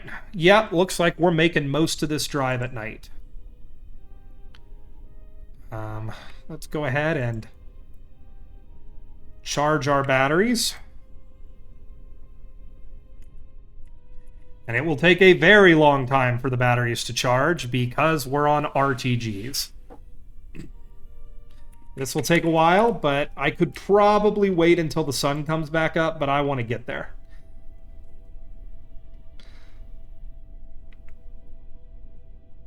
We're driving up a very steep hill right now. This is... Oh, I should probably turn the brake off. That helped.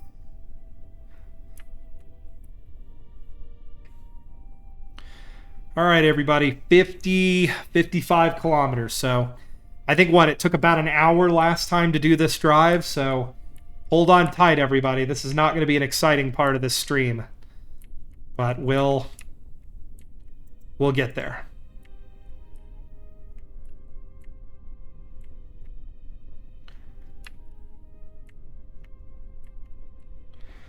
Bill Kerman, we just got to get Bill to the rocket. I'm hoping we despawned those pieces of fairing that were causing us problems. If we did, we should be okay.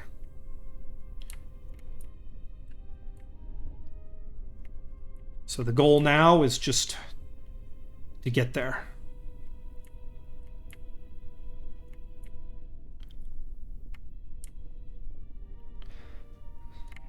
About the same distance as our old landing site. Maybe a little bit less. So, yeah, it's going to be basically the same drive we did. All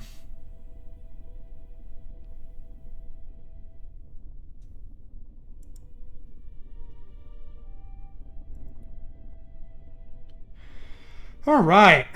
But if we can get this guy to orbit, then we can refuel our mothership in orbit. We already have fuel depots sitting in orbit. I think attitude is a call-out only present in General Dynamics and Lockheed Martin planes. Oh, I didn't know that. But I do know that there are some planes that yell attitude at you. I do know that. But now I know. See, this is why I like streaming with my viewers, is they teach me things. I learn stuff. You know?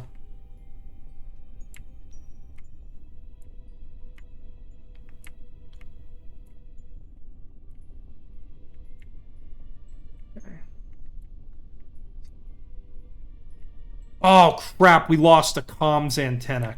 Dang it. It broke off because we were going too fast. Dang it. We're going to have to watch our speed real close. 20 meters a second is really as fast as we can go on this thing before stuff starts tearing off. The atmosphere is just so thick here. Okay, we'll go ahead and stop. Overspeed. Yeah. Whoa, no!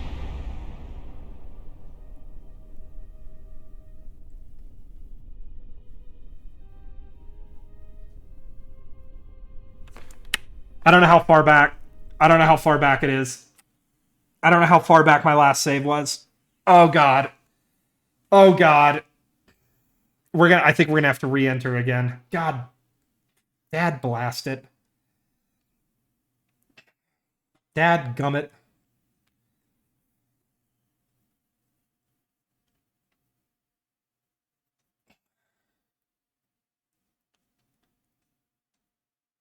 It's okay. It's all right. Yep, of course. We all knew that Eve was going to try one more time to hurt us. Okay, let's go check.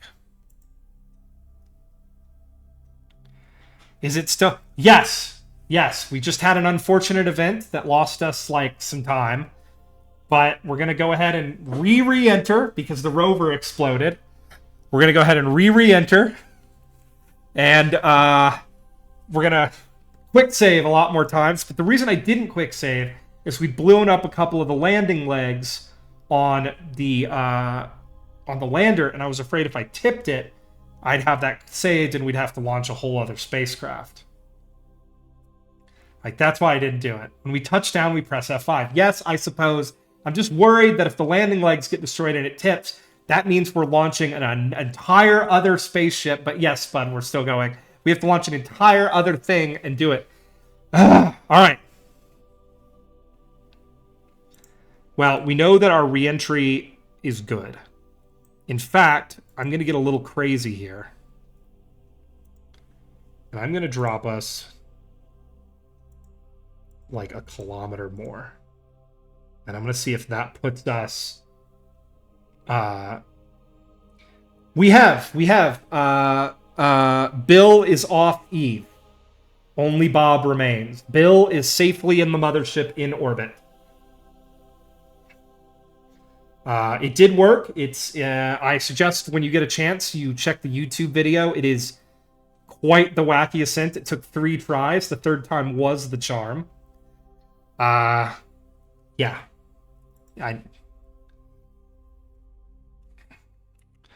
All right.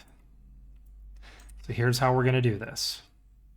So I did lower our periapsis by like a half kilometer to see if we could get the rocket a little bit closer to the rover, since we have to do all this all over again anyways. All right, here we go, everybody. Spud, I'm happy you're here because this is the most complex re-entry procedure that I do, that I've ever done in this game, on this stream, or any other playthrough. This is the most complex re-entry that there is. It's crazy.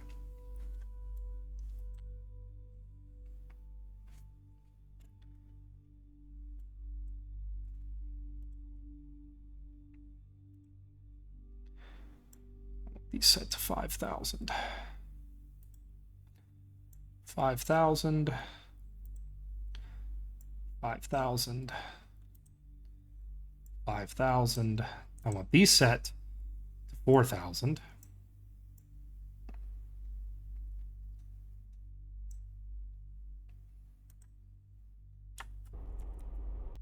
Damn it. Wrong button. Hopefully that won't screw us up.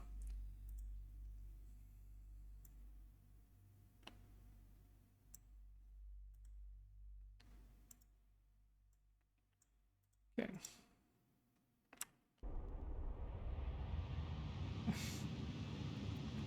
Okay, I started that burn ever so slightly late. I'm hoping that doesn't... It was a couple seconds, so it shouldn't matter. We're dropping our periapsis ever so slightly lower, just by a couple hundred meters, in the hopes that that will put us many kilometers closer to the rover.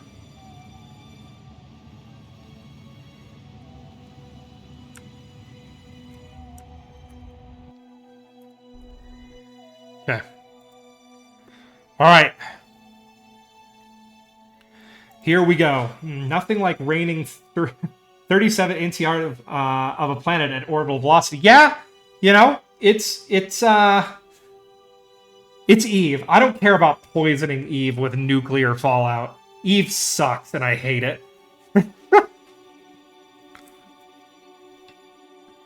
All right. We're just we're getting oriented for disassembly.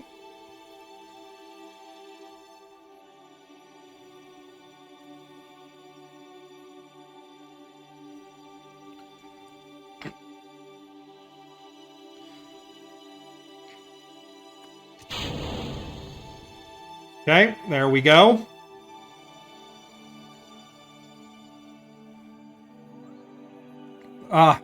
Yeah, I've always kind of assumed Starfish Prime was done entirely because someone was like, you know what would look really cool? And that was basically it. You can see down here, I've actually hidden a radio antenna at the bottom of the rocket, or at the bottom of this thing there. And what that does is allows me to have good comms on my re-entry. Okay, so we're going to align retrograde here. Now, as Chris saw earlier, this craft will actually flip while falling. At the very end, it will flip and start falling nose down. That's okay. That's all part of the plan. So we're getting nice and lined up here.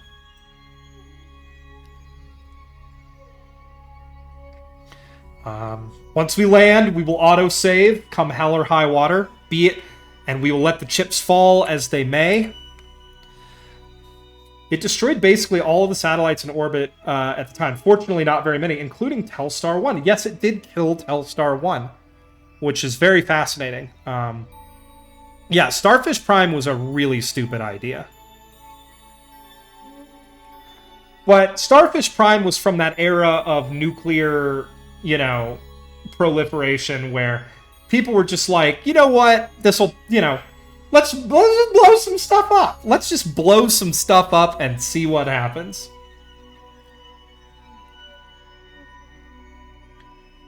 All right, everybody. One last time for re-entry. Let's give it a shot. It sucks that what happened. We're gonna quick save. If we get this thing on the ground in one piece, we're gonna quick save much and often next time. Answer: it was the 1960s. Just a general decade of fucking. Exactly. A lot of people were just like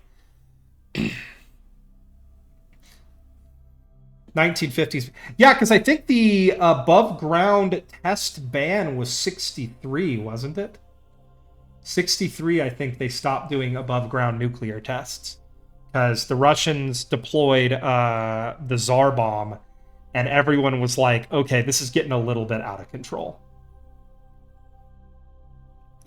Funnily enough, though, I think the last underground nuclear test that the United States did was like in the 90s.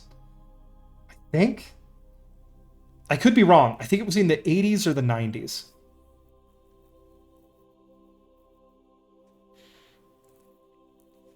Also, I guess you could say the last potentially above ground nuclear test ever done on the planet Earth was there was a mysterious source of neutron or whatever gamma ray burst that happened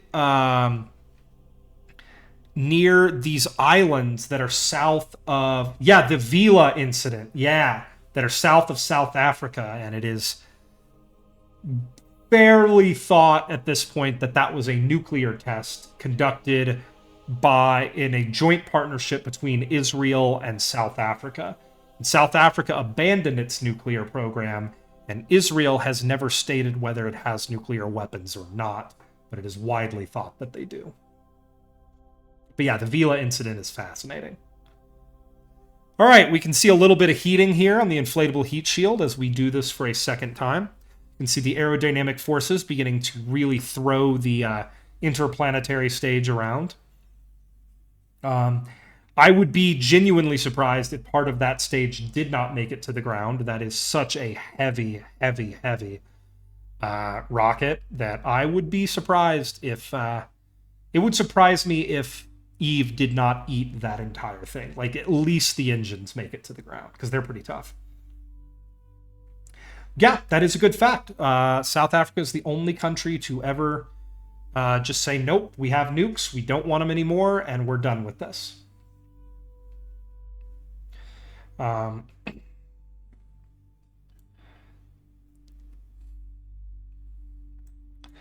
right. And we're still falling, still gaining speed. As I was discussing earlier, this craft is so unbelievably heavy that it does not slow down for quite a while as it re-enters. It continues to want to gain speed.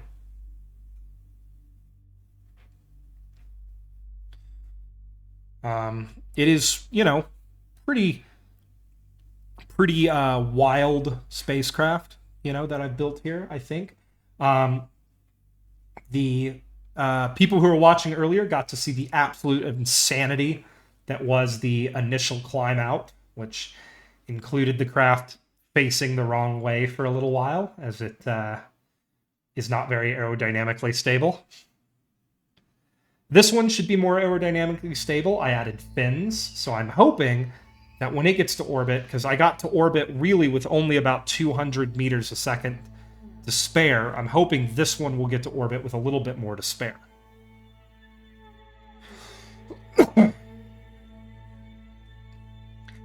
There were a lot of stupid nuclear ideas, but I may have said, I wish we could have had done nuclear cargo ships like we do aircraft carriers.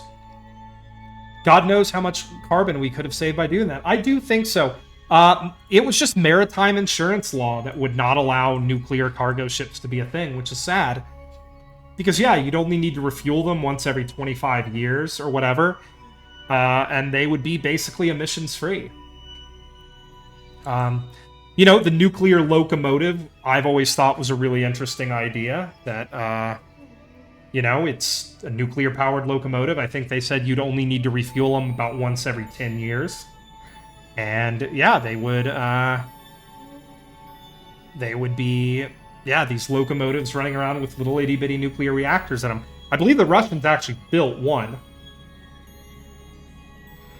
They actually did build a nuclear locomotive, or at least a small reactor that they had for a while.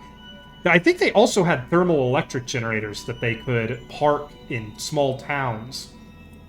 They could tow them on trains and park them at small towns in the winter to generate electricity for the town to stay warm.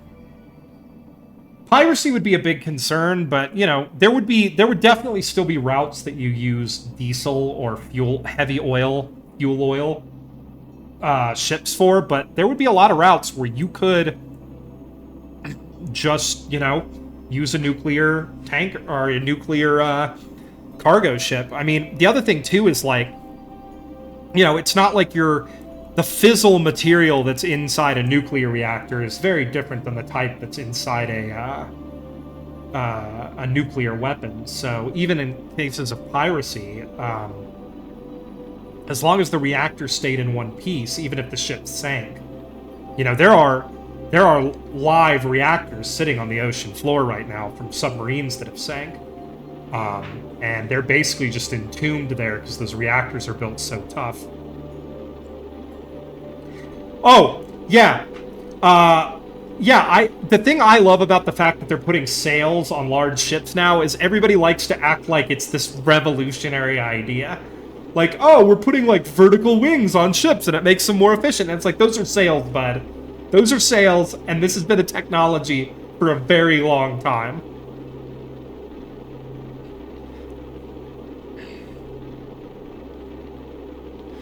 Alright, we're still doing about 3 kilometers a second. Now, there is a section of the atmosphere I was discussing earlier that's like hitting a brick wall. We want to hit that brick wall just above the rover if we could.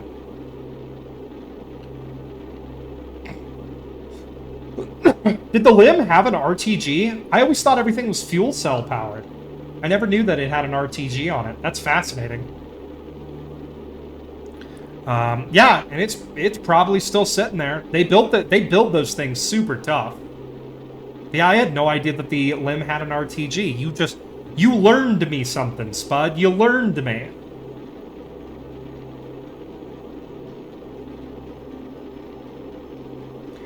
As the RTG was for the surface experiments left on the surface afterwards. Oh, okay, that makes sense. That makes a lot of sense. Alright, here comes the isthmus that we like to land on. Like I said, I lowered our periapsis by about a half kilometer. compared to last time, so that we might stop a little bit closer to the rover. Though I am not seeing the rover yet.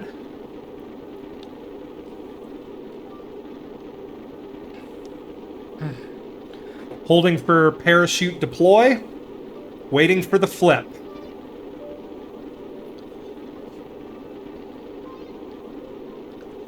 Alright, here we go, everybody. I am genuinely proud of what you're about to see. This was a lot of work. Alright, there's the rover right down there. We can see it. Now we're hoping for it to stop. I'm just glad we have an operational NTR program again. Remind me what NTR stands for?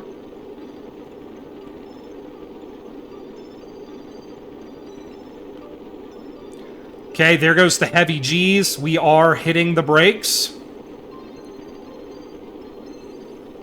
Nuclear thermal rocket. Yeah, I'm pretty excited that they're putting that together, too.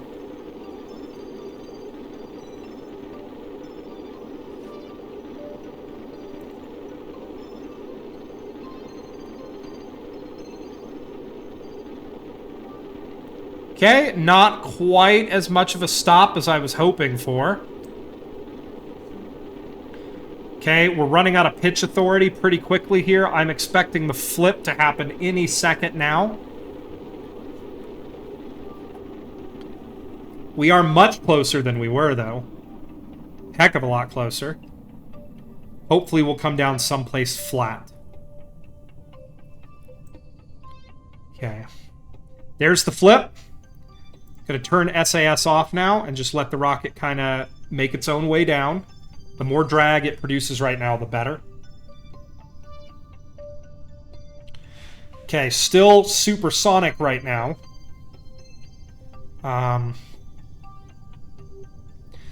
Still going through. We're going to hit another dense part of the atmosphere here that's going to dump a bunch of G's onto us. We're at about 2 G's of deceleration. Still. 3 G's.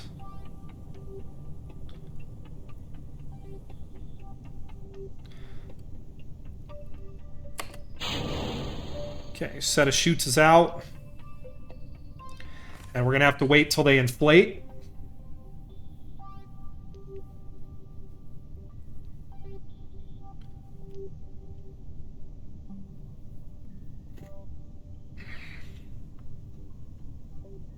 Okay.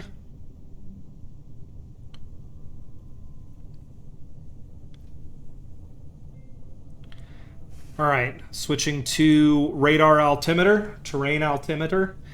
We are in the thickest part of the atmosphere now. Still going about 2/3 the speed of sound. At least Kerbin's speed of sound. I guess the speed of sound would be a bit faster in a denser atmosphere.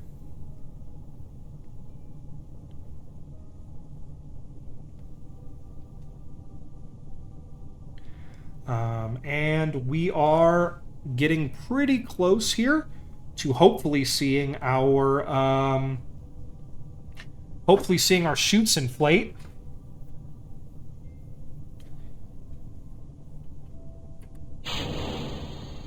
Set another set of chutes.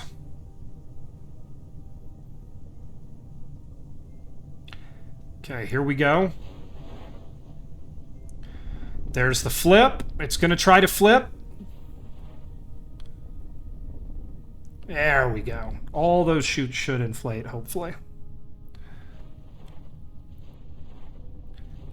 Okay. There we go. All right. There we are, everybody. Yeah, we're a whole 10 kilometers closer. That's not bad. All right.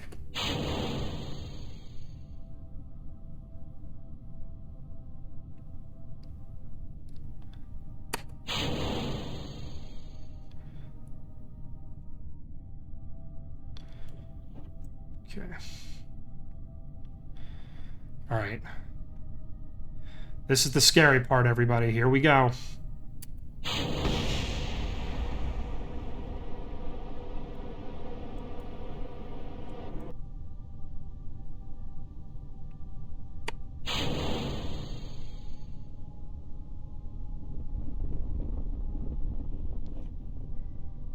Okay, now we're just going to wait till these inflate.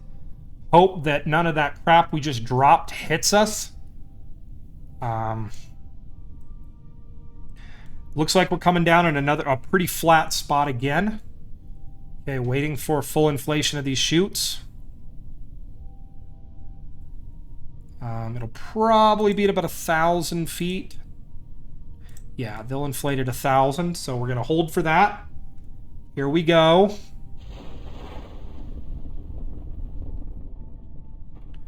There we are. Jettison heat shield.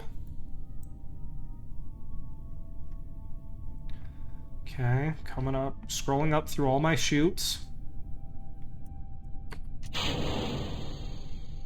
Lights on.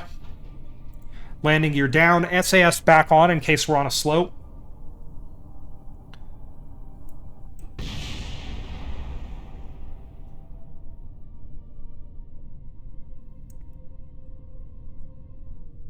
Okay, here we go, everybody. 700 meters to go. That heat shield is hopefully going to fall fast enough that it explodes. We kind of need it to explode.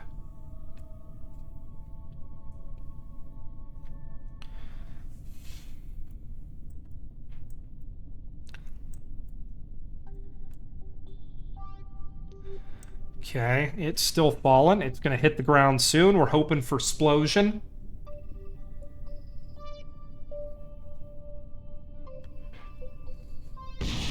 There we go. Okay, everybody. Some more debris from our craft here. It does look flat-ish.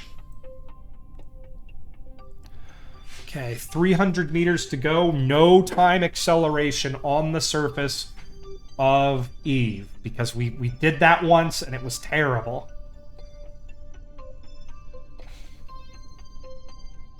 Any second now, we're going to touch down.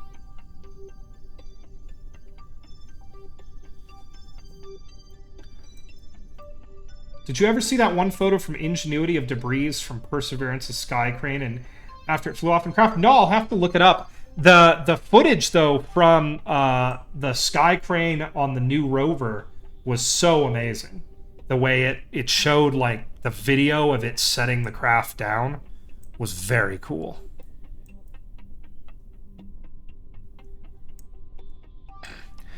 Okay.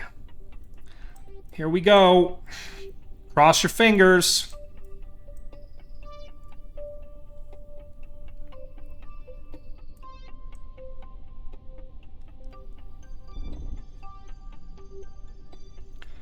We're down. It is using pitch to stand up straight, but I'm not going to worry about it. We're going to extend our solar panels.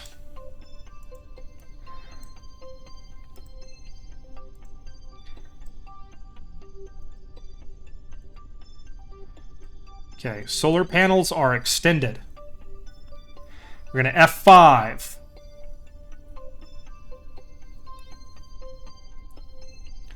Okay, we're going to go to our map.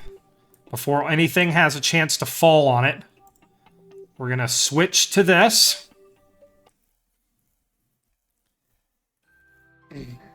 You're firing the OMS. That's right. OMS? I'm not good. The debris is just going to Is the debris just going to despawn? I'm hoping it does. I'm hoping that all that crap from the fairing that caused us trouble last time will despawn. That is the goal. That is the hope. Let's hope. Quote from the opening scene of The Martian. I need to see The Martian. I have yet to see that film. Okay, we're going to F5 now that we're on board this machine. Okay. There we go. Quick saved. I know. I haven't seen it. I need to. It's on my list. Okay. Okay, let's turn our headlights on. All right. Okay, and we're going.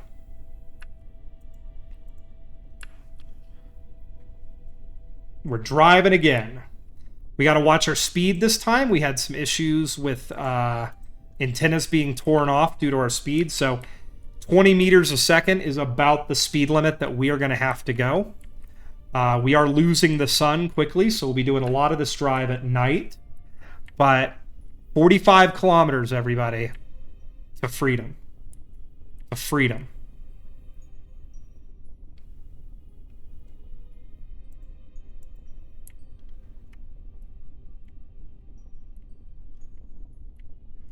All right.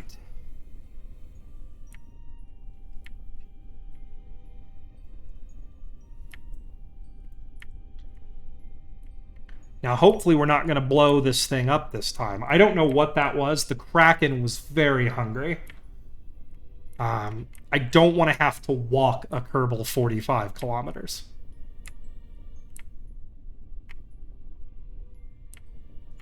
I will if I have to. I'm willing to do basically anything to be done now, you know?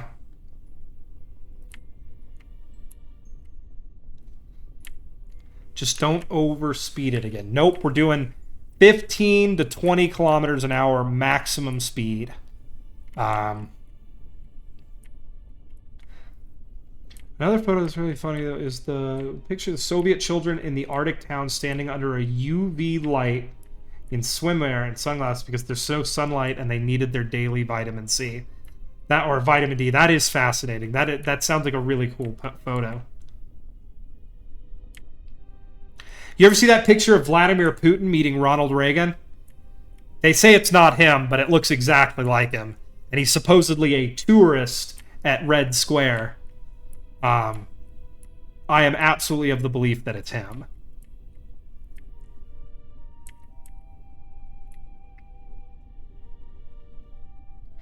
Can you send a link to the Discord?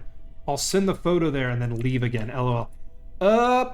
Yes. Give me 1 second here. Let me put on my brakes.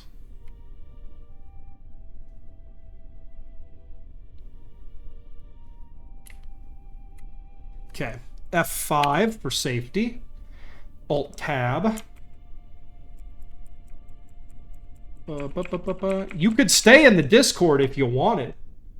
Let me go ahead and...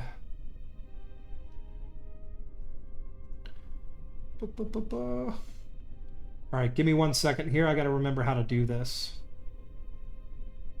Hide memberless, pin, mess, poop job. Invite people. Copy. Okay, food. Whisper.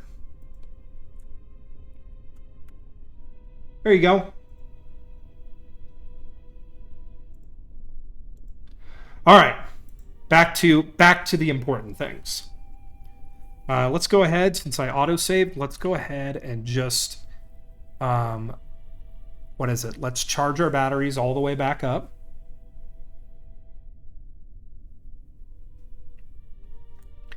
It's going to be kind of slow going here,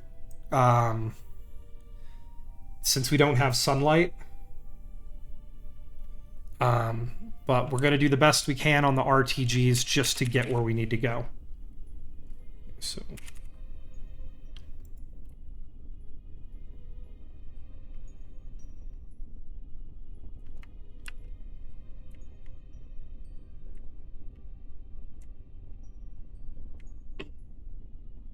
Bill Kerman is, been lonely down here for about a half year. 6 months alone on the surface of Eve. But he can see freedom. Freedom is 43 kilometers away.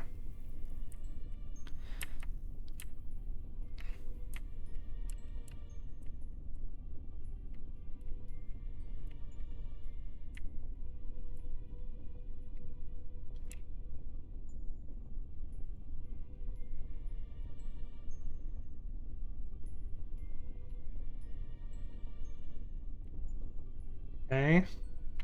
Taking it nice and slow this time. Trying to keep our speed a little bit down.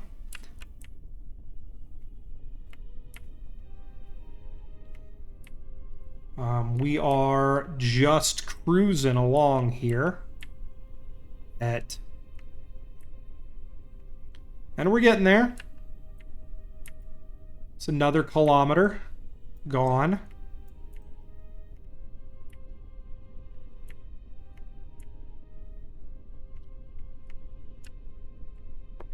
Oh, this is going to take like an hour. It took about an hour last time to do this.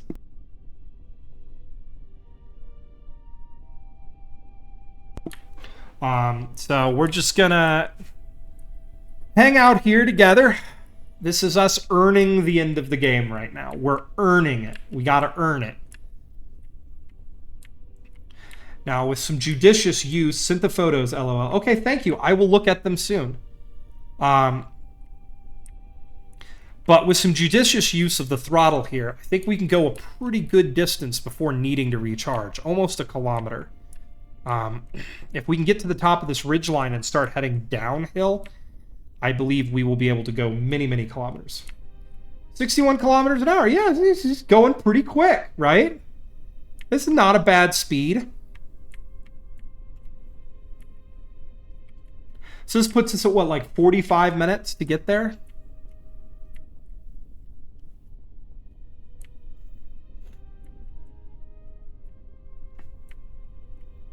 All right, come on. Come on.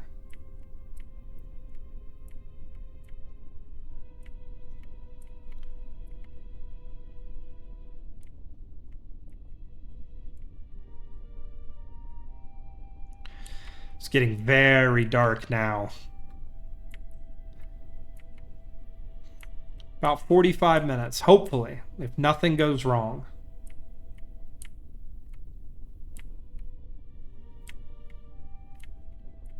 And I'm just giving, like I said, I'm trying to be judicious with the throttle here. To not only not tear antennas off like last time, but to also just be a little bit slower with it. And try to get a little more efficiency per charge.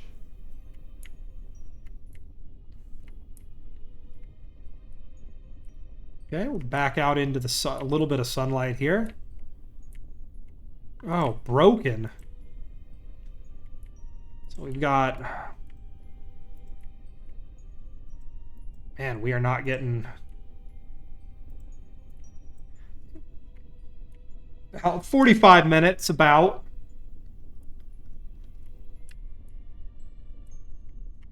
Driving, it's the 43 minutes with an explosion at the end. I know, right? All right, that is out of batteries, so we're going to put on our brake. All right, you're heading out. All right, definitely check it out on the YouTube channel, at least the end of the video, because I'm going to try to not stop streaming until I get... until we're done. Until I finish it. So definitely check the VOD out. It's going to be a long one, but yeah. So we're going to just recharge here. We got, what is it? We got broken solar panels on this thing now. The space dump truck is in a rough state right now.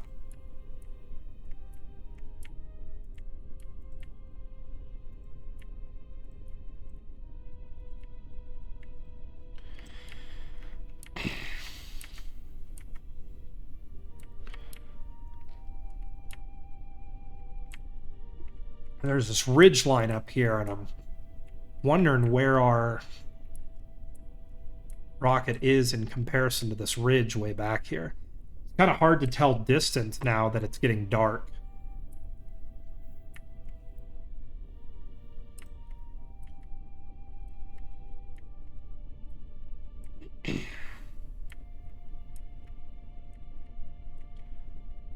But we're going to get there, everybody. We just got to keep it, you know, keep chugging.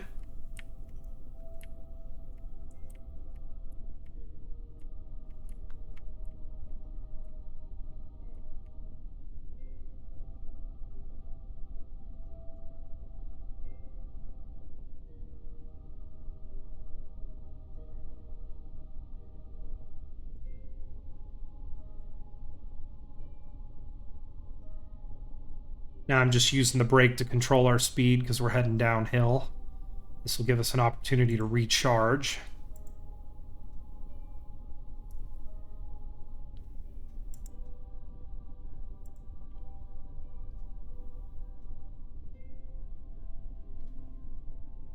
Keeping her moving. Yep, exactly. This is, like I said, this is where we earn victory. This is where we're going to earn it. One last long drive.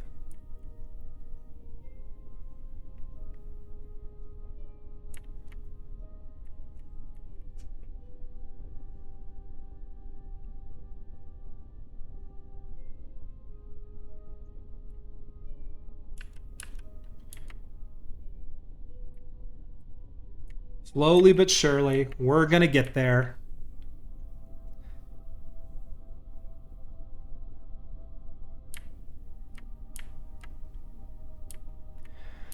Just hanging out.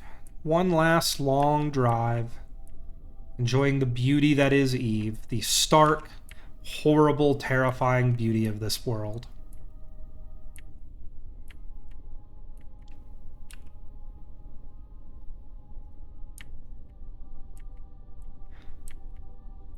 So on pretty level ground, we can go about this speed, and we don't have to really stop to recharge at all.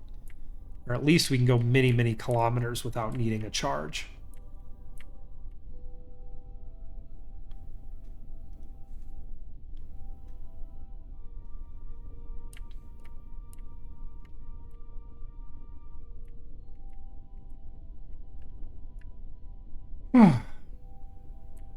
Not super excited, or super exciting, but we're gonna get there. It's gonna work.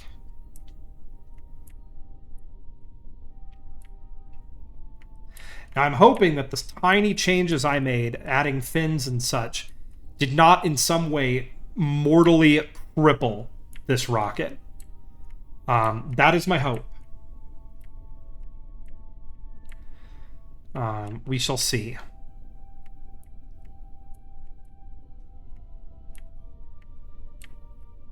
We'll also have to redo the staging a little bit because we did discover a good staging that gets the rocket off the ground and has less of a chance of a rapid, unscheduled disassembly. I'm a little worried about this ridge line up here. This looks pretty steep, and, well, the space dump truck doesn't really like steep terrain too much.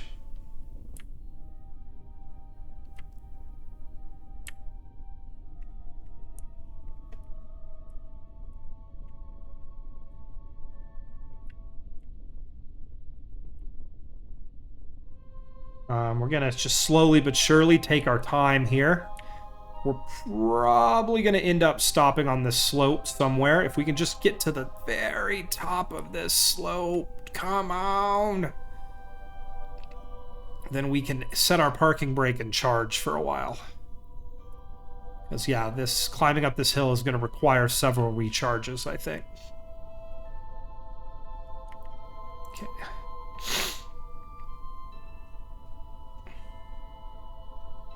Okay. Gonna go ahead and F5 for safety again.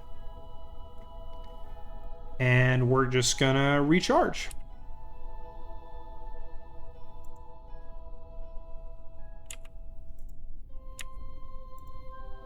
Okay, turn the lights off so we get even more charge quicker.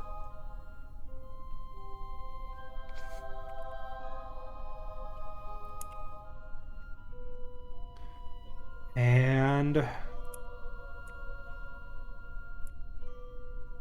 there is our full charge. Okay, headlights back on.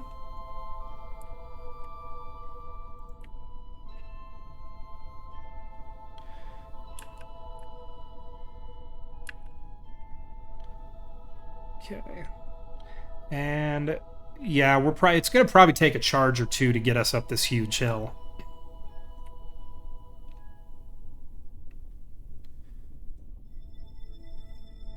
Because I think our rocket is on the other side of this ridge line up in front of us. So I think we're going to have to climb to the top of this hill here, and I think it's going to take a couple of charges to try to get us all the way up. Yeah, we're going to have to crawl up it.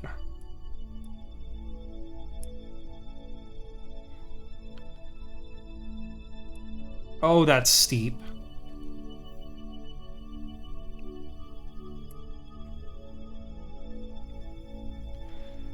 That's full power right there.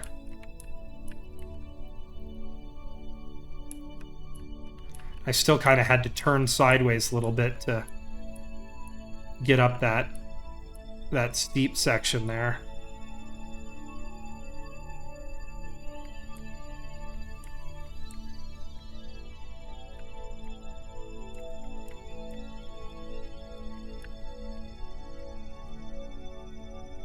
Is there a speed limiter I can turn on these?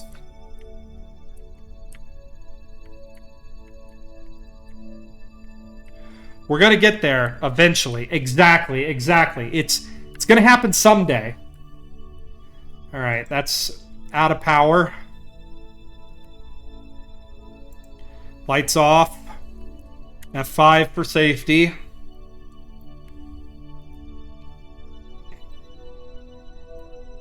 Recharging. Man, electric vehicles are inconvenient.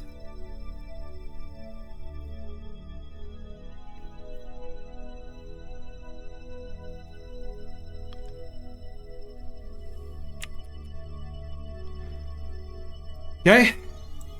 Headlights on. Brake off.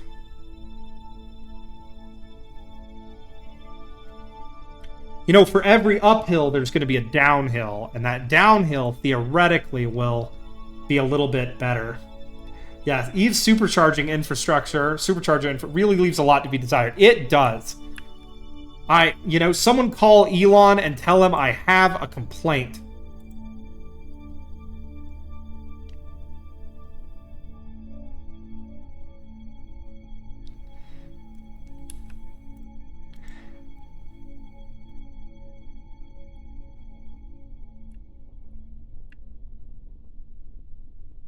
We're just crawling up the mountains here. It is not a fast nor powerful vehicle, the space dump truck.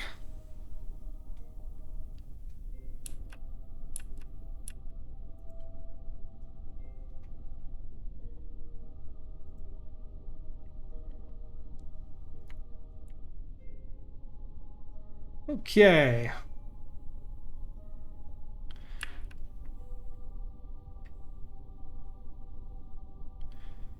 33 kilometers to go. It's going to be a while, folks. It's going to be a while, but we're going to get there.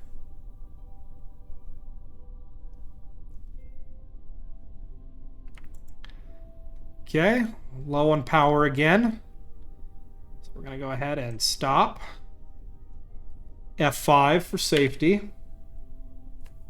Every time after that incident.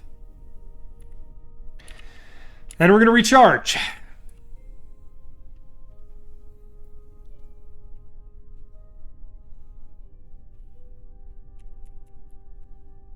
Okay, power back on.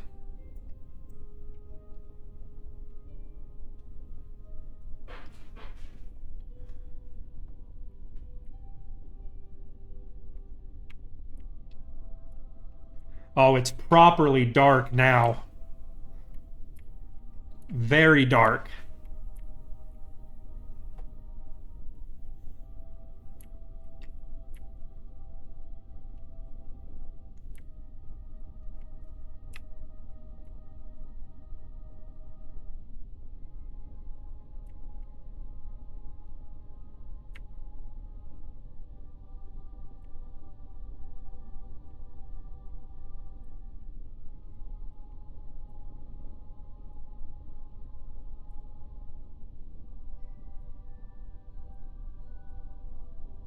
Well, not the most exciting part of the stream here, everybody.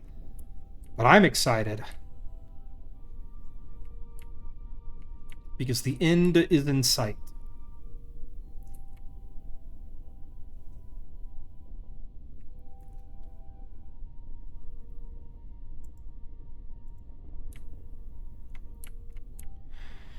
Part of me wants to, well, this is actually a separate drive. So the first drive ended, and we successfully got that kerbal off of Eve. This is drive number 2 to get the last kerbal off of Eve. So there's been a lot of crap that happened between then and now.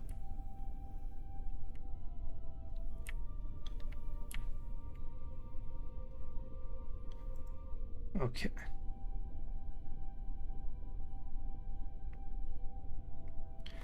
Loading up and trucking. Exactly. All right, we're going to F5 here. And I'm going to do something because I have a concern that I'm going to handle real quick. I'm just going to time accelerate a little bit here.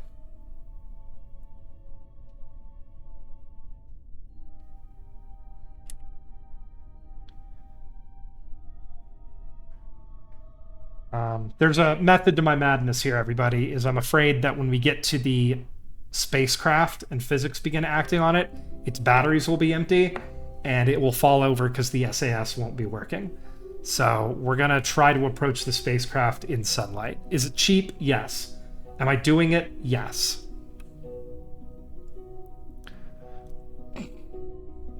So also, if we can get some sunlight, we'll be able to go farther on a charge. And we'll be able to actually, like, reasonably get this done. Okay. Let the physics easing happen.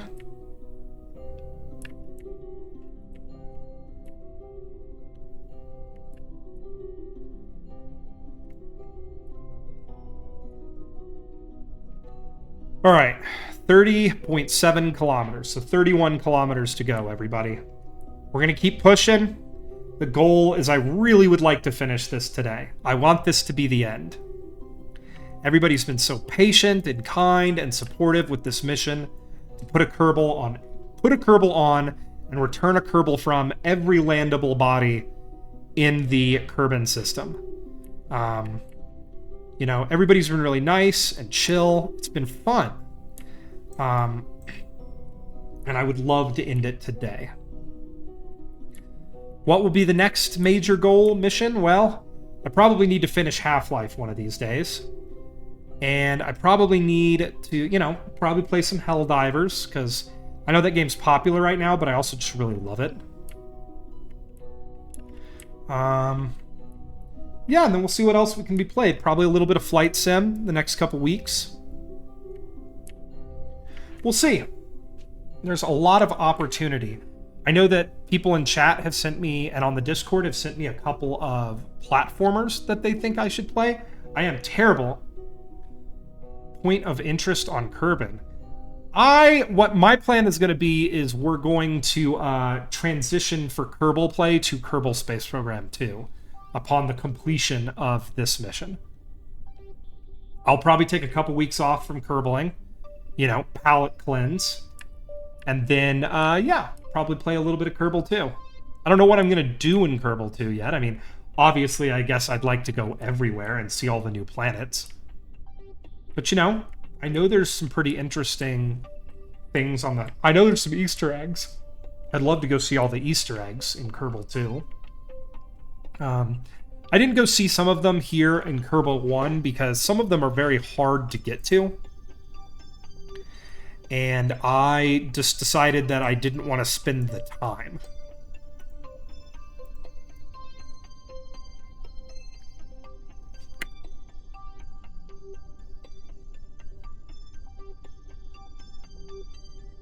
Okay.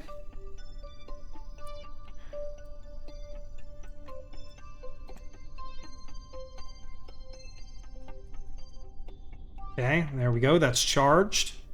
Let's retract our solar panels. Break off. And we're moving.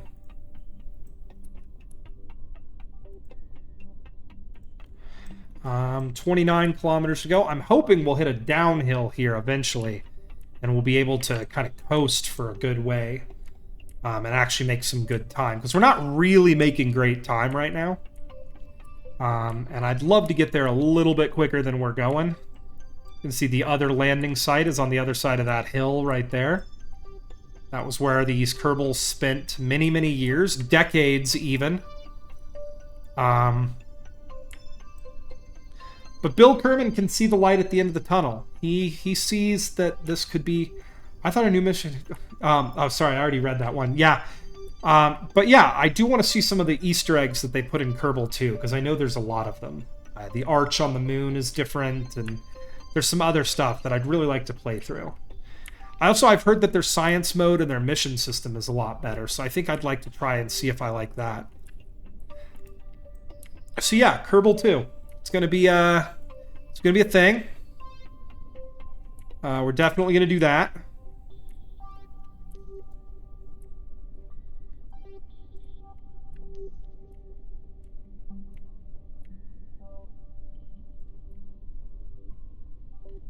But yeah, right now what we're doing is just cruising across the stark and barren landscape of Eve.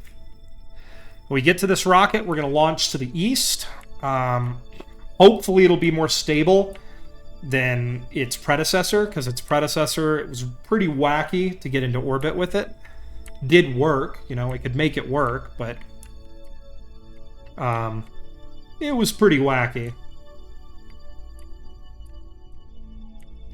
So I'm hoping that this one will just, you know, we'll take off, take it nice and gently, like we did kind of that one time, and if it flips, we'll see what we can do. It shouldn't flip, because it's got fins on the back of it now.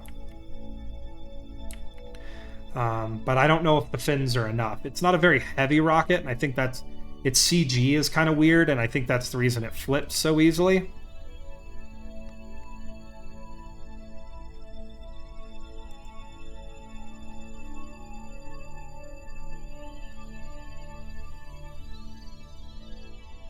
We're just tapping the brakes here, so we can maintain our speed.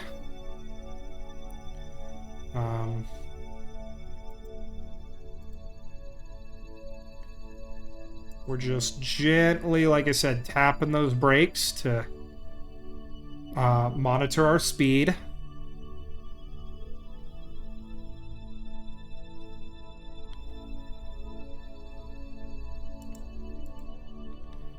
We're going to coast, because while we're coasting, we're actually charging. That means we can drive farther without having to stop and recharge.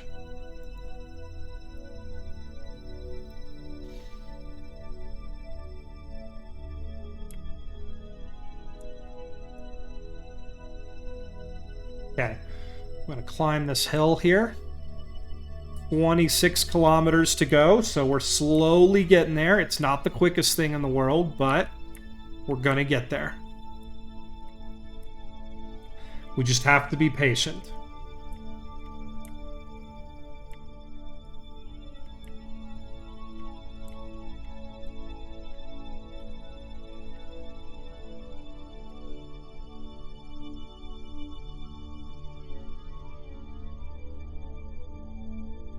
We should be getting... How is that blocked by the scanning arm?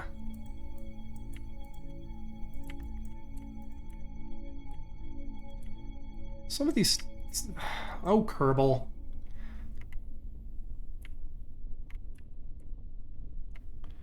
Yeah, we're making pretty good... what's it called? Time now. I'm hoping we'll cross over one of these hills and we'll realize that it's down in one of these valleys. The only thing that will separate us from it is a large downhill or some nice flat terrain that this truck just loves.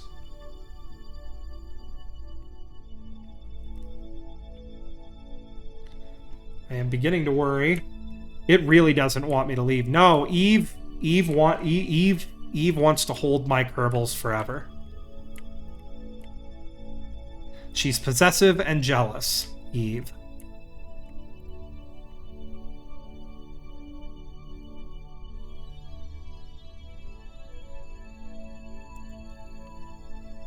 Okay. Now we're coasting and charging, which is good.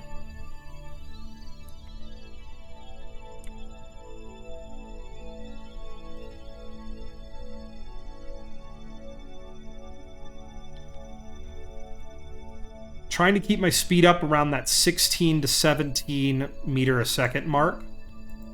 I'm only slowing down when we have these big terrain changes.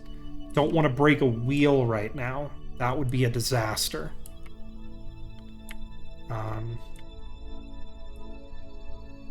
Because this thing may not be very fast, but it is faster than the fastest kerbal.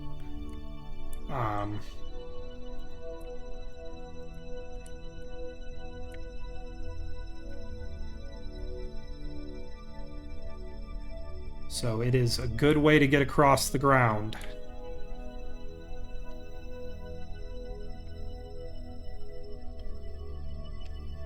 Okay, we got another big hill here, which is definitely going to cause some problems.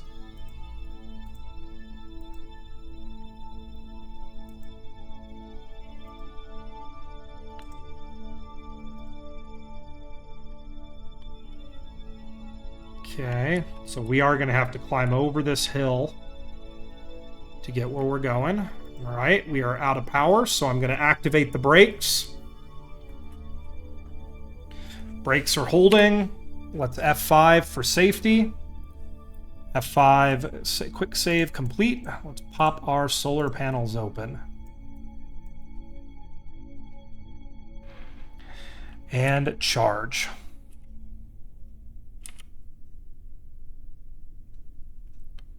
Yeah, ever so slowly. We're going to charge all the way back up. There we go. Okay. We'll stow our solar panels again.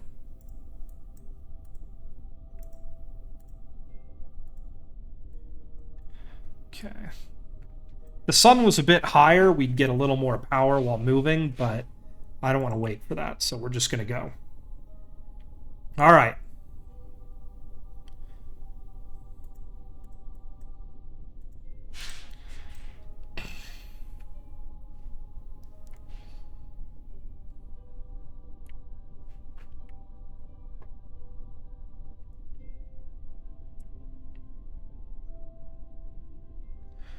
Okay, we are just crawling up this hill here. Once again, this truck is not very powerful. It does not make a lot of power. It's very heavy. So you got to kind of baby it too, because we don't want to bust any wheels. We want to have all our wheels intact for as long as possible, so that we can maintain a good speed and good control on the way to our spacecraft. We're over halfway there. I think it was 45 kilometers, and we're at 22.4. So we're halfway there, just past halfway there.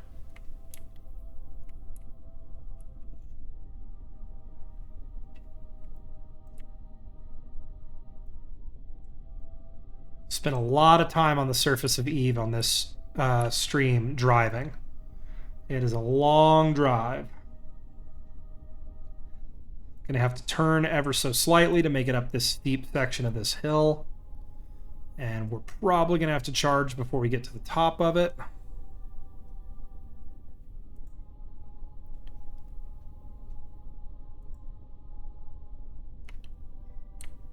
Let's see if I can just goose it up to the top here. It's a little steep section. Maybe we can get past that onto this flat part before I'm out of batteries. All right.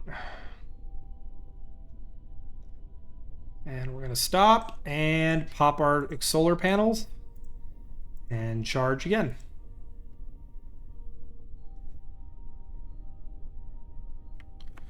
Okay. 21 kilometers to go. Okay.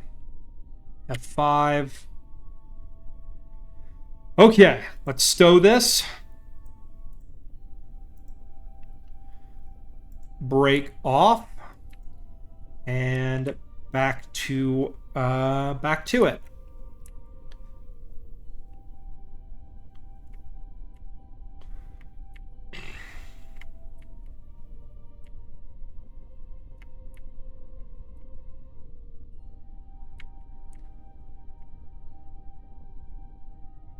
We're getting there. It's not fast. but we will get there. Looks like we have another pretty large hill coming up, which is not going to be fun for my space dump truck.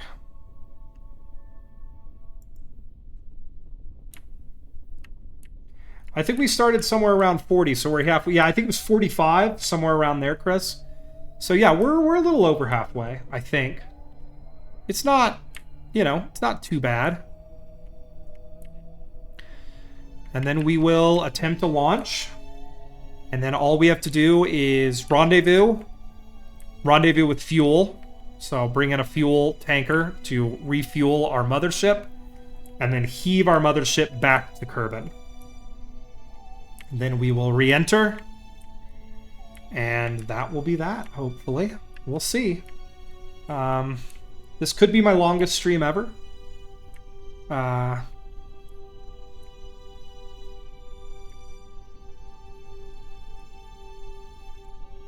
Okay. Now this hill is going to suck. This is probably going to take several recharges to get to the top of because of its kind of immense size. How long was the first Eve stream again? The mega stream? I think it was 7-something hours. So we could be aiming for another record here.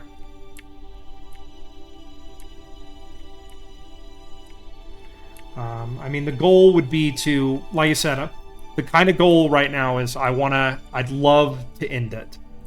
I'd love to make this the final Kerbal Space Program 1 stream. You know? Especially after being gone for so long. Alright, so you can see our battery is draining very quickly.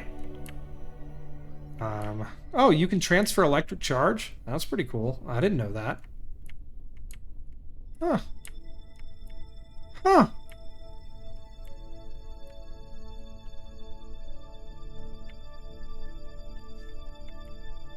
I don't know why there's monoprop in this thing. Alright, and now we're down to just climbing this hill. We're at max throttle and at 8.5 meters a second right now. This is all the space dump truck has got in her. And basically out of batteries. Okay. We'll go ahead and F5 for safety. And now we'll recharge.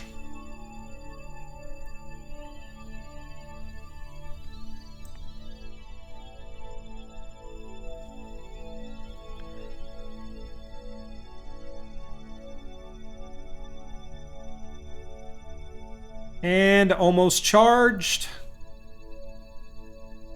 There it is. All right. Cool. Let's retract our solar panels. Brake off, throttle on, and we're going.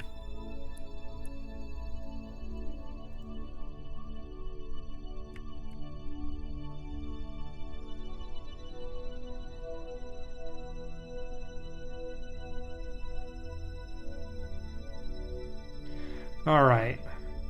Still pushing. Less than 20 kilometers. 18.9 kilometers. If we could just get to the top of this hill, I feel like we're going to make good time because we can just coast down the other side. Problem is, the old girl here is not, you know, not the most powerful, not the best. Also, it's top heavy. It's really top heavy, as you can see. It would have been nice maybe to make some system where I could have jettisoned the lab. You know, made it go away. And then this thing would probably be a little bit more of a handler.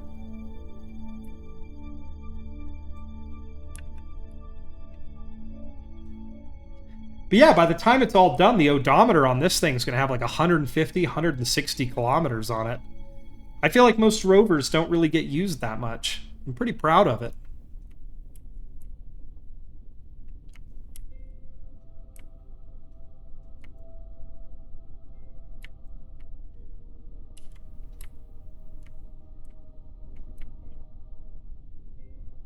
Okay.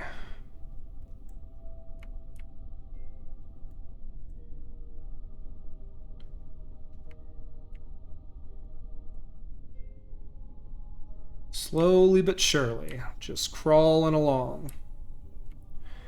All right, nearing the top of this hill. Let's go ahead and pause. F5 for safety. 17 kilometers to go. Let's go ahead and extend this. Just as IRL, rovers do tend to last longer than expected. That's true. I know Spirit and Opportunity went basically forever before they finally died. I think they were supposed to only go like 90 days, and they ended up going for like 10 years. Something crazy like that. I know that the Mars helicopter, Ingenuity, flew orders of magnitude more times than it was ever designed to. I did hear recently, though, Ingenuity did break a rotor, so it is now a permanent fixture on Mars, sadly. Okay, that's done. Let's go ahead and retract our solar panels here. Let's go ahead and fire up the throttle, and we're going again. Just burning through electricity like it's going out of style. But 17.7 kilometers to go. Whoa, that's a little fast. Let's bring that speed down a little bit.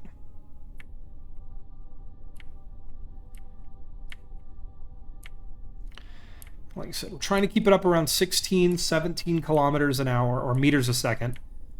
That's a good speed on it. It's pretty controllable. And I feel like the rocket landed in kind of a lower area, so I'm assuming there's a downhill coming.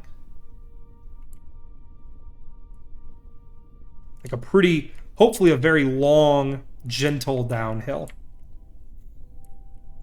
That's the goal. That's the hope.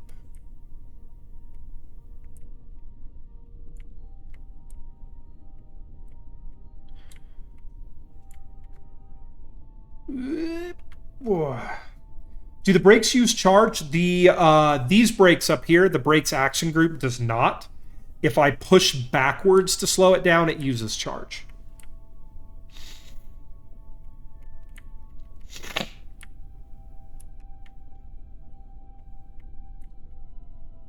Yeah, so yeah, this brake action group uses no charge to stop. So if I'm coasting downhill, just toggling the brakes on and off to maintain my speed, I actually recharge. Yeah, it's like a handbrake.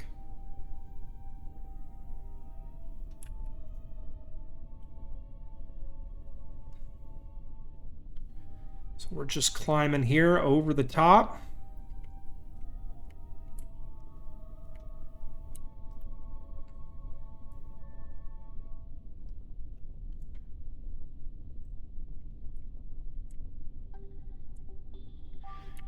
Okay. Kind of up on this plateau now. I'm just hoping here in a few minutes we see a rocket come into view. That would be super duper nice. So we're almost we started out at like 200 meters above sea level, and I think we're almost at a kilometer above sea level. So it's like we've been climbing this whole time.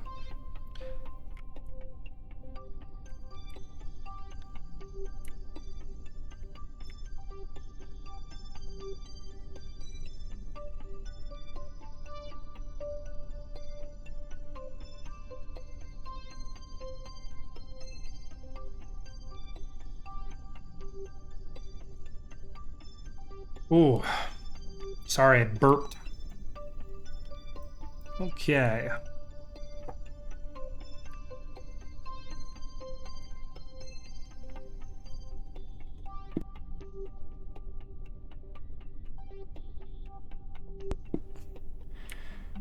Okay, this is steep. I'll slow down a little bit there.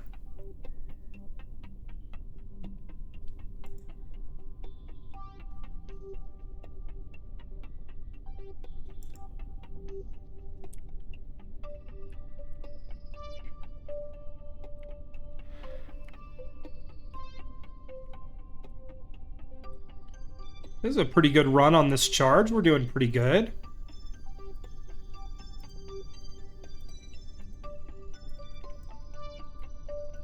Getting some energy out of the solar panels.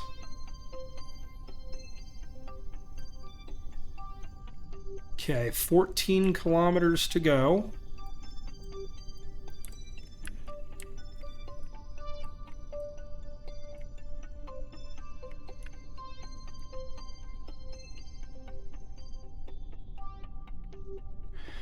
All right, that's pretty much it for that charge. So we'll go ahead and hit the handbrake. Come to a stop. F5 for safety yet again. All right, let's go ahead and get these these solar panels open. And when they're open, I'm going to go ahead and time accelerate and charge up.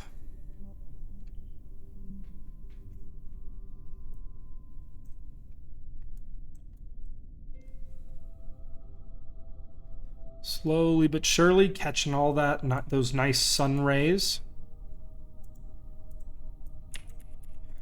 Okay, there we go. So then we will retract these.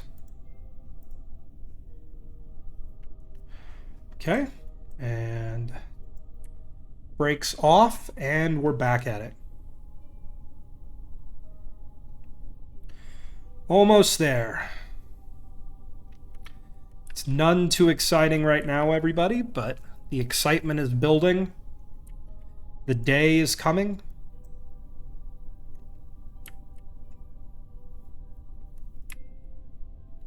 Man, I hope this thing takes off.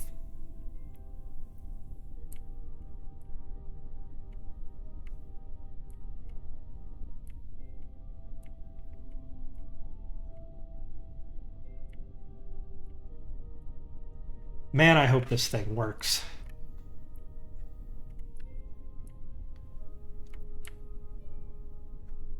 I am ready to be done with Eve.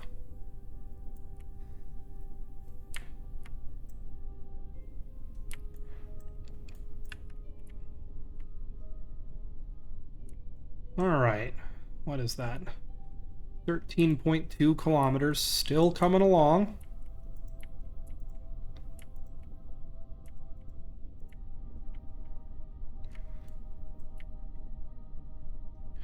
It looks like it gets pretty steep up here. It's definitely beyond this hill because the rocket's sitting on almost flat ground.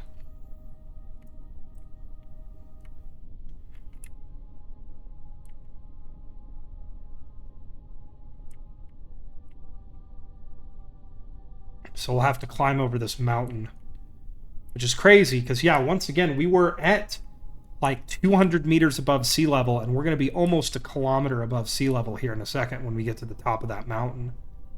So we've just done nothing but climbed this whole time. That's part of the reason we're making such bad progress is this thing doesn't climb that well, and it burns through batteries while it's climbing.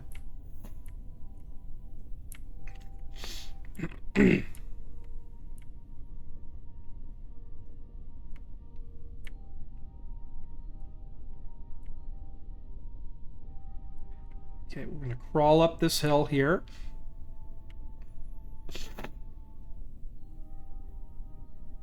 This is probably going to take a couple of charges.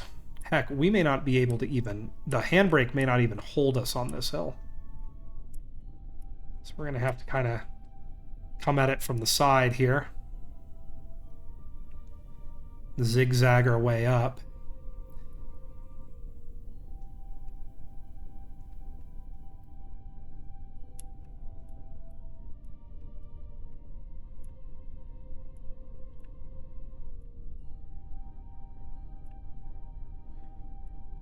Almost there. 11.4 kilometers to go, and we're actually doing pretty good on this charge. I didn't think we'd get this high up this hill on this charge. I'm wondering if I turn just a little bit and burn a little less power, can I get over this ridge on this charge? I want to, but I won't be able to. Okay, so let's go ahead and park up. F5 for safety. Did that quick save? I hope it did. There it goes. Okay, let's go ahead and extend our solar panels.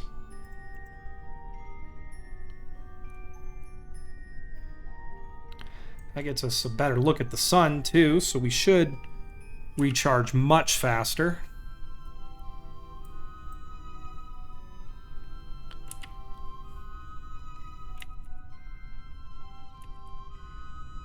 Okay.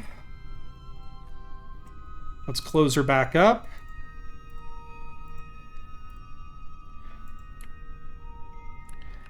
And keep on trucking.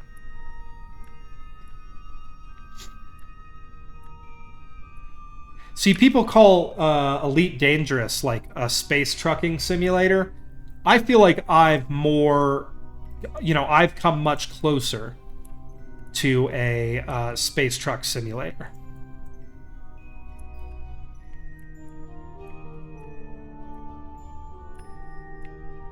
I feel like this right here is space trucking.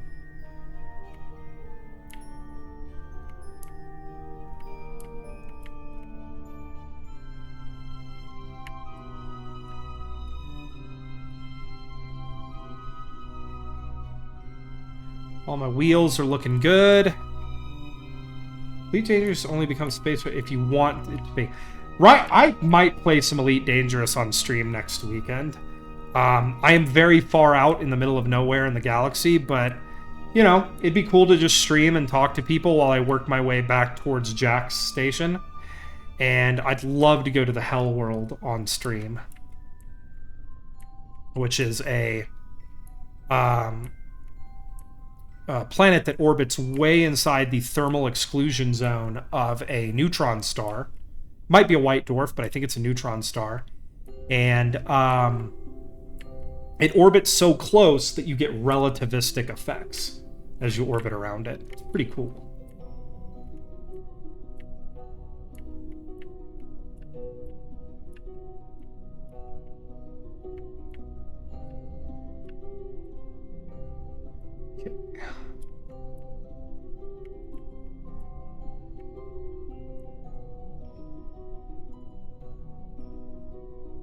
All right, I'm 9.3 kilometers. We're getting there. See if we can climb up to the top of this ridge. I don't think we can, because I think the space truck is not... Oh, nope, we're gonna make it. Not really designed for things this steep.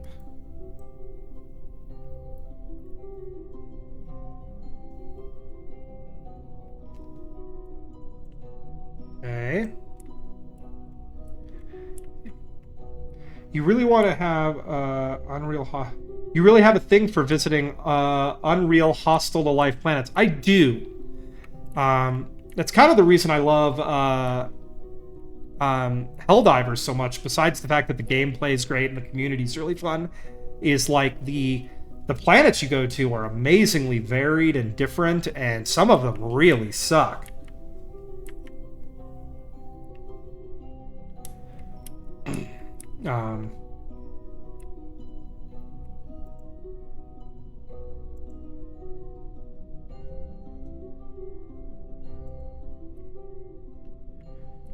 Alright, I'm hoping this is our last big hill, but it probably won't be.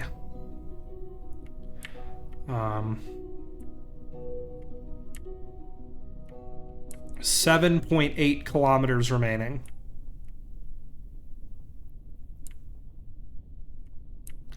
We are getting there.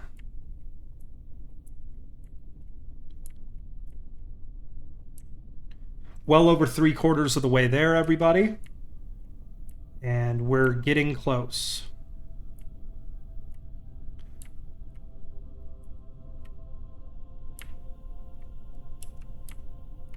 I never saw much of Helldivers. I just saw that they crushed a 2 billion kills in the community go. Oh, they didn't crush it in two days. They crushed it in 14 hours. Because the Helldivers community is nuts. I genuinely do. It does have one of the most humorous, dumb, meme-like loving communities out there. The gameplay is really good. The Like the gun handling, like the gunplay is really nice. If you get a big weapon, it feels big and powerful, you know? Which I think some games like have a problem with. Nothing really feels weightless. Everything feels like it has a weight to it and a recoil, and the way they deal with recoil and how quickly you can move and change direction is really interesting. I think it's something a lot of other games should implement. If you're carrying like a big heavy gun, you can't turn around that quickly, and you know they limit you to that, and it really influences your weapon choice. Of course, the enemy that you are fighting heavily influences your weapon choice. The environment you're in. It's a really interesting game. They did a good job with it. Apparently, it was in development for 8 years, which is crazy. The CEO of the company, Arrowhead Games, just seems like a genuinely nice dude. There was someone, when they were having a ton of server problems, someone was like, oh, I can't, I'm saving my money. I can't wait to buy this game. And he told them, like, flat out, like, well, don't spend your hard-earned money on the game yet because we're having server problems. And if you're going to spend your money, I want you to buy something that, like, works. No other CEO from any other company would do that. That was really cool. He also plays the game. He talked about Helldivers as basically being Helldivers 2 as basically being a game he basically made for himself. It's a game he would want to play. Pretty cool.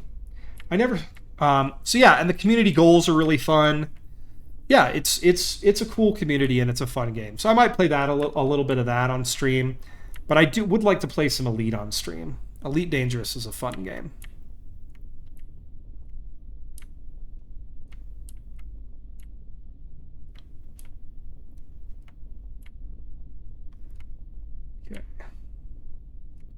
And that is, we are bingo on electricity.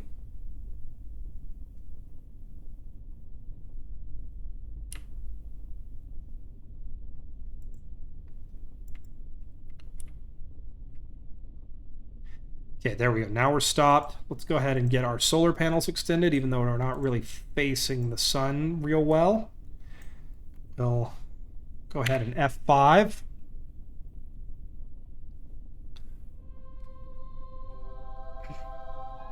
My number one wish list right now is Manor Lords. Only one more week. That's pretty exciting. On mine, I have... I think number one on my wish list right now is Armored Core 6. I would love to get Armored Core 6. But it never goes on sale. So maybe someday. Another game I could play for everybody on stream would be Ace Combat. Because I love me some Ace Combat. I just don't know if I'd be able to respond to chat as much. Because... some of the missions are pretty intense.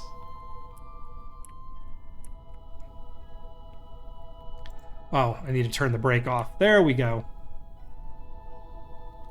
Okay, 4.5 kilometers to go, everybody.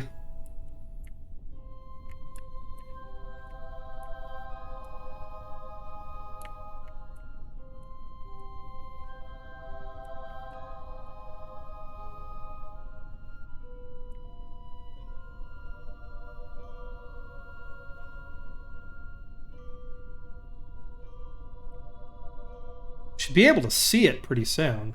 It's not a small structure sitting on the surface.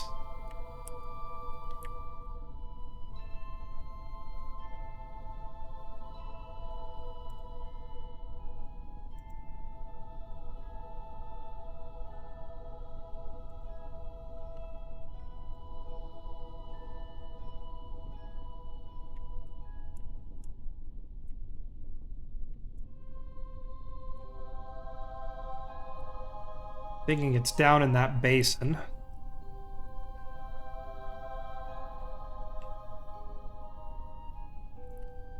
Got a nice downhill now. Help us keep up with this sucker. Might be able to make it on this charge if we're judicious with our speed.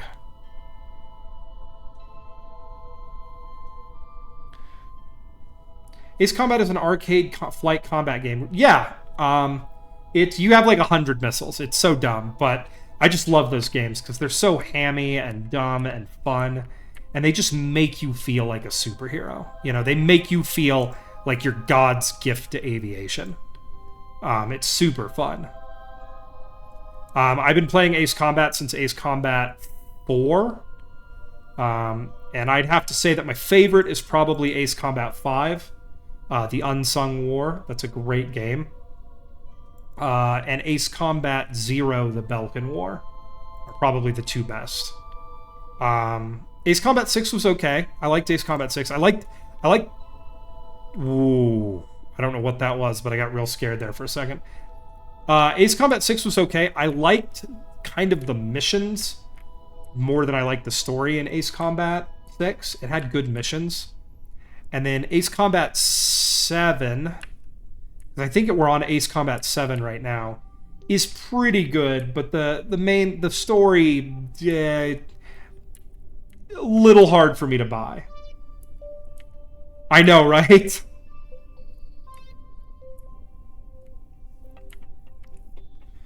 Not when we're this close. 1.6 kilometers. 1.5 kilometers. Is an arcade game really about the story? Oh, well, some of the... Like, Ace Combat 5 had an amazing story. Like, the story was so good. Ace Combat 0 had a really good story, too. So, I mean, like, you know, the storylines are pretty good. I mean, 4 is pretty good. But... yeah, 6 and 7 are not the best. I would very much like... I'm going to go back and play 5 and 0 one of these days on my Steam Deck. I just have to pick up Emu Deck and find the ROMs for them. And before anybody gets crazy, I do own physical copies of both Ace Combat 5 and 0. So I don't feel bad about picking up the ROMs for those games.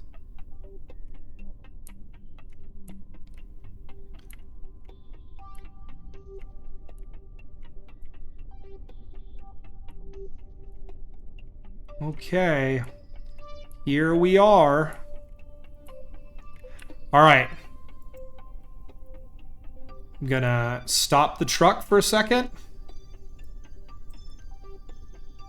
We're gonna F5 for safety.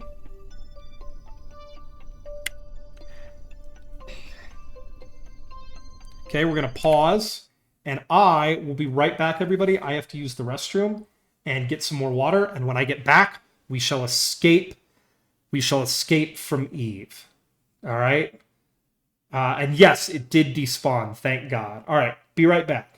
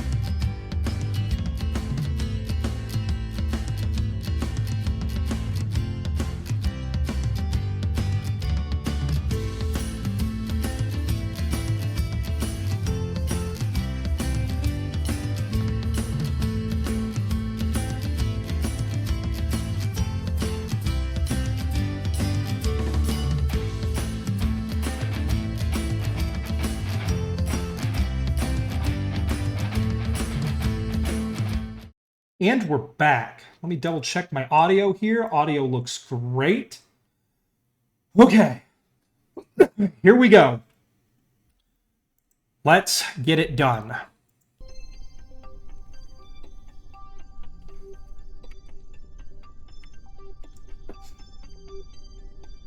There she sits. Bill Kerman carefully drives up, knowing that we do not want to be downrange.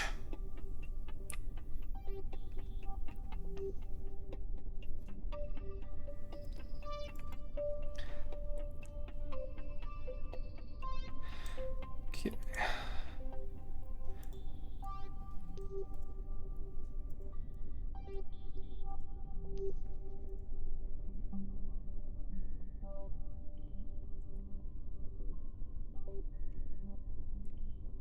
And there it shall remain for eternity. I'm just getting its solar panels pointed in the right direction so that it will always have power. And now it is time. We're going to transfer crew. Transfer to here. Okay. And we're going to EVA.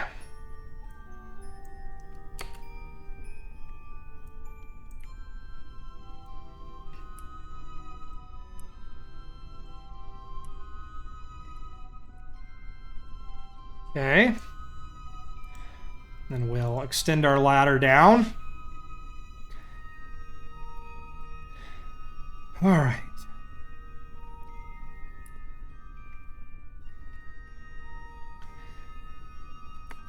Okay, and we're down. He's walking all weird like the other Kerbal was, but that's okay. We'll just let him jitter his way over here.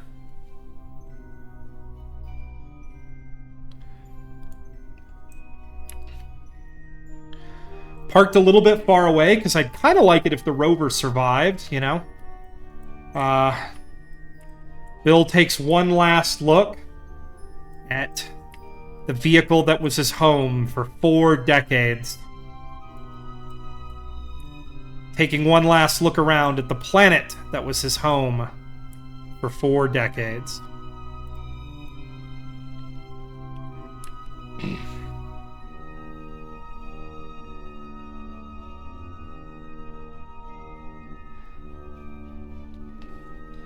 Slowly approaching the machine that will take him home.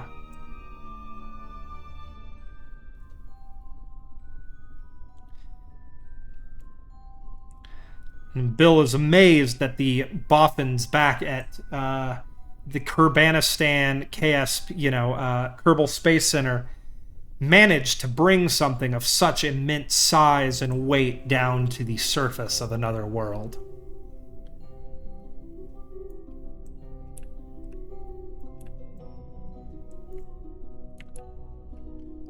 Okay, it is moving. It's doing the thing where it slides. That's okay.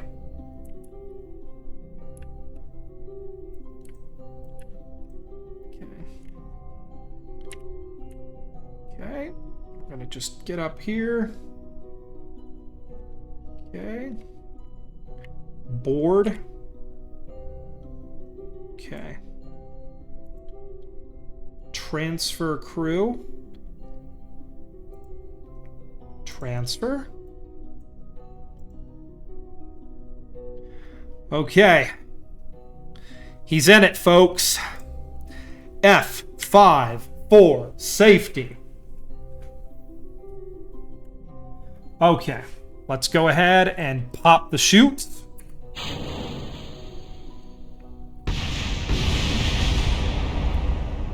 Okay. And now we're going to manually pop this loose. Decouple. Whoa. All right, and then I want these engines to be their own thing. So we're going to throttle up. And we're going to fly to... we just want to go straight up. All right, good luck, everybody. Oh! Oh, no! All right, so F9. That didn't go so well.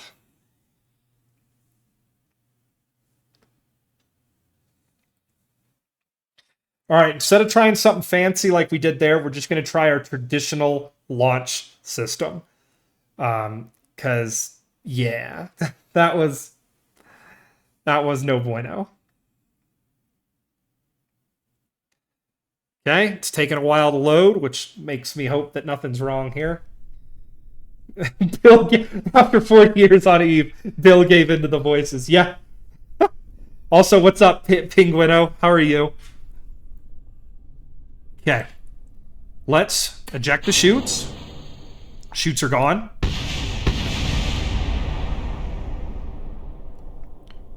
Okay. Here's what we're going to do. We're going to put these here. We're going to throttle up. Here we go. Nope. Nope.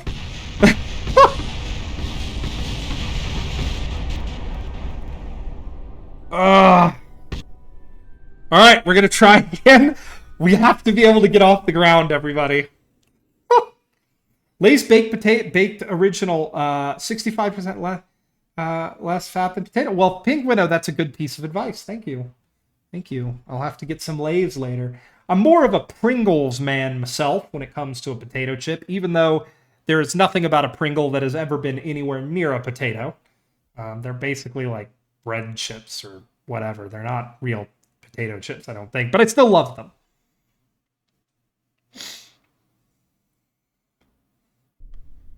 Okay.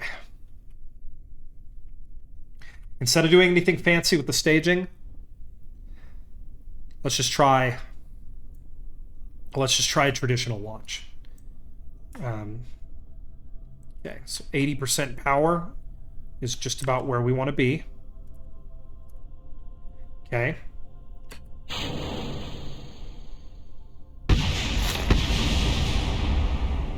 Here we go, everybody.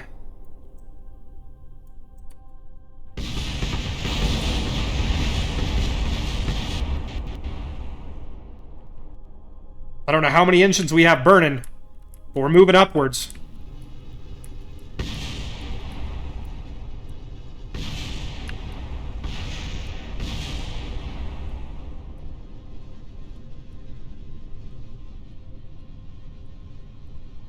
Fighting with the controls here. I think we're definitely feels like we're missing an engine. Whoa. Okay, come on. No. No, no, no, no, no, no, no, no, no, no, no, no, no. Come on. Stay straight.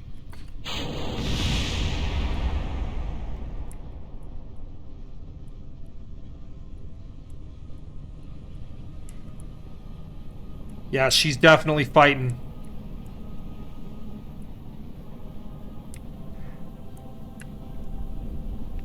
Oh, we lost. Do we not have a fuel line there? Why did we lose power on one engine before the others?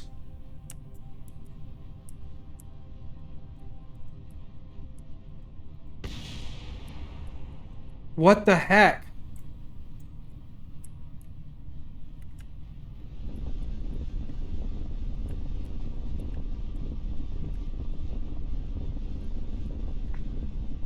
Well, it's supposed to... It's got a hose. You know?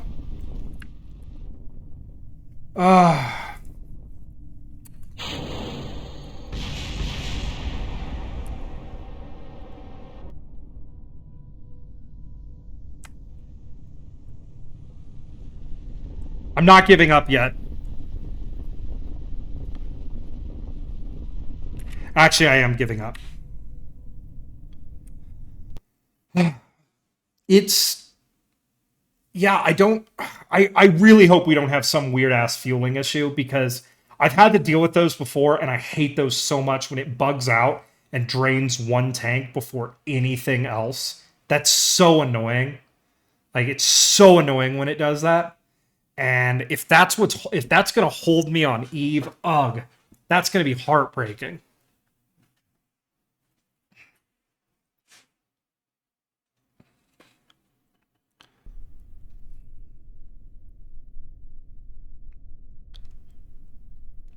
Okay, let's see if we can get this thing off the ground again. I'm gonna adjust my staging ever so slightly.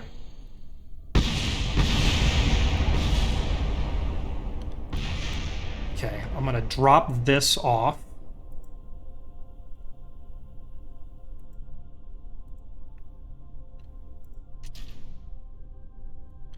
Okay. Then...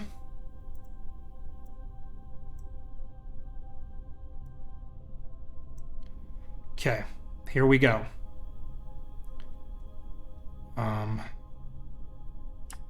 Throttle up to about 80%.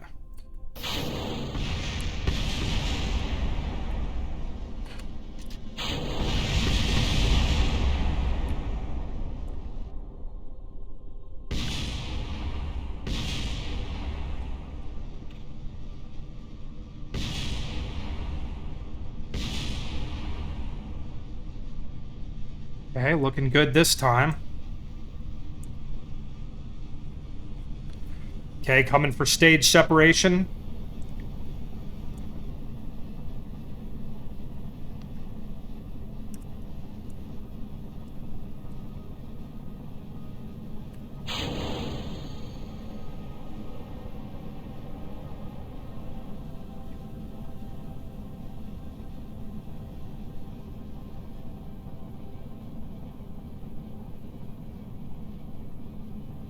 Okay, fueling looks good.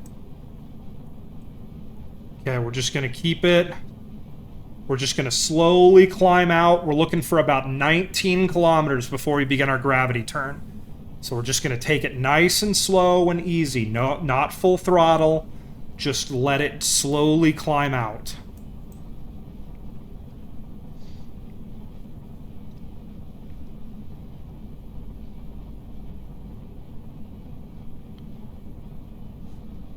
Bill does not look happy about this. I don't know what that was.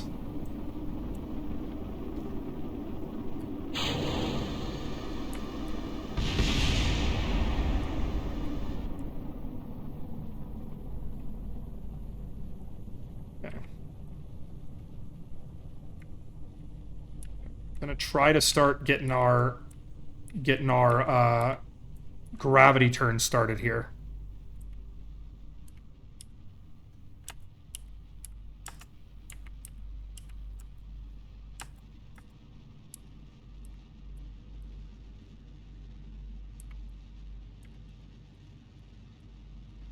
Whoa, yeah, this is a wibbly-woobly rocket here. Should have auto-strutted more, but that's okay. Okay, switching to orbital checks. We are going to orbit.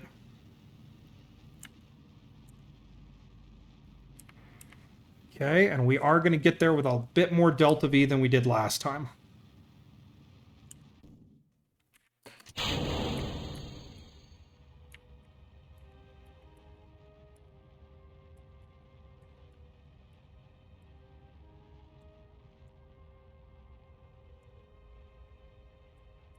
Okay, we're almost to space.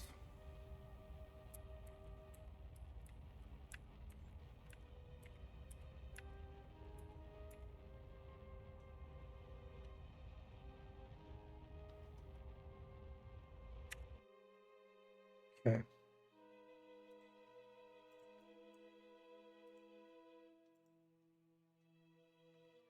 Okay, we are in space. We are going to have a lot of work to do to go actually rendezvous with our mothership. I don't know if we'll have the Delta V we really need, but we need to. The mothership can come and get us. Okay. Whatever, close enough. Don't really care.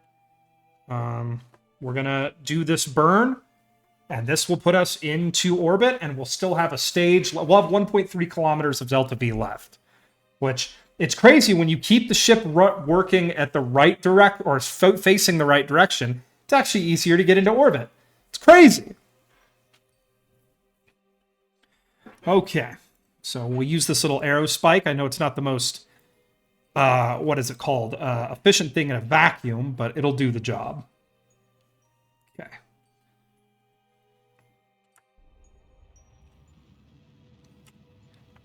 I don't know why the sound is so quiet, or the rocket engine sounds are so quiet, but whatever. I'm not going to mess with it. We're just gonna get through this now. I've had all sorts of audio problems today.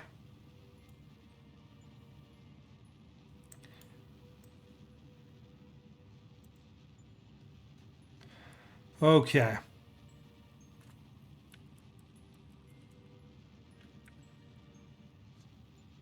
Yeah, it's just very quiet. I don't know why. I don't care, though. We're just going to fight our way through this.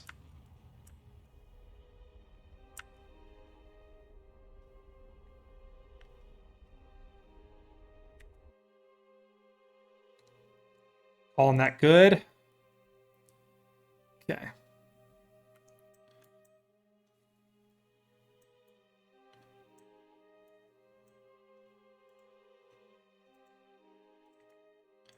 Okay.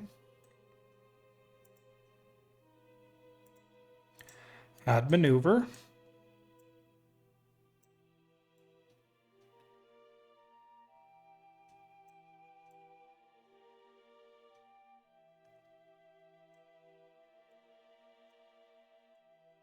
Be a big maneuver that we're going to have to do, but thankfully this thing is so small and light that it can do these maneuvers pretty quickly. Okay. We're going to keep our resource monitor up. This will give us about 1.3 meters a second of delta V to try and get a rendezvous with our mothership. Once we've rendezvoused with the mothership, we will transfer our kerbal, refuel, and then we're heading home. 2 kerbals off of Eve, finally.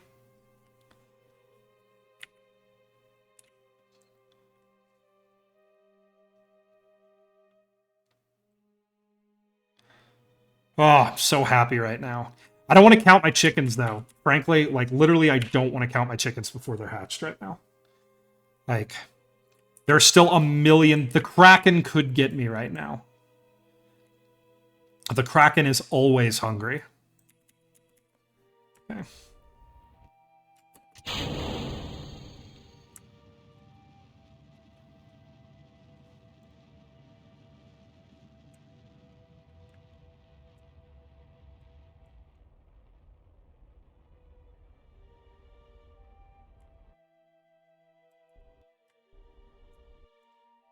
Okay, there we go.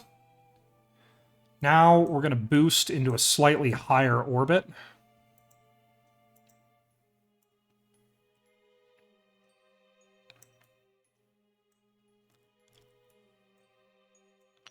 Doesn't have to be a ton higher, just there would be perfect.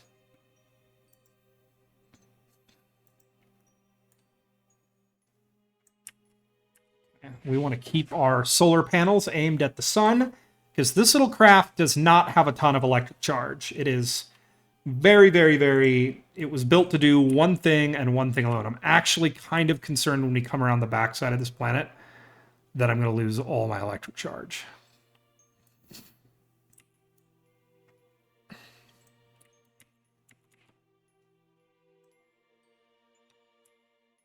Yeah, it is draining pretty somewhat quick. Okay. So we're going to burn this. And it'll be easier to use this little guy to do the rendezvous than the mothership, which takes a lot more time and effort to maneuver. This thing is so small and light that it's better to use it. Okay. Add maneuver. Lift that orbit up. There we go. Okay. Okay. Let's time accelerate up to this maneuver here. And we're just getting lined up and set and ready to go rendezvous with the mothership and get the heck out of here.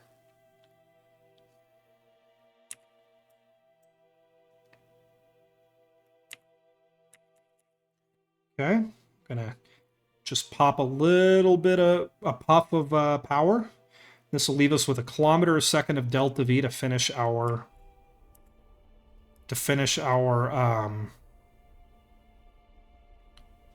what's it called? Our rendezvous.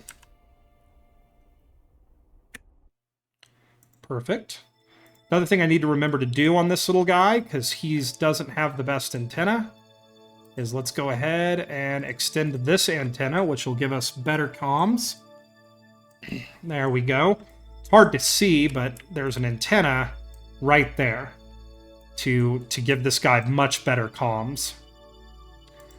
Okay. Now, we wait.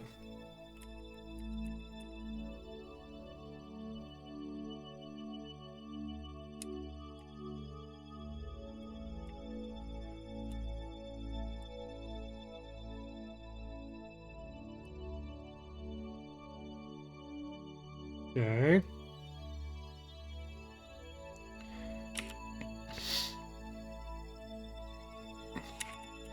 Okay.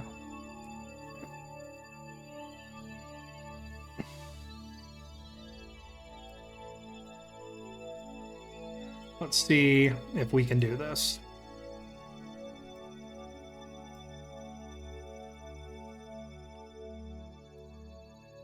Okay, we're going to come here. Okay. We're going to go boop, boop, boop, boop, boop.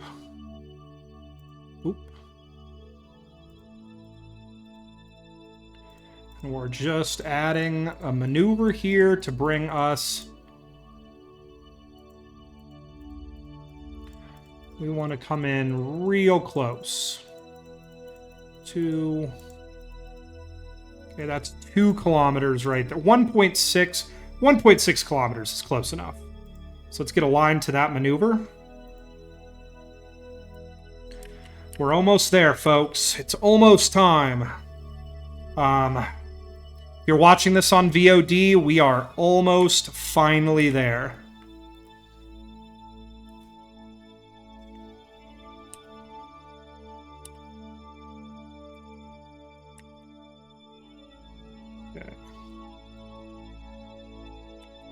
Part of me just wants to burn out of orbit and try to make it back on the fuel I have. But the other part of me is like, after all this work I've done, I don't want to be greedy. I want to just get back to Kerbin. I want to ensure that I can get back. So we're going to do a refuel in orbit, even though it takes a little bit of time. Okay. So we're going to come around, and of course we'll be doing this on the dark side of the planet, because why would we ever do anything in the light?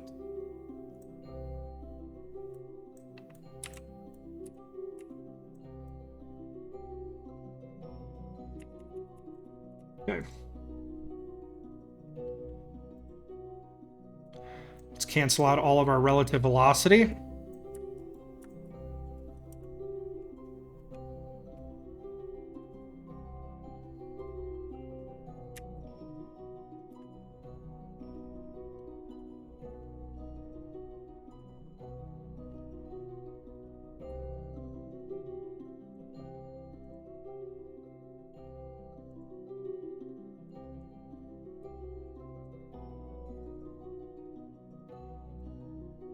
Let's aim at our target. 7.4 kilometers away. That's not what I wanted. It's supposed to be much closer, but let's see if we can still make something happen.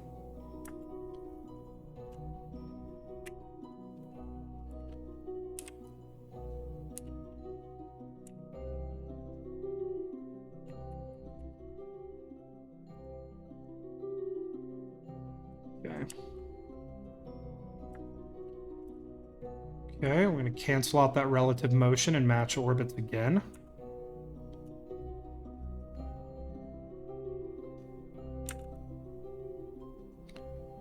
Okay. Okay. Now we'll face the target again. We're just going to kind of brute force our way through this.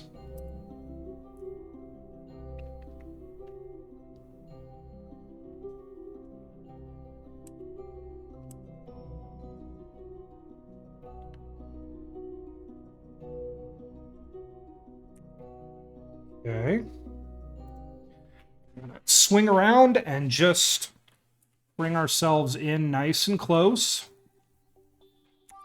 Whoa, that's coming fast. Let's cancel some of that out.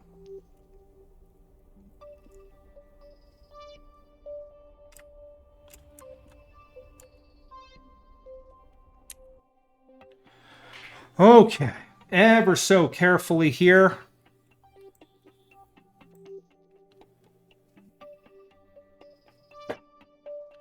We don't have to be right on top of it. There's no real science to transfer. We literally just got to get nice and snug in here. Close enough for a spacewalk.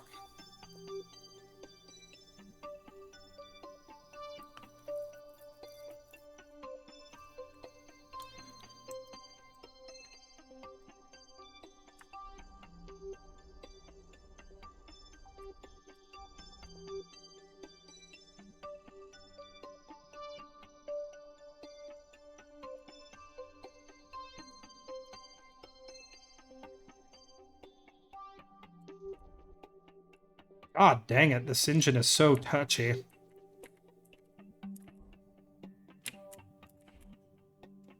Okay, we'll call that close enough. And here we go, everybody. EVA. He's got his pack on. Okay. Let's put his visor down to keep his little eyeballs safe. And let's go home.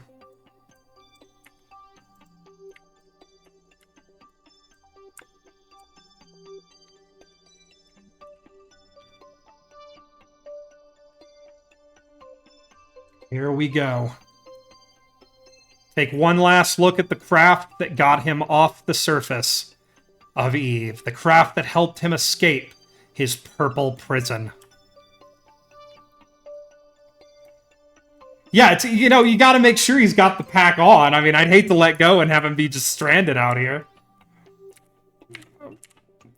Yeah. Oh my god. Okay, everybody. We have gotten the kerbals off of Eve. Ah, I'm so excited right now. Okay. Next step. We're just going to leave that sucker there. They'll eventually move away from each other in orbit. So now we're going to switch to this. And we're going to bring some fuel to our kerbals.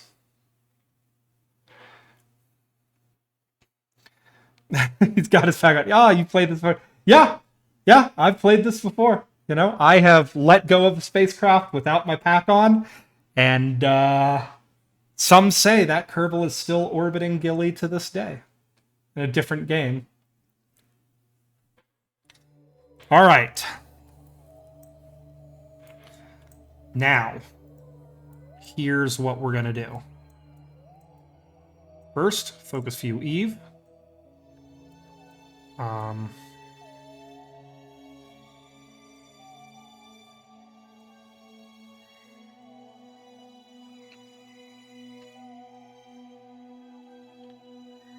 Okay, I can't... You know what? I'm not going to worry about it right now. What we're going to do first is circularize.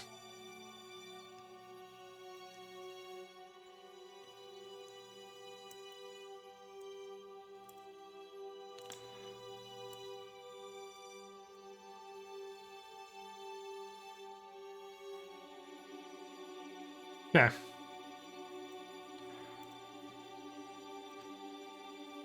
All right. This craft has been in orbit for 47 years waiting for this moment. 47 long years waiting to finally be useful. All right. So we're gonna go ahead and set an alarm. And let's time accelerate up to this.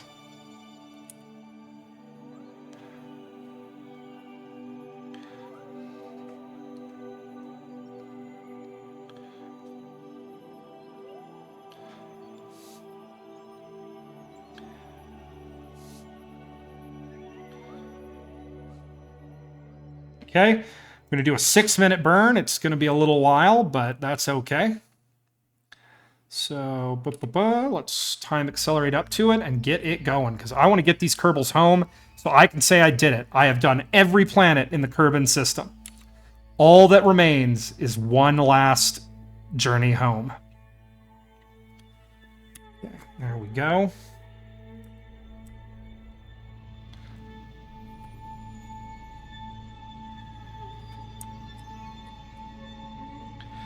Now we just got to burn off 1 kilometer a second of delta V.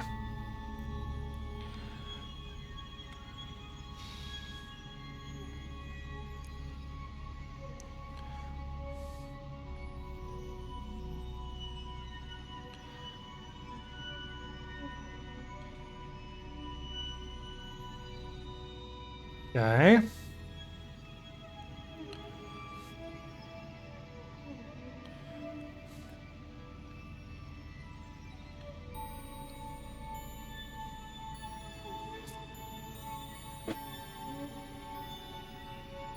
We are getting there. Slowly but surely, we're going to get this done. I still don't know why the engine noises are so quiet, but I'm not really going to worry about it. I'm focused on just getting my kerbals home.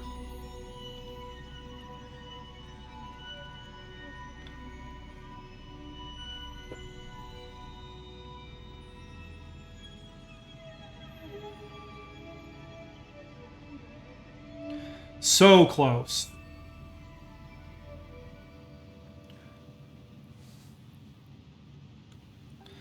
Now, the mothership probably has enough Delta V to make it back right now.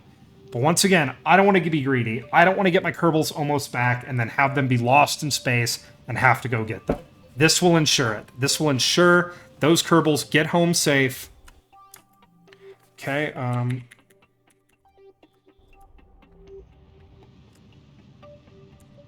you know what? We're going to call this close enough to being done for now. And we'll do another burn on the next orbit to finish the circularization.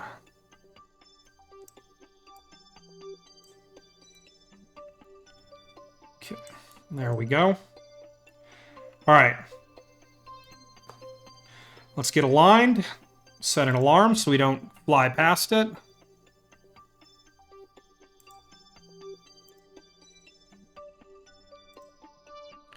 Okay, here we go. And bring it around town again.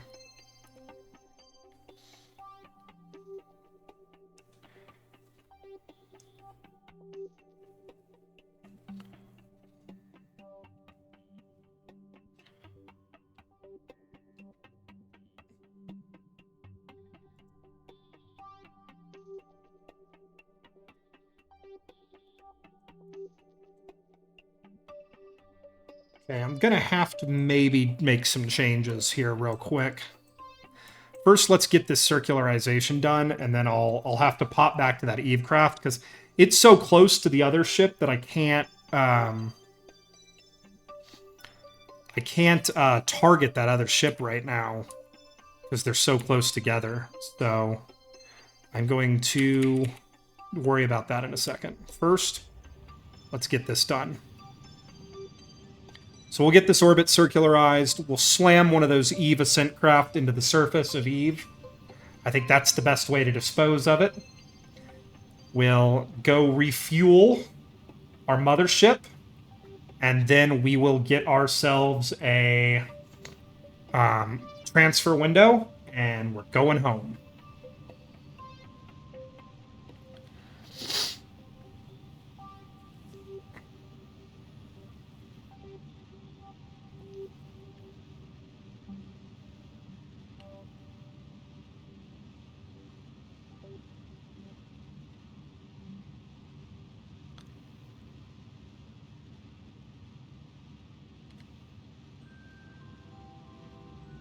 Okay.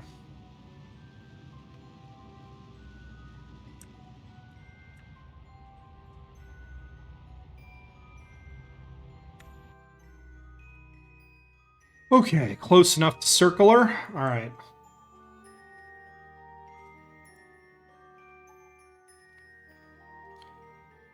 Let's go ahead and switch to this, and we're going to slam one of these into the planet so we don't have to worry about it being in the way anymore.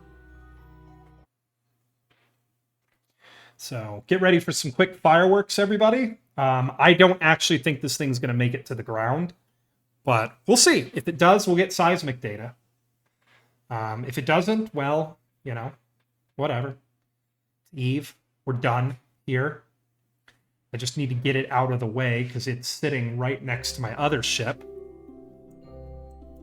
Is this the one I need? It is not.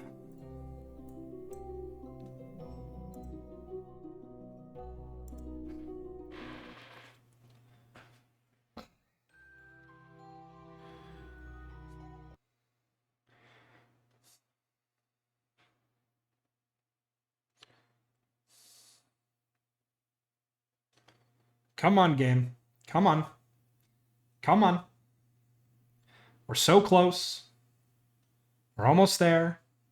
Come on, game. I believe in you. Come on. There we go. And yeah, there's my problem. Okay. Okay, we're going to flip this sucker. Let's go ahead and turn it on. Unhibernate. Boom. Okay. What we're going to do is we're going to go beep. And then we're going to go...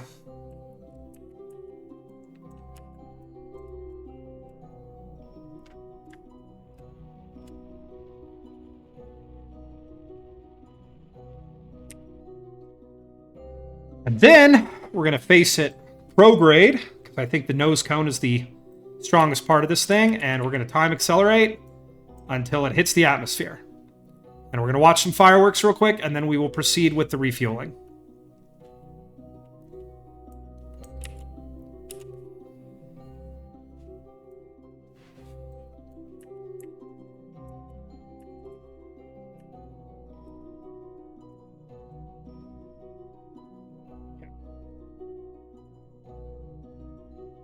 All right, sorry for the small delay here, everybody. We're just going to watch some fireworks real quick. Like I said, we're going to kill Eve. We're going to drop this onto Eve. You could see the heating already beginning there.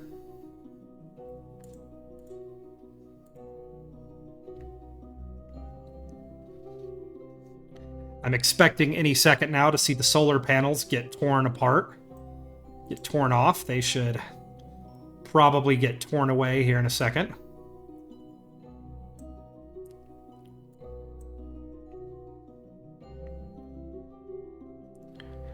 Getting very hot. The solar panels are beginning to warm up, as is the nose cone.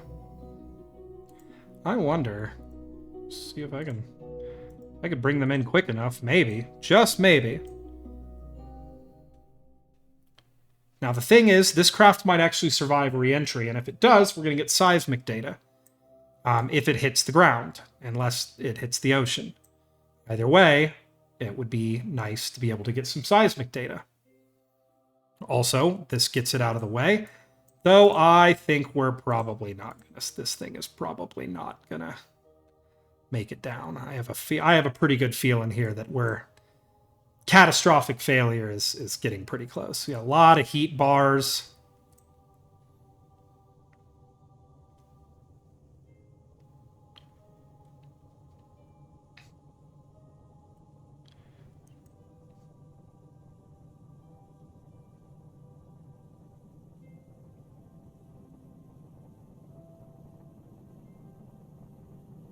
But you never know. We might actually get down and maybe it won't explode.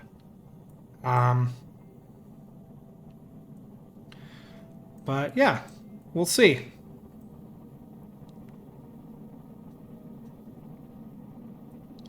Yeah, sorry, a little bit of a distraction here, everybody, but I just needed to get this moved away from that ship. And I was going to use these as impactors anyways, if they'll actually make it down. I'm beginning to doubt this will actually make it down, though it's so light that I'm hoping it loses velocity very, very quickly.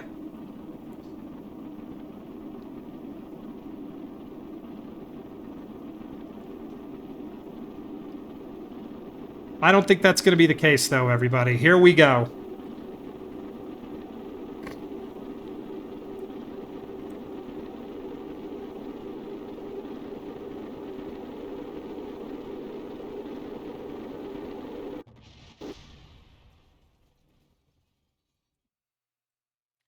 That is that, ladies and gentlemen. Let's head back to the tracking station. And we'll finish refueling our mothership and get it home, now that we can target it. And then I'm going to go have my celebratory margarita. And yeah, then, you know, we'll be good. Any second now. Just waiting for the game to load. Any second now.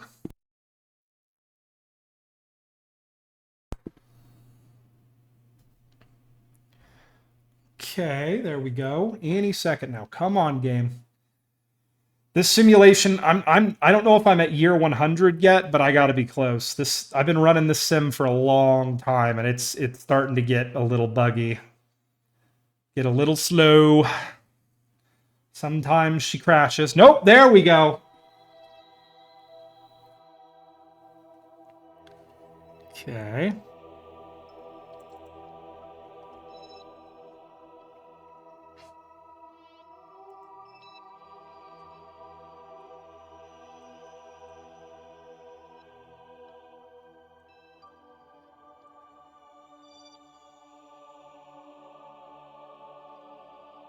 Okay. Where is the Eve Fuel Depot 1? Let's fly. I'm hoping it'll only take one fuel depot worth to fuel my mothership up enough to get it home. That's the goal now. We got to get home. Got to get my kerbals back. It doesn't count until my kerbals are on Kerbin. Till the craft is recovered and it's over. I'm going to probably do a fairly aggressive re-entry with them.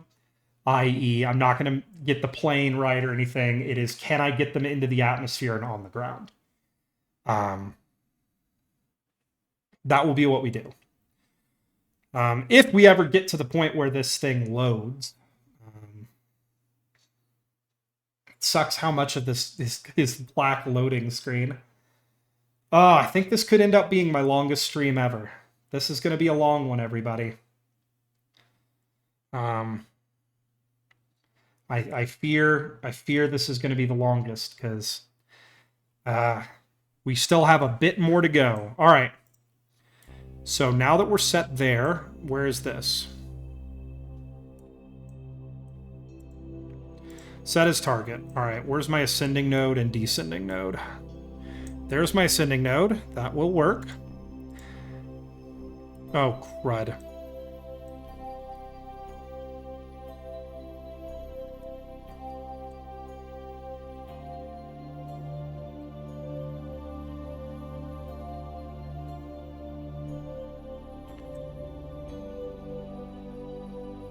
Add maneuver.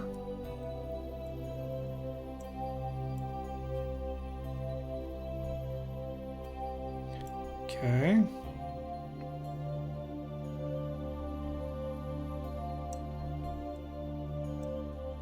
Okay, and my new orbit will be...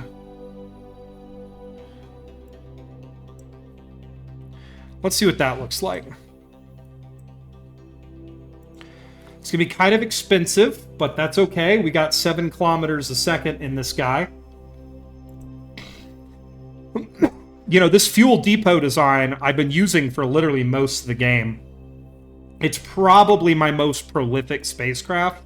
Most of the spacecraft that are still in orbit around Joule are empty fuel depots like this that are still serving their purpose as comms relays, because That's the nice thing about the way these things are built, is once they're done serving their purpose as fuel depots, they become comms relays.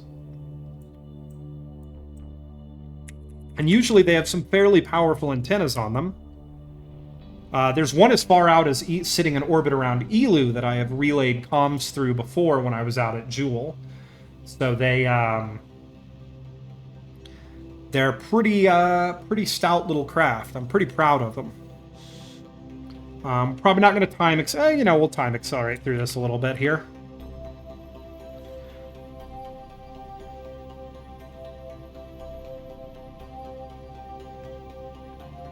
Okay. So we'll time accelerate through this burn. Okay.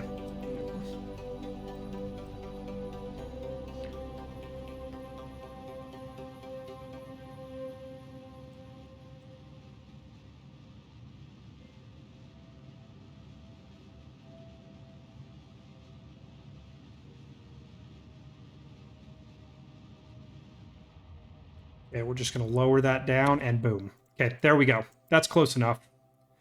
All right, now we just play the waiting game.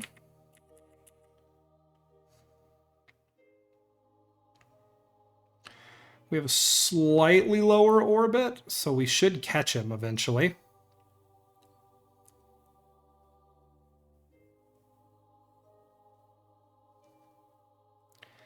I could do a lot of orbital changes here, but I'm just going to be patient. We are very slowly catching up to him. These guys have been out here for, 50 years. They can wait a little bit longer. Okay.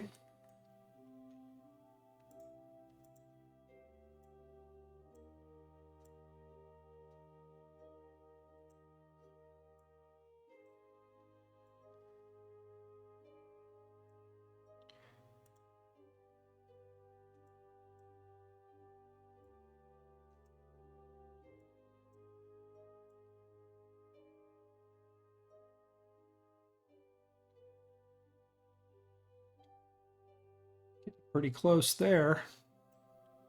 Okay, there we are.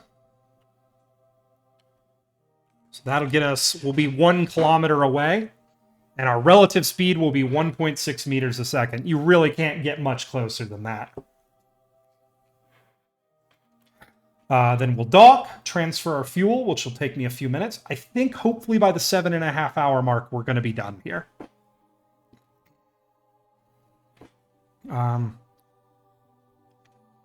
And to everyone who stuck with me, even though I couldn't stream for a couple weeks, thank you very much.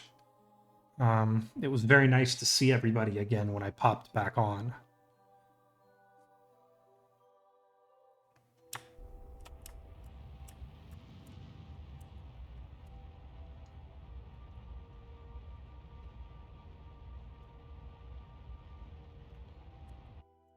Okay, we'll take it. 0.9 kilometers is perfect. Let's time accelerate around, and we will begin our rendezvous, which is going to happen on the dark side of the... Oh, nope. It's going to happen on the light side of the planet. What a surprise. Okay. Let's go ahead and rotate around and kill our relative velocity to the target.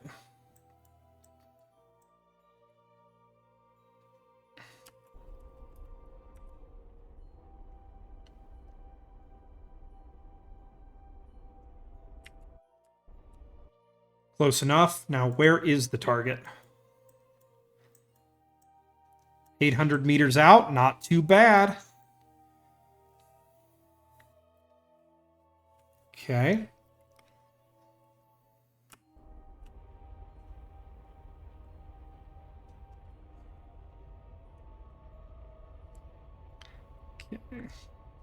We'll bring us up to about 20 meters a second here.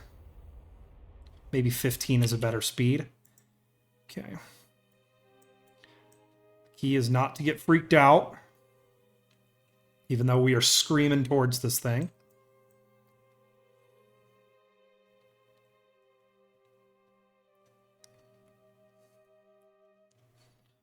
Okay, and we're just going to slowly coast in.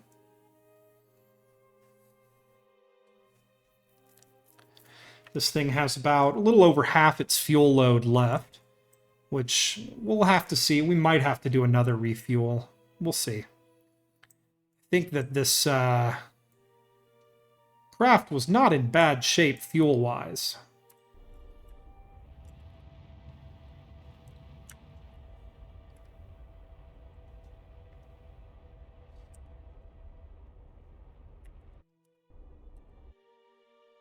Okay.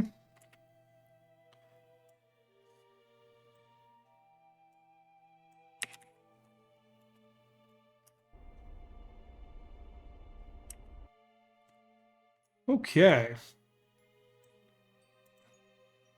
Set as target.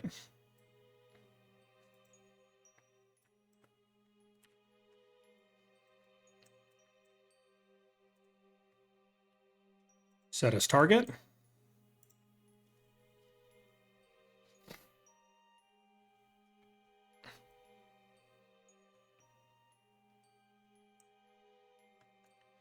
Okay. We are lined up here. Now we're just going to give it a little puff.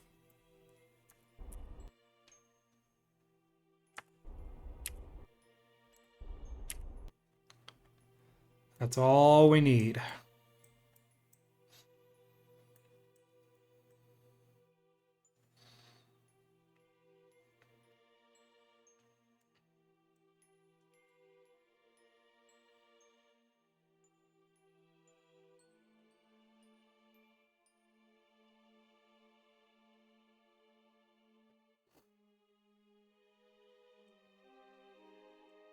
Okay, we're just coming in here very slowly. You don't want to go too fast.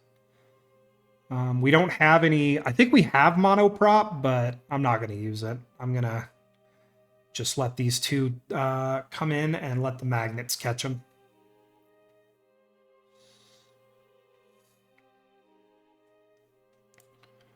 We're pretty lined up.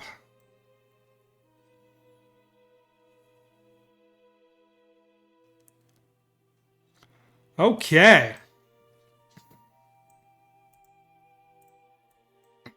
So here's what we're going to do. I'm going to pin that. Come on, pin. Now, there's a lot of physics happening now, so our frame rate has dropped pretty heavily again, which is never good. Okay.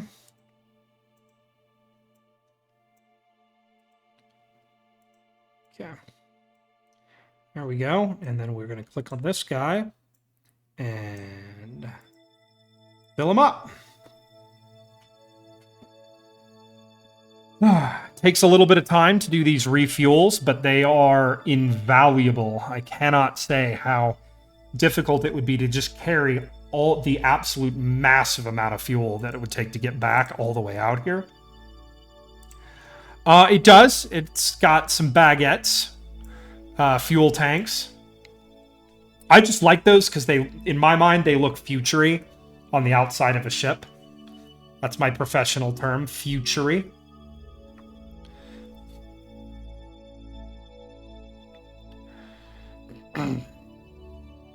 Okay, there we go. So that is that's a pretty solid start. Now we have to add an extra, to simplify this, we have to add an extra step, unfortunately, to our next transfer, but that's okay. So what we're gonna do is we need that fuel tank.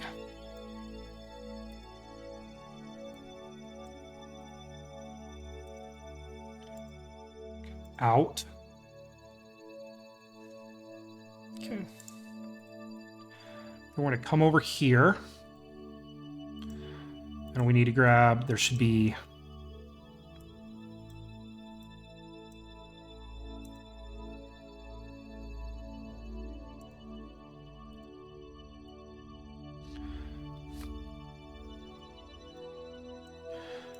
Yeah, it's getting really hard to click on stuff. It's...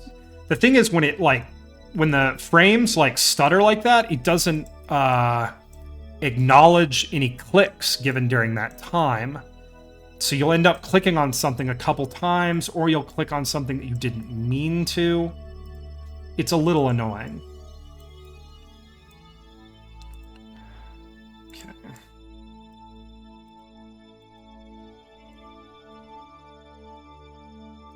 So there should be one more. There should be 8 of these. 1, 2, 3, 4, 5, 8. Okay, out. Okay. You can even see the frame stutter happening at the rate that it actually offloads fuel. And this is something that started when I was in orbit around one of the moons of Jewel, and it's never really stopped, this like frame stutter that happens when you have such a big craft and you're moving fuel around inside of it. As soon as I ditch these, we'll be back to a somewhat silky smooth frame rate. But yeah, this is just a little bit annoying. I'm going to go ahead and time accelerate through this fuel transfer because it's going to take forever.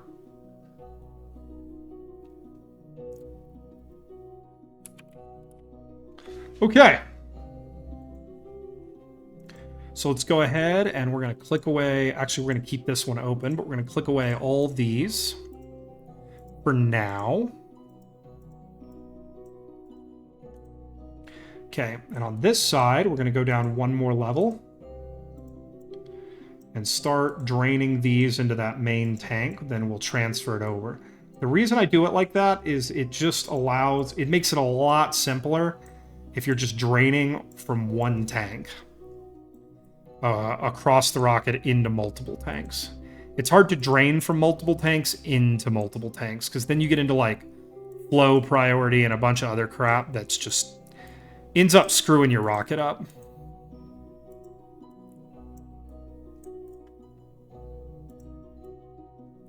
One, 2, 3, 4, 5. 1, 2, 3. So we'll go in, and we're going to pull everything from all of these into the middle.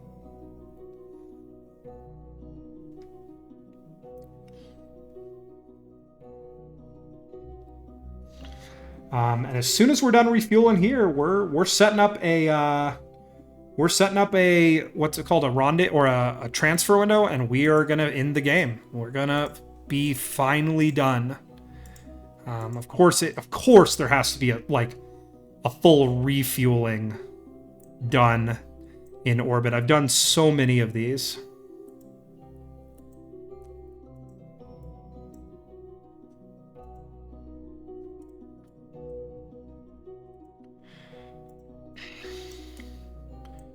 Okay.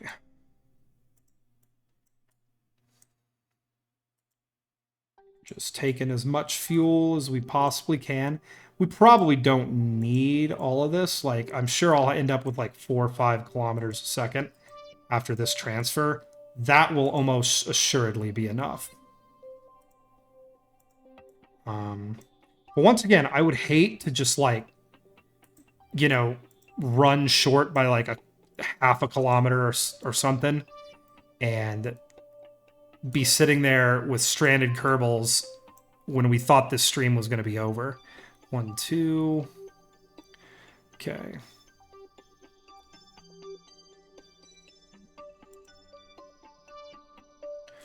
All right, so we're going to just start fueling that up.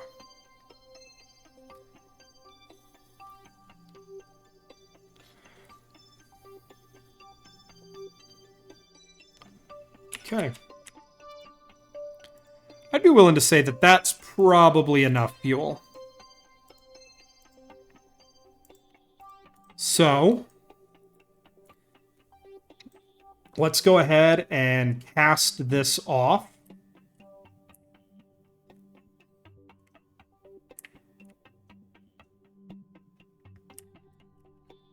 Okay, so here's how we do this.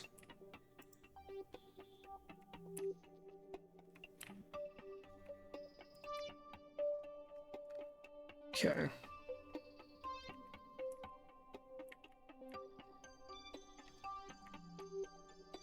Hold tight, everybody.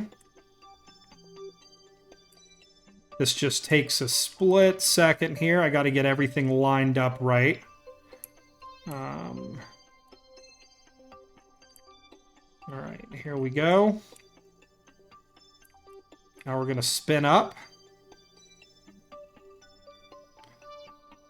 It's kind of hard to see these two craft. Sorry about that. Of course, we do this on the dark side, because we do everything on the dark side of planets in this game. Boom.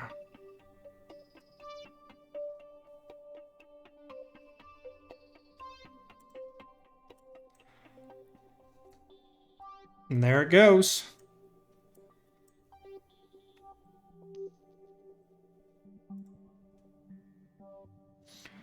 All right.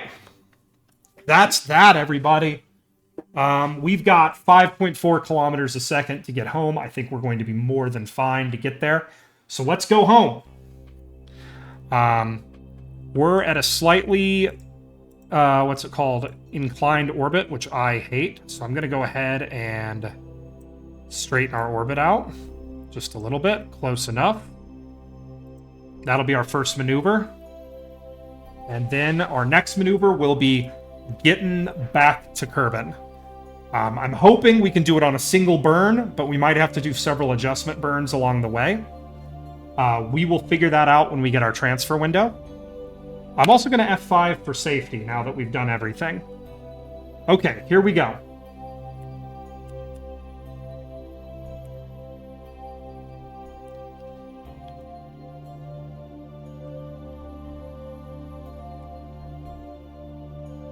Okay. All right. The craft that shall take my kerbals home. Let's go ahead and transmit our science. While we're here, we got more than enough battery power to do such a thing. There's the fuel depot slowly moving away from us after we threw it into a different orbit.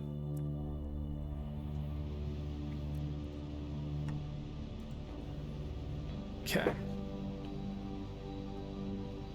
We don't have to be perfect with getting this orbit set. We need to be kind of not perfect, but close enough to get back on plane.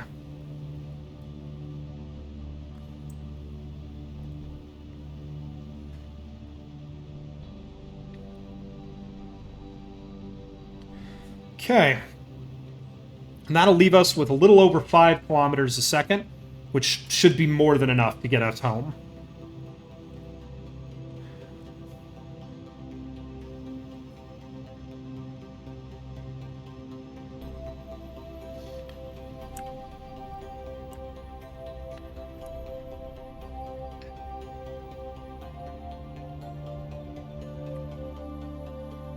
Okay, close enough. Next step, let's zoom out and let's get ourselves a encounter.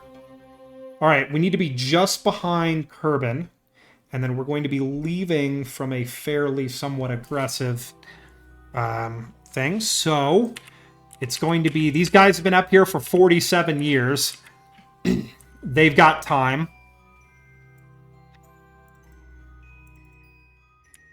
I'm going to go ahead and set Kerbin as our target.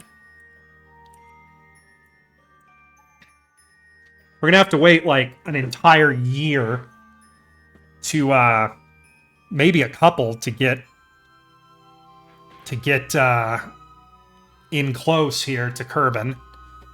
Kinda sucks. In this game so far, I've never done any sort of return trajectory from Eve back to Kerbin, so you know, it stands to reason. Yeah, I've never done this before. This mission does appear like it's going to pass the 50-year mark. Which is hilarious.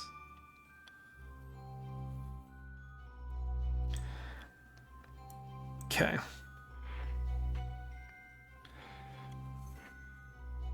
Let's check our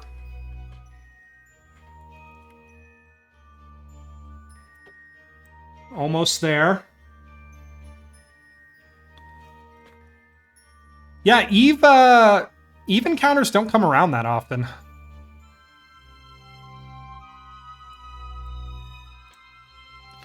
Oh, I'm so excited to be done. We're almost there, everybody. We're going to probably be close to tying my longest stream ever today, but it's going to be worth it. It's going to be worth it to be done.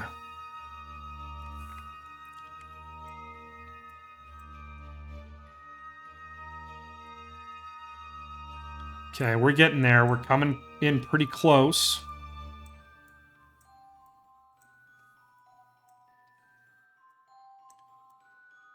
Yeah, that's good right there. All right. Focus view to Eve.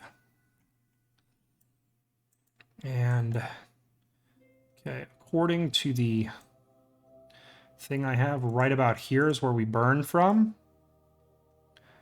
So let's burn from there.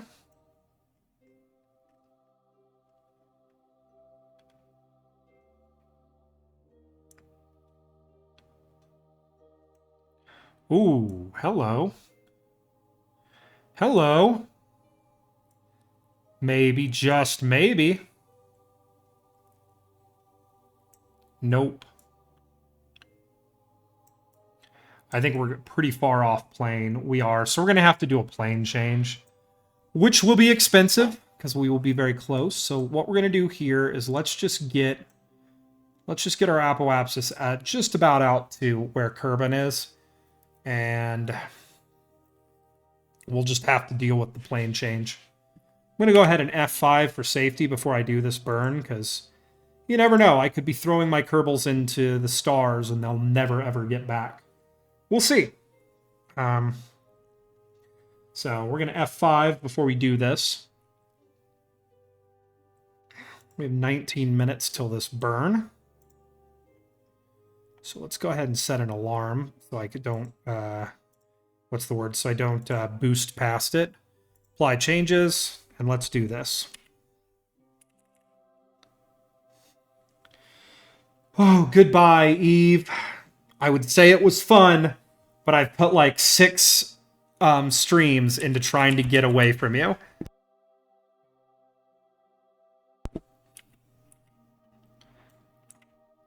Okay, so bringing it around town. Okay, delete and close. And my burn is coming up in 30 seconds. Here we go. 1,300 meters a second. We got more than enough delta V to do this.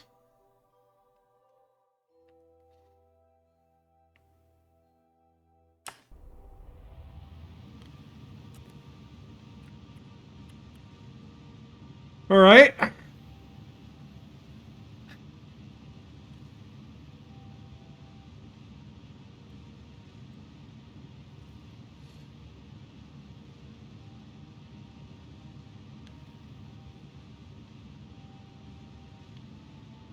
And we are leaving. Finally. I'm so happy to be like this close. I'm trying to be careful, not count my eggs before they're hatched. The Krakens could still get us, and I'd have to do another stream to fix it. But I'm hoping we're going to be done. I feel like I've got a lot of hours in this game right now for these streams.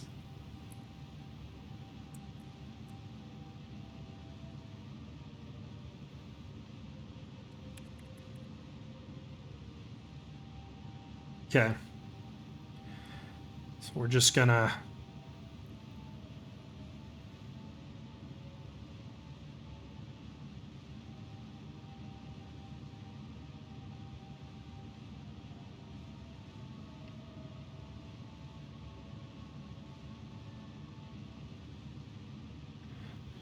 Okay, we just broke free of Eve's gravity.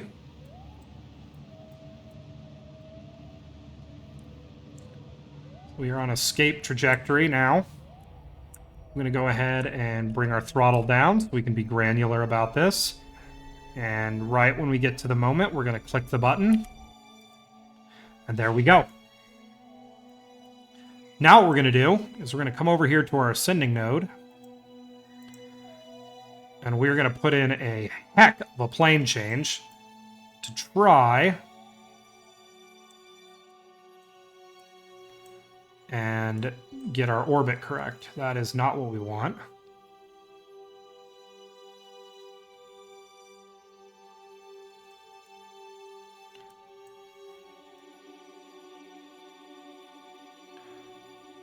Okay.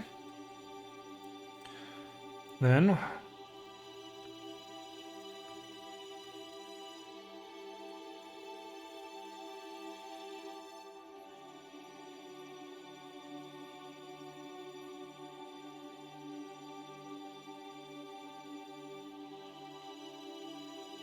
we're probably going to end up kind of just brute forcing this.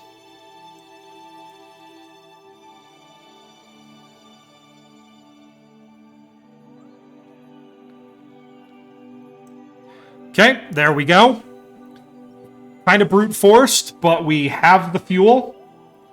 So let's get lined up to this target. We're going to take one last look at Eve as we leave Eve. Kind of a big deal. The last planet we'll reach in this this playthrough. Go ahead and transmit our science. We still have a Kerbal on board who is working his way through data. Let's set an alarm here so we don't miss it. Then what I'm going to do is just babysit this science container until we get back. I'm going to transmit as much as I can because the goal is still to see how much science I have at the very end. So let's go ahead, and that transmission is complete. Goodbye, Eve. Goodbye. Goodbye, Eve. Goodbye. Okay.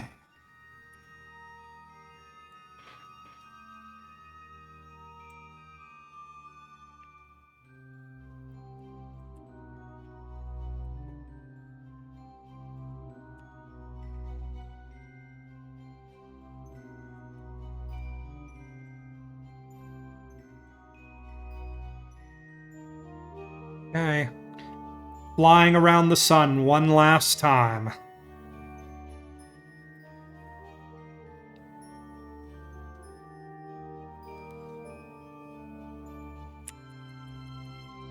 Okay, let's go ahead and transmit our science again.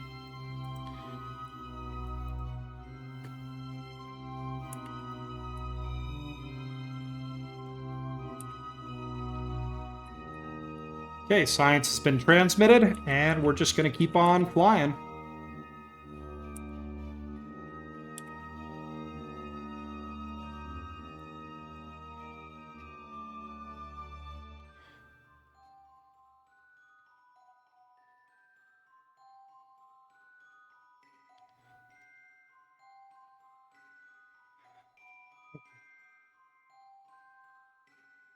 Probably not going to time accelerate this one because I want to be precise. This is what gets my final mission of Kerbals home right here. We got to be careful.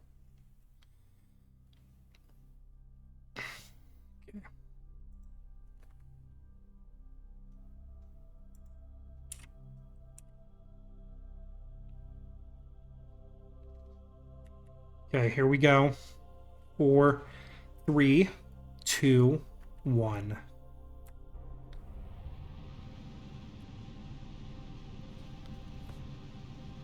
Maybe a little bit of time acceleration.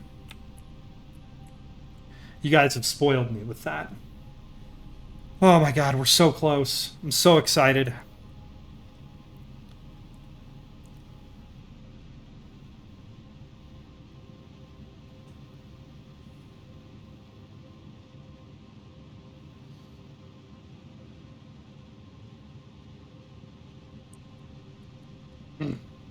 Okay. Now we're just gonna be precise.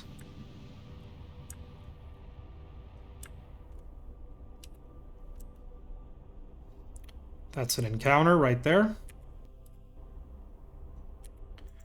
Okay.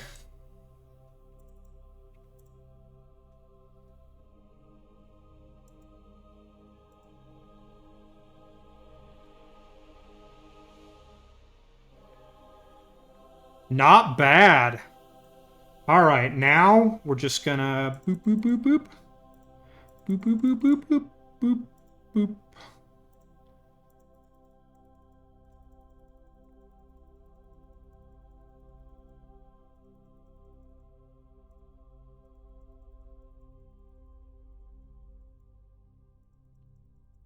Coming in off plane, so we're going to be coming in real fast. Oh my god, are we coming in off plane?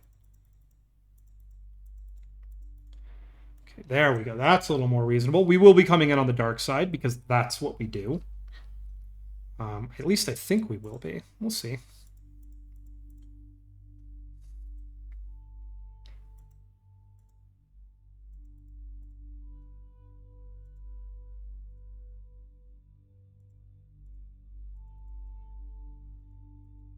Okay, there we go.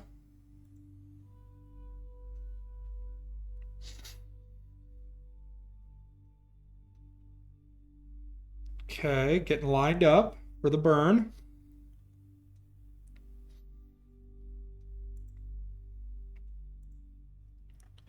Okay, let's zoom out here. I want to grab that and throw a... Okay. All right, let's time accelerate up to it. Almost there, everybody.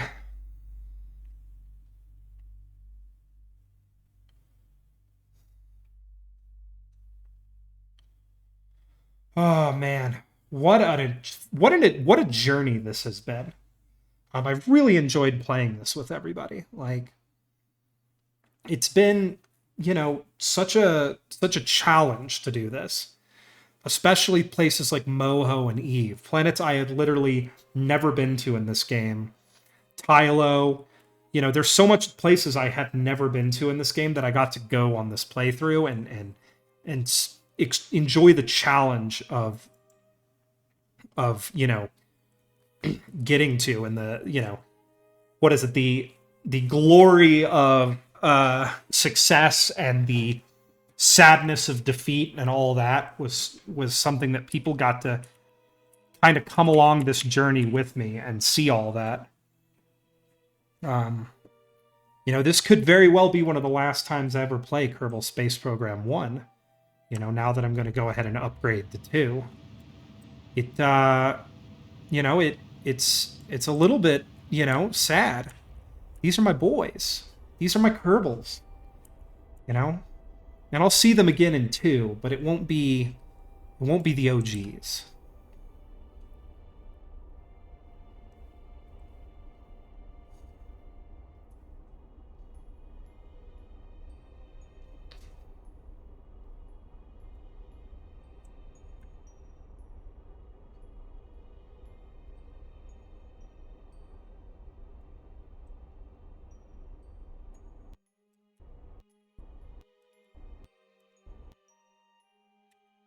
Call that close enough. That should get us stopped.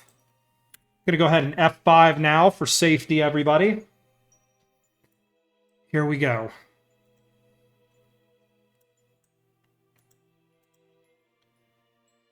Let's go ahead and transmit all that science.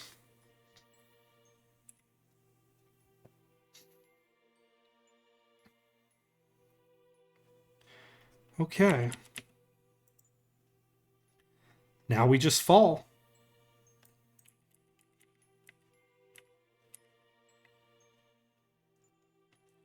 Here we go, everybody. This is it. This is the game.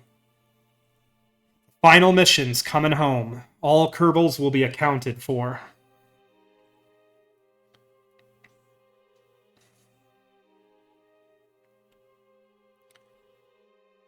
Okay. Let's go ahead. Transmit our science one last time.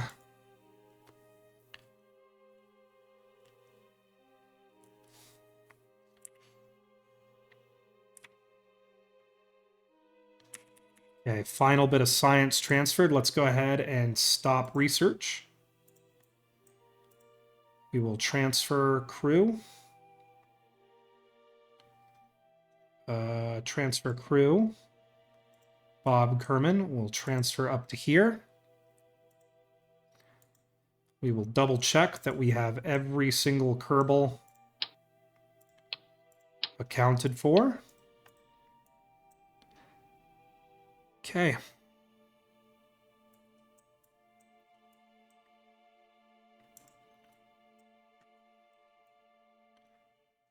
And there's Kerbin in the distance, everybody. There she be. Let's go home one last time, everybody.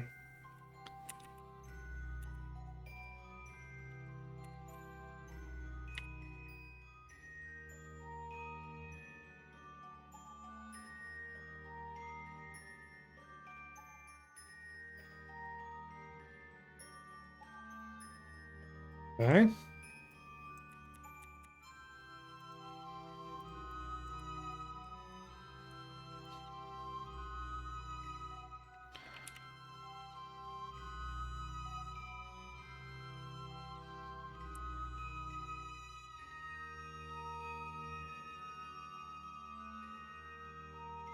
Okay.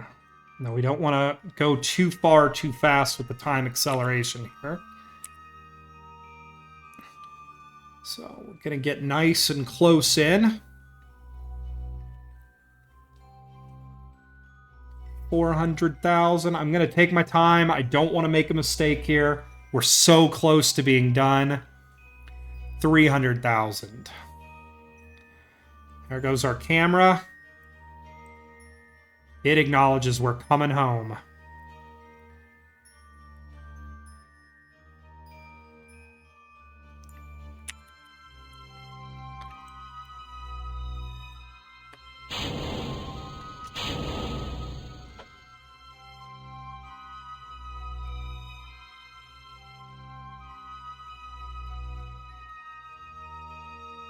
Here we go, everybody. One last fiery ride.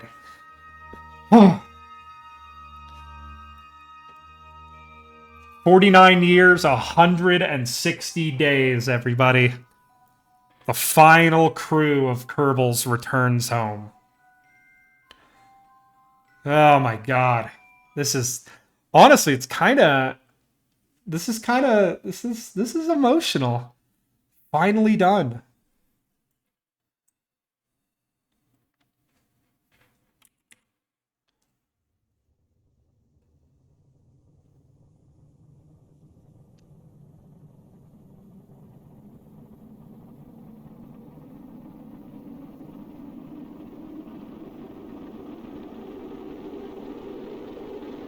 I'm gonna dump this nuclear spacecraft in the ocean. Probably the safest place to put it.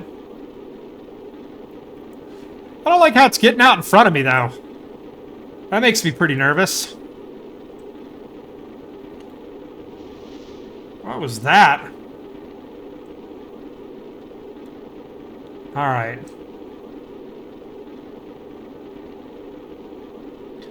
Okay, everybody. Now we're just bleeding off speed. Kerbals are at about 2 Gs here. You know, pretty gentle. They could have a cup of tea if they wanted.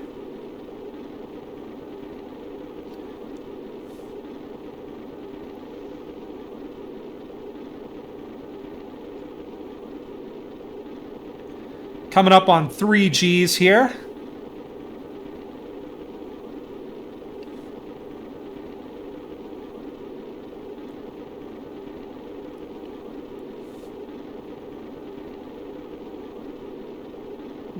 Apoapsis is in the atmosphere. We are coming home. Periapsis is in the ground. One way or another, these Kerbals are coming home.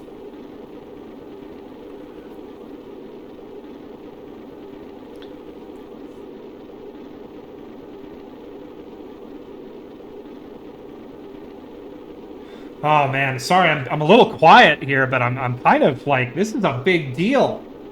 I've been doing this for so long. I've been streaming, you know, I guess my 1-year anniversary will be in October, so it's not that close, but just to be sitting here and like kind of, you know, just realizing that we're this close, you know.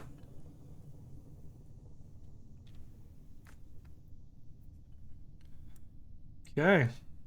Now we just fall.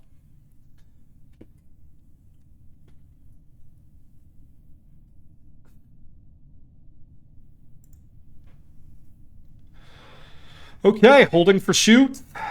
Gonna let the atmosphere continue to bring us down to a pretty solid stop. Let's go ahead and click on our terrain altimeter. Looks like we're getting ready to land in a beautifully tropical area. You know, I've never built a submarine in this game, and I know people build submarines. I think Kerbal Space Program 2 actually has submarine, like a diving bell or like actual submarine parts. That'll be pretty cool. We'll have to build one of those eventually. Because I bet you if they do that, that means there's some Easter eggs underground or underwater. Okay. We're coming in pretty good. At about 3 or 4,000 or 4 kilometers, we'll probably pop our chute.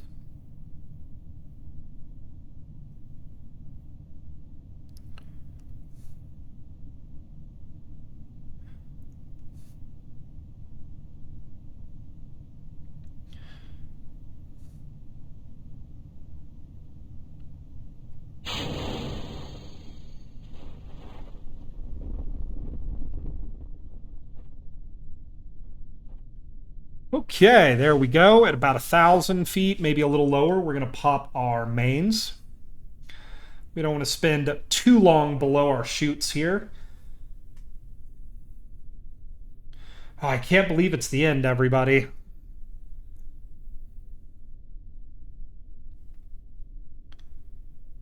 Okay. Holding for main chutes. And that right there, folks, that's that. 200 meters to go. After nearly 50 long years, my last set of kerbals in this whole game returns home. They had the most dangerous mission. A mission that few come back from. But they didn't complain. They did their job.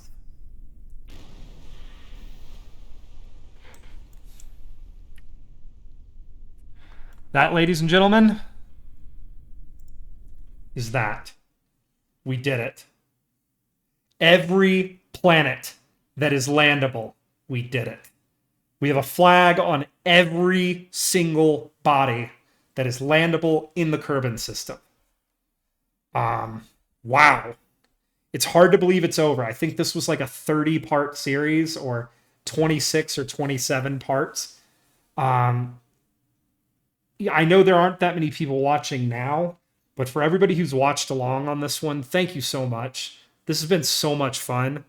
Like I said, there's so many challenges in this game that I had never really set myself to before I was streaming for everybody and trying to do it for everybody. And there was a lot of failure. There were a lot of explosions.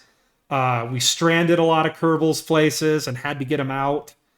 But, you know, I really, really, really am thankful for everybody coming and watching this with me. It's been a ton of fun. And oh my God, the birds are so loud.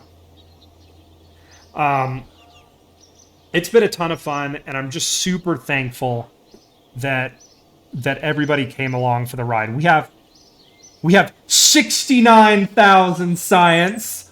Nice. For a fitting end. So, yeah, thank you so much, everybody. Eclipse, thank you for sticking around here till the end. If someone wants to review this, there's going to be a whole playlist of every single one of these streams on my YouTube channel. Announcements. I'm probably not going to be able to stream more than once a week for the next couple weeks due to travel and work and stuff. Most Fridays I'm going to be traveling home. If it turns out I'm not doing that, then I will definitely stream on Fridays, but they're going to be more like pop-up streams. So I'm not going to schedule them. I'm going to leave this one scheduled. Watch this space, and we'll see what I'm going to play next weekend. Maybe Elite Dangerous, maybe Helldivers. We'll see. Thank you so much for watching, everybody. I will catch you all very, very soon.